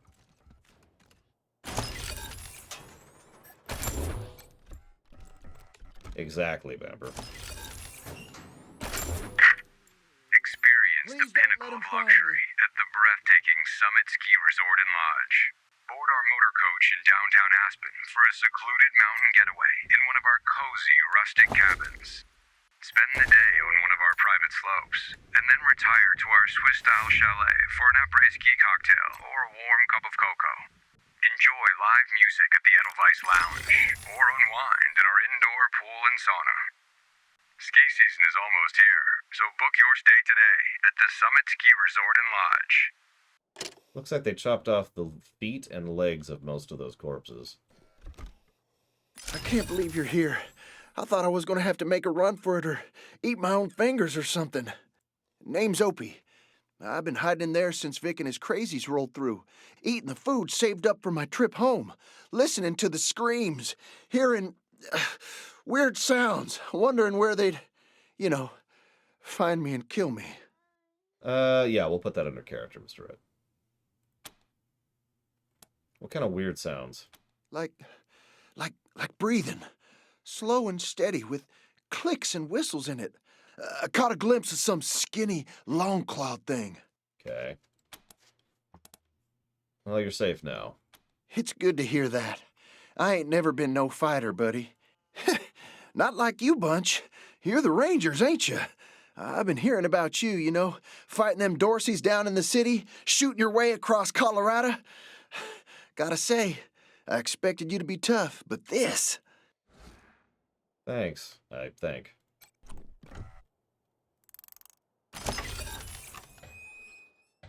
In case of death, play this has been written on the cassette's label in crude block handwriting, only crossed out sometime later. And that's an SMG pattern. Holy shit! Aspen's under attack! Fuckers came right out of the snowstorm and they're shooting anything that moves! Sounds like a fucking war zone out there. I don't know what the fuck I'm gonna do.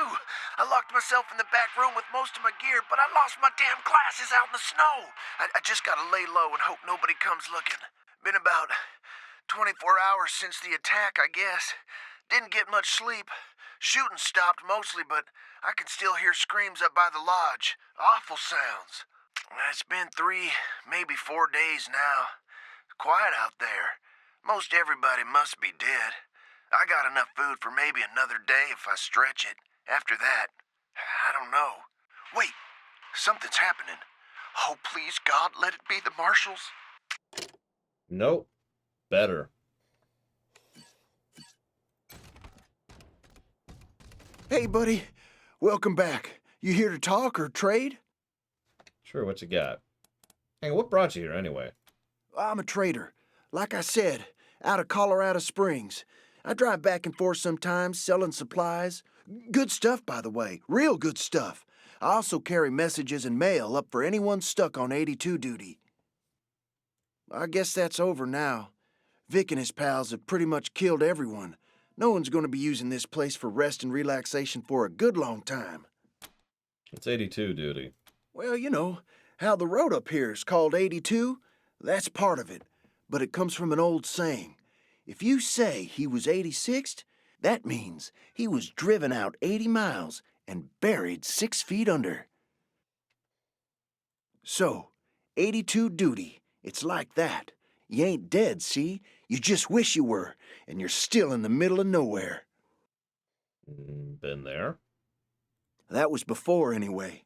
Everyone who got sent up here on 82 duty is probably 86th, good and proper.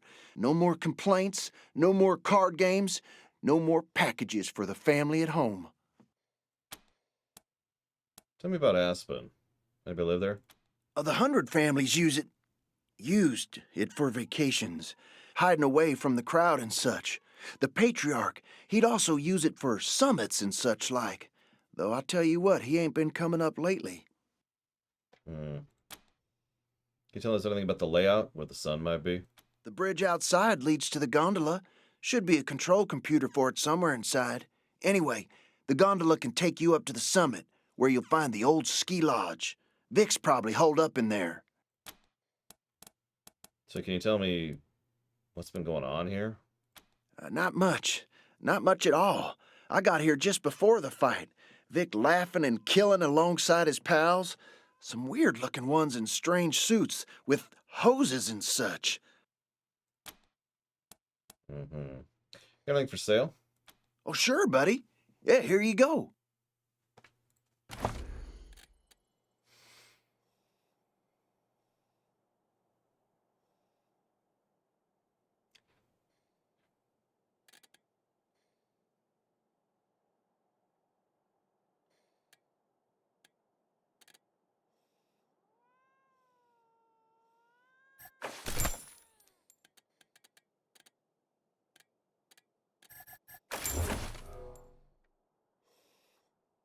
Well, you don't like my power suits, Hazardous?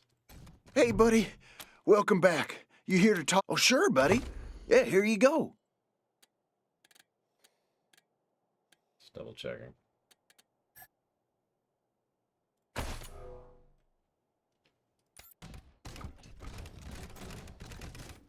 Yeah, Orzammar is... I praise it every time I go through that section of the game. I've streamed Dragon Age twice now. And plan to stream it a third time. But... good lord. That place is just a mess. I thought about taking the book, but it's $500, and I don't have that much money right now. Missing from the dream. We know you took them. Come to us. Come and die. Cool. That's a good point. Who did we give the elite armor to? Looks like we gave it to Dr. Winter. Well, we can't mod armor right now, so... no, we cannot upgrade the armor right now. But we can upgrade the armor eventually, yes.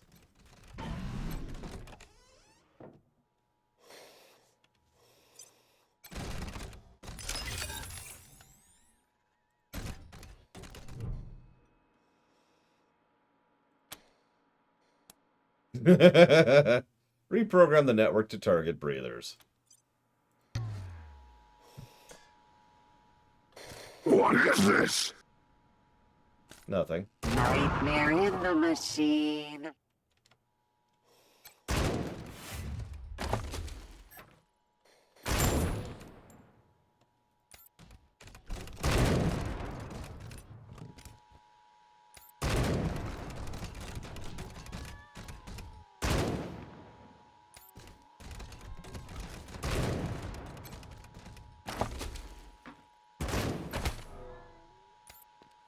That is...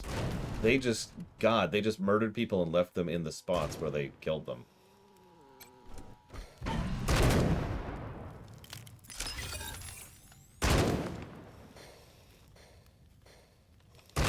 I do like turning people's turrets against them. It's a favorite pastime of mine.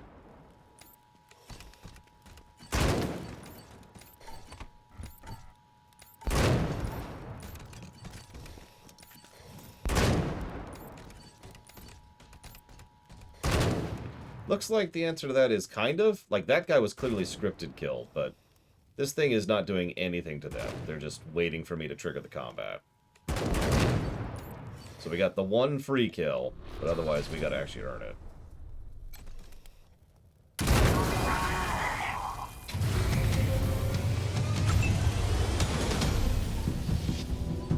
I mean, one of the things that the best character in Dragon Age 2 says several times, Barik, there we go, is he points out the ridiculousness of not only the refusal to interact with the surface, but the fact that they do interact with the surface regularly. It's like a false pretense of, yeah, no, we'll never interact with the surface. Oh my god, you've got the latest surface thing. I'll take it. God damn, Crazy Norse. I think the damage on the thing is actually going up. I don't know.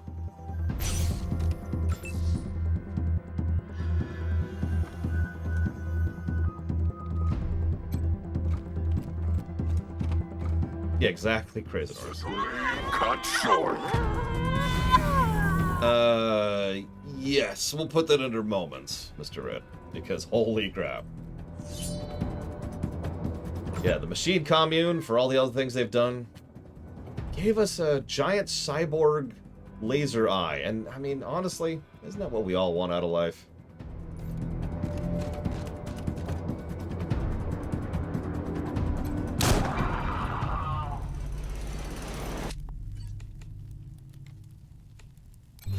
But yeah, no, the dwarves, honestly, might be on their way out in the Dragon Age setting. It'll probably take a while, but as a society... Let me rephrase that. The under-the-surface dwarves are probably on their way out. The surface dwarves are fine and have their own cultures and subcultures, as we've seen multiple times throughout multiple games.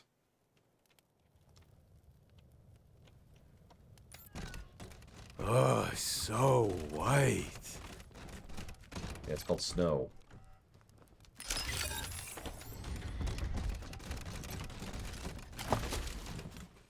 Bison bits. All the sodium and fat of pork rinds, but with twice the calories. That's kind of what I'm thinking, Chocolate Fireguard.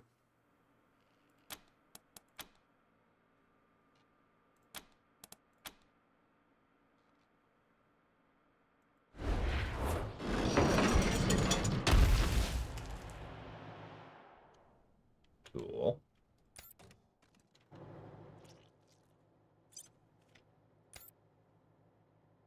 Now, you're probably thinking, well, who cares if the under-the-ground dwarves go away?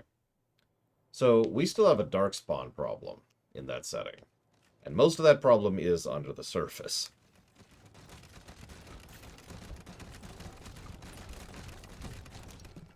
So... Rangers, this is Corporal Woodson. What's going on down there? I'm hearing a lot of foot traffic up here. Sounds like they're sending a squad of breathers down the gondola. Well... Also true, Crazy Norse. Lyrium is going to become a problem soon. Especially given what Lyrium is. We'll just clear out some breathers who are holed up in the resort. Actually, I still don't think you're actually the real person, so... The gondola? The gondola is an old ski lift that goes up and down the mountainside. only way to get up the summit. You have to fight your way to it. They're probably setting up an ambush for you there as we speak. What's the game, Mr. Rudd?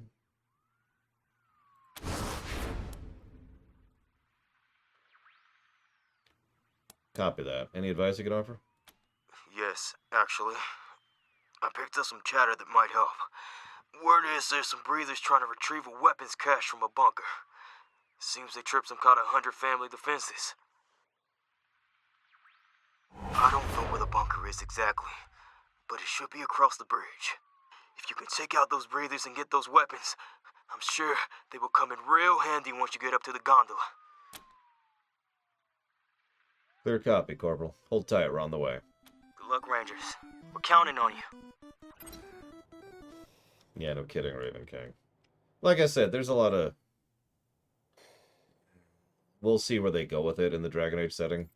But there's a lot of potential status quo alterations that should arguably be happening with the next game and, you know, next game, and so The on. way out, Rangers. Well, well, well. Like I tell all my guests, if you've got what it takes, you can leave anytime you want. Just follow the signs. Well, that's stupid, and so are you. So,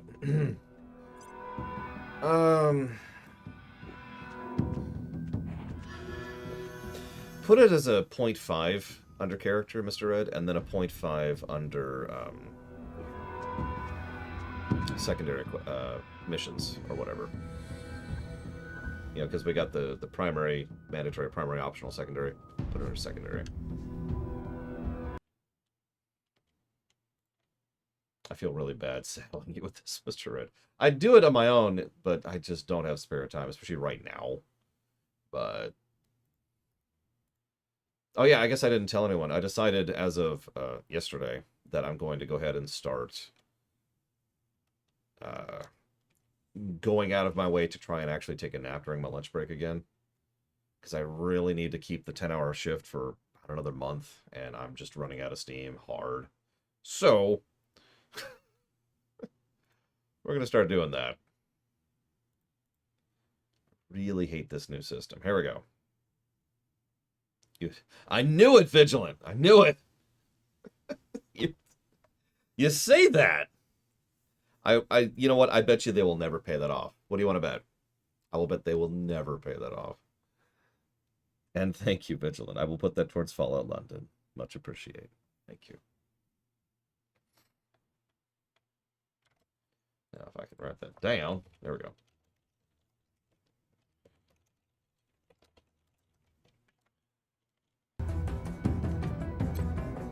Alright, so... we can go kill a bunch of breathers, or go the obstacle course. Oh, the NCR, no question, Act. See, here's the problem with Kaiser's Legion. Kaiser's Legion is... I know he's doing the whole Roman thing, but no, they're a Mongol marauding band. They're a horde. They're kind of being kept together. Is it me? Or do they got no faces? They got no faces. Kaiser's Legion does not have long-term feasibility. It has a lot of now potential, as most marauding hordes do. In fact, in a straight-up fight, I'm pretty sure the Kaiser's Legion would beat the NCR. Now. Federico calling. Come in. Silence. Prepare the guns. That's the other thing I was about to mention. Kaiser's Legion is a little bit too focused on the cult of personality that Kaiser himself has built. And, small spoilers for Fallout New Vegas. Spoilers in 3, 2, 1. He's dying. And if we're being completely honest with ourselves, he's probably not going to survive one way or the other. So... no, Kaiser means we have a power struggle for a marauding horde. Now, power struggles are bad in virtually any structure, any system of any kind. But a marauding horde tends to have worse power struggles than other ones because there's so little design around the succession. most people involved either aren't smart enough, or are deliberately built to not be smart enough, or don't care enough about the consequences of tearing apart their own organization in order to get a piece out of it. And that power struggle is going to cause a mess. And not just for the Legion, obviously. Screw it.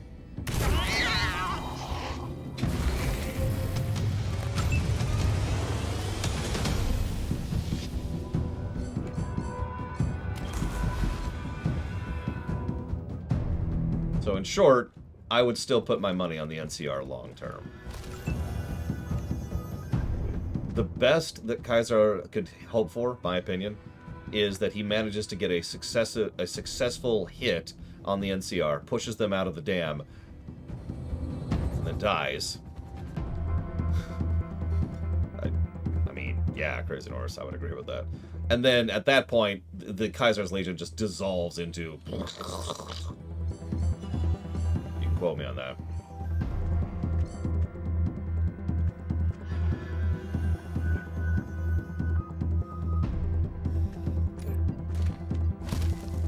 Exactly, Raven King. That's why I mentioned earlier the deliberately kept stupid point. When you have a society that is designed around ensuring that people value loyalty and raw strength more than having a brain, your succession crises are going to be much worse than another organization's will.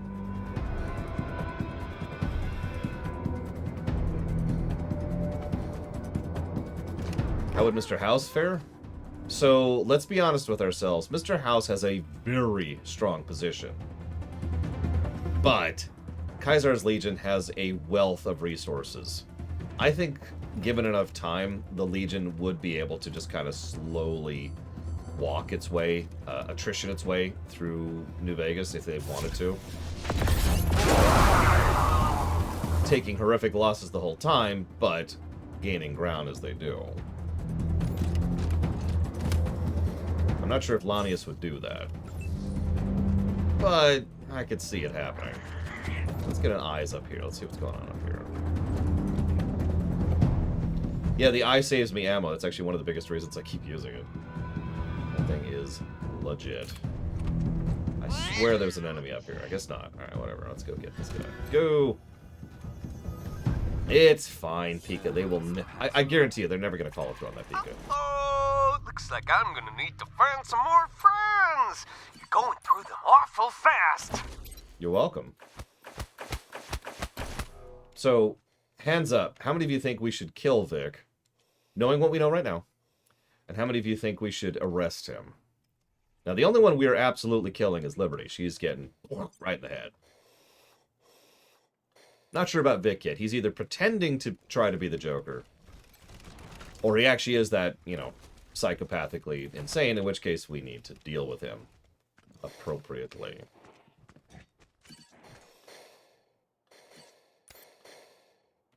Which faction's good for Vegas? Honestly, I think House is better for Vegas than not. The NCR will certainly bring its own positives to Vegas, so they're like the runner-up. But House is invested in making sure that Vegas, New Vegas, stays prosperous and happy and taken care of. He's got some issues and he's got some problems, but that is definitely his goal. So I would say House, given that perspective. I want to see something. Go smack someone. As an assault round.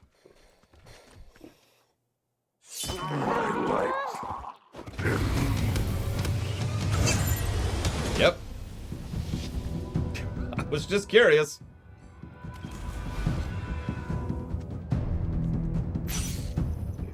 I want to test something.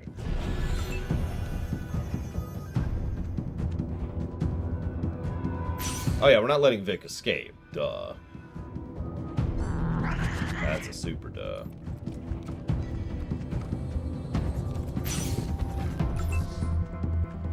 I will also admit, ironically, House is the gambling option. What the NCR offers is pretty flat. We can predict that with high certainty. What the Legion offers, again, high certainty. You are going to die embarrassed. Oh, we missed the second shot. Oh, well.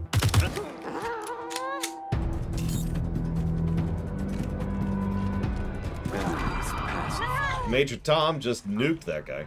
A lot of shooting. Hope you're all making friends down there.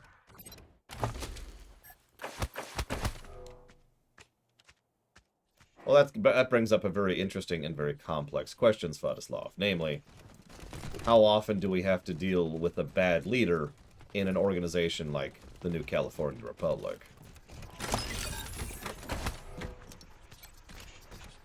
Hey, Alex. Welcome to, like, 10 minutes before the lunch break. Excuse me, 19 minutes.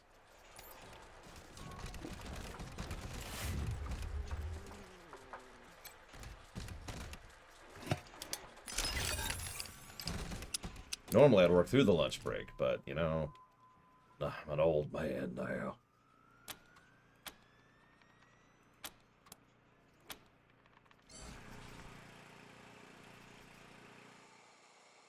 I guess we want to raise? Alright, we'll raise. Well, I don't agree with that, Luke. And I'm going to explain why. House's position is extremely strong, but sitting on a single pillar. I mean, technically it's like 3 pillars, but it's really easy for one thing to go wrong and House's control to just kind of fall apart. I don't even have to make my point here because that's literally the plot of New Vegas. Oh, don't tell me that, Evo. I don't have cheesecake. I have chocolate milk. What the hell? That was strange. You're joking, Alex. I hope you pulled out your shotgun and shot them in their faces. Wait. Don't do that. We here at the Lorewalkers do not approve of shooting anyone in the face who's not a Nazi. Nazis can get shot in the face. That's tradition at this point. I would also agree with that act. If House has us, then we provide another pillar for House. So, more stabilized. Enjoy dinner, Crazy Norse. Are you gonna camera me here a bit, game, so I can see what I'm doing? There we go.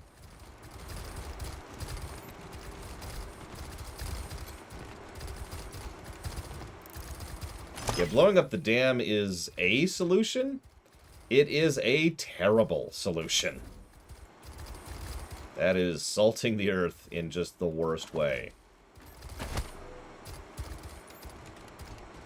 Oh, I'm sorry, Evo.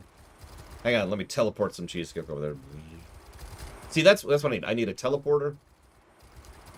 And I need a replicator. Vote me in as dictator of the world and free cheesecake.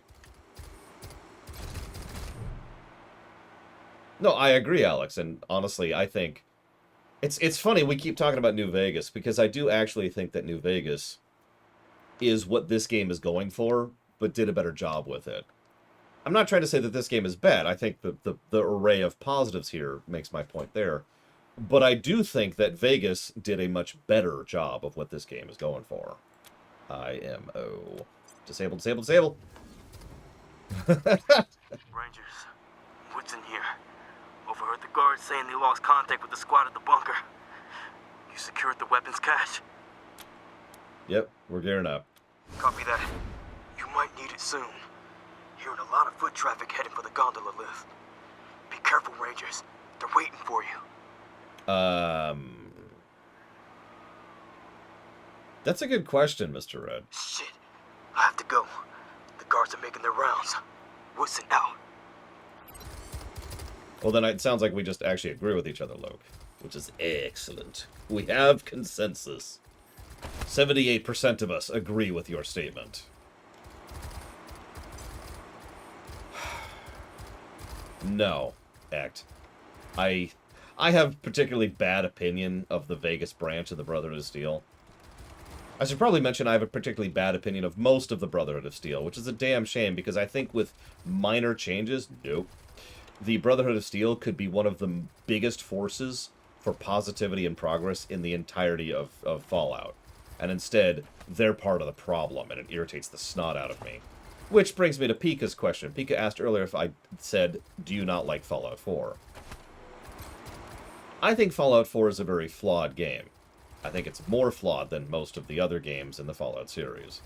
There are aspects to Fallout 4 I absolutely love. I enjoy several aspects of the gameplay.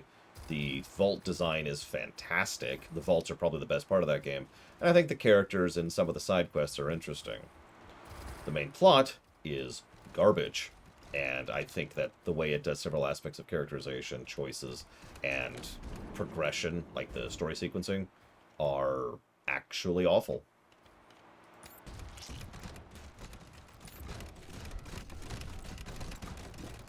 And yeah, the Lions chapter sort of makes my point about what's wrong with the Brotherhood in a nutshell. Sorry, I'm getting losing my train of thought here. I'm trying to figure out. I guess we'll go this way. We'll go this way. It's ironic that I do agree that this game feels a little rushed. Oh, I'm sorry. You mean New Vegas? New Vegas is a rushed game. We know that with definitive certainty.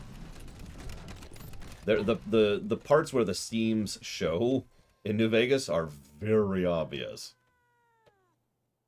Like really, really obvious. I agree with that, Evo. But then again, I've gotten a lot of flack for saying that I unironically enjoy Fallout 3 quite a bit.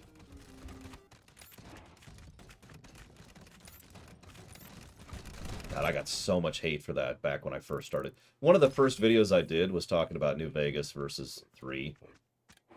It was one of my earliest videos on YouTube. I got so much flack for that.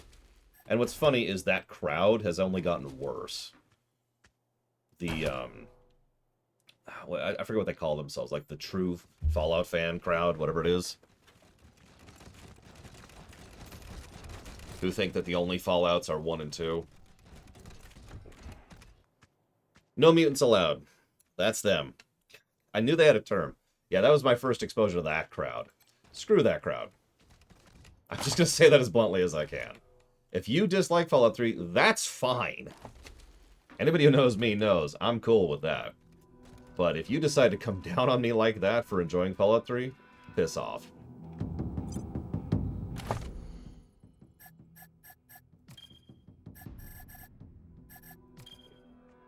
So I just got something I wanted to see. There it is. Ultramorphine. More than a painkiller, ultramorphine actually kills pain. 1 dose can make a soldier unstoppable until the effects wear off. Restores con over 3 turns, but causes you internal bleeding afterwards, which, if I'm not mistaken, is actually a true status effect. Like it's something you'd have to go to the doctor to get rid of, as opposed to just a dot. Thank you, Metroid Hanar. Always appreciate you. Much obliged. I will put that towards the Metroid block. Greetings from the past, I suppose? To the future?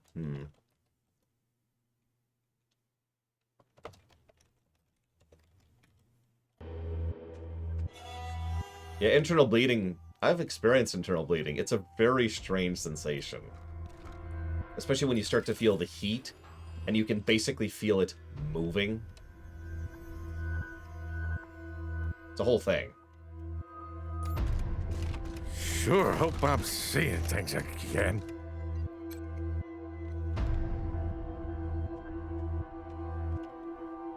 Yeah, you know what? I don't feel like messing with that. I really don't. Let's just go kill these guys.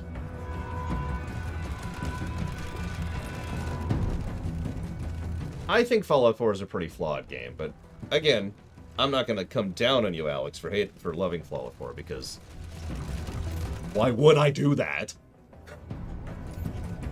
Although, okay, if you put a gun to my head right now, I would say my favorite Fallout game is probably Fallout 3.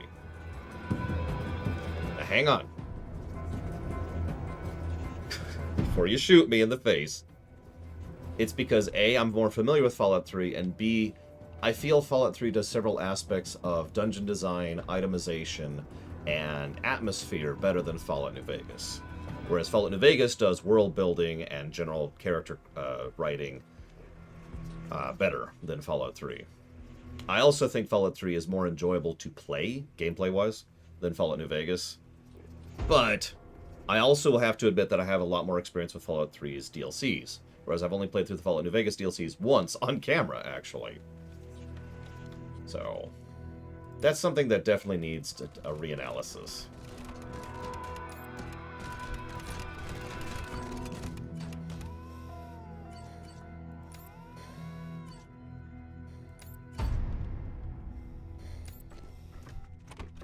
I will also never forget my first experience in Fallout New Vegas, which was getting killed by an enemy that was under the ground, which I didn't understand at the time. My second experience with New Vegas was going northeast from the starting area.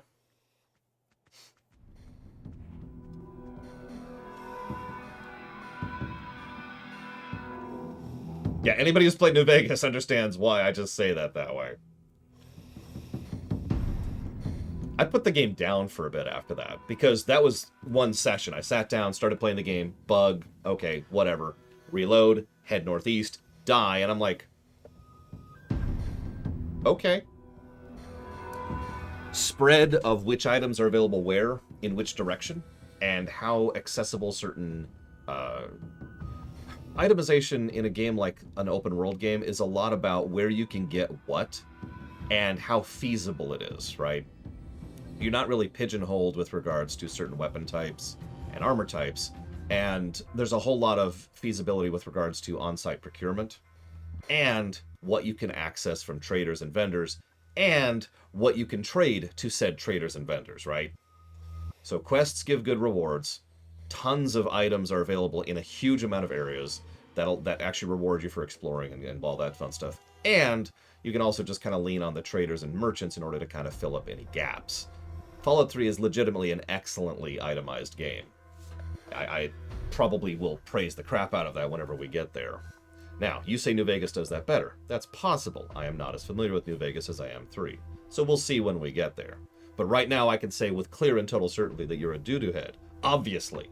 Because I'm right about everything, including the fact that there's no mutants. Oh, sorry. What was I talking about? Dream thieves. You stand before Federico. We are the breathers of dreams. Stand before us and die.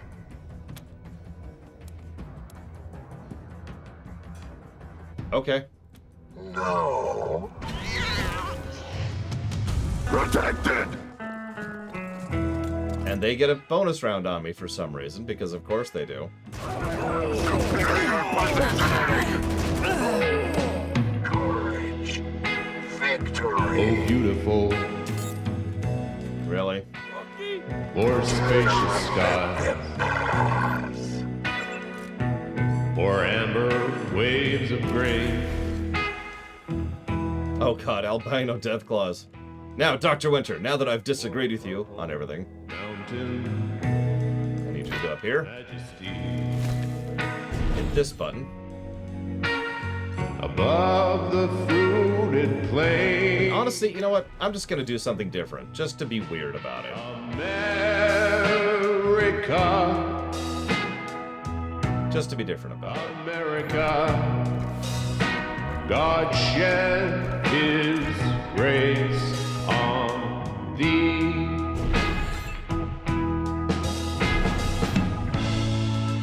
And crown thy good with brotherhood from sea to shining sea. Damn it! Ah, that was a 93% chance, too. Still, 2 kills. Oh, beautiful. 4 heroes proved in liberating strife.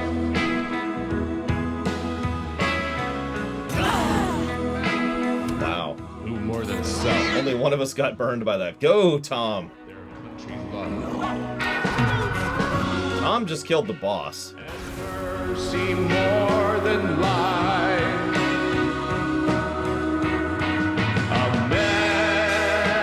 America.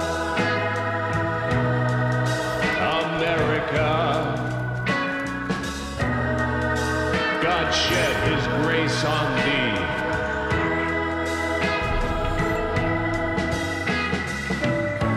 And crown thy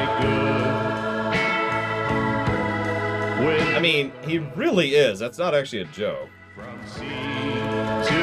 That's a good question, Loke. I'm not sure. sea. Part of the problem that 3 has... Sorry, it's hard to talk over this. And crown thy good. Give me a second. I'll respond to you in a second here. With brotherhood.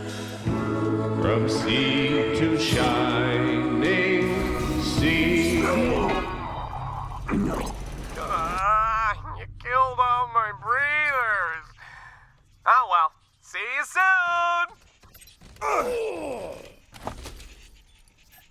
So anyways. So you're talking about the density of New Vegas versus 3. One of the things I remember most about Fallout 3 is it falls under... It basically has the same problem that Red Dead Redemption 2 had and GTA 5 had. Its random encounter thing... What am I listening to? It's actually excellent. The Strangers and Freaks format. As long as everything lines up well in terms of the RNG. It is actually extraordinarily possible to go through, for example, 3, because I know that one much better, for huge swaths of the game and not encounter any of the manually crafted encounters which will randomly spawn in a location on that overworld. Those manually crafted encounters are generally excellent. Some cool stuff, some interesting stuff, both from a gameplay perspective and a narrative perspective. They can spawn they can point you towards quests, or they could give you bonus little items, or crafting materials, or just get a little bit of lore tidbit, or all sorts of stuff. But if the RNG isn't kind, and you don't run into them, then that's a huge swath of content you never get, which can also lead to long, boring stretches of just walking on the overworld and doing nothing. Now you're probably thinking, well, how does New Vegas line up? I don't know. Like I said, I'm not as familiar with the game.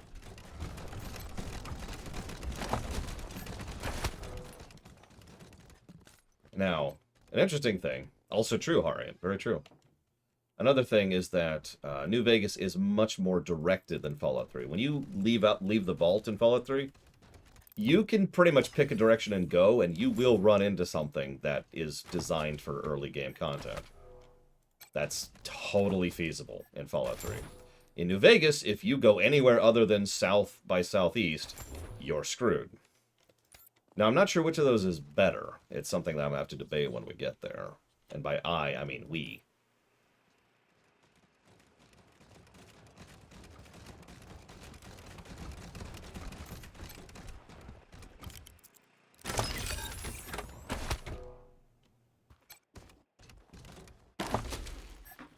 This is the end of the thing.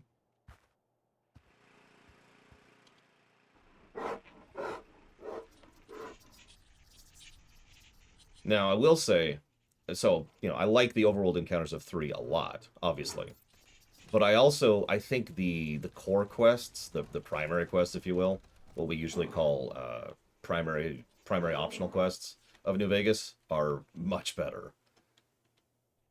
I have very fond memories of pretty much everything around Novak, to use just one example right off the top of my head.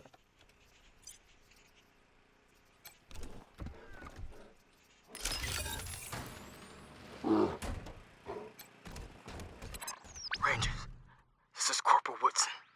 Are you at the gondola? Took care of the ambush, barely broke a sweat. Copy that. Just to let you know, things are getting a lot worse up here. Vic is throwing a tantrum and taking out his frustration on my squad and the civilian hostages. I don't know what he's doing to them, but judging by the screams, it can't be good.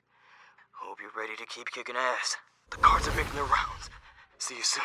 Woodson out. Agreed, Dr. Winter.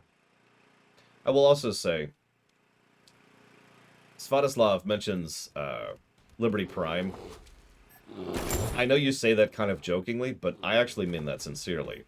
Something like Liberty Prime was actually a really cool introduction and inclusion into Fallout 3. Now, it also is an example of Bethesda quest design, because Liberty Prime can be kind of boring if it doesn't go perfectly. But when it goes perfectly, it's awesome. That's just Bethesda games in a nutshell, isn't it? When it goes right, it's awesome. When it doesn't, it just falls flat. There we go. Yeah, exactly. Like I said, it's just Bethesda in a nutshell right there. Now, I'm going to chop off, go eat, go lay down. I'll be back in about an hour.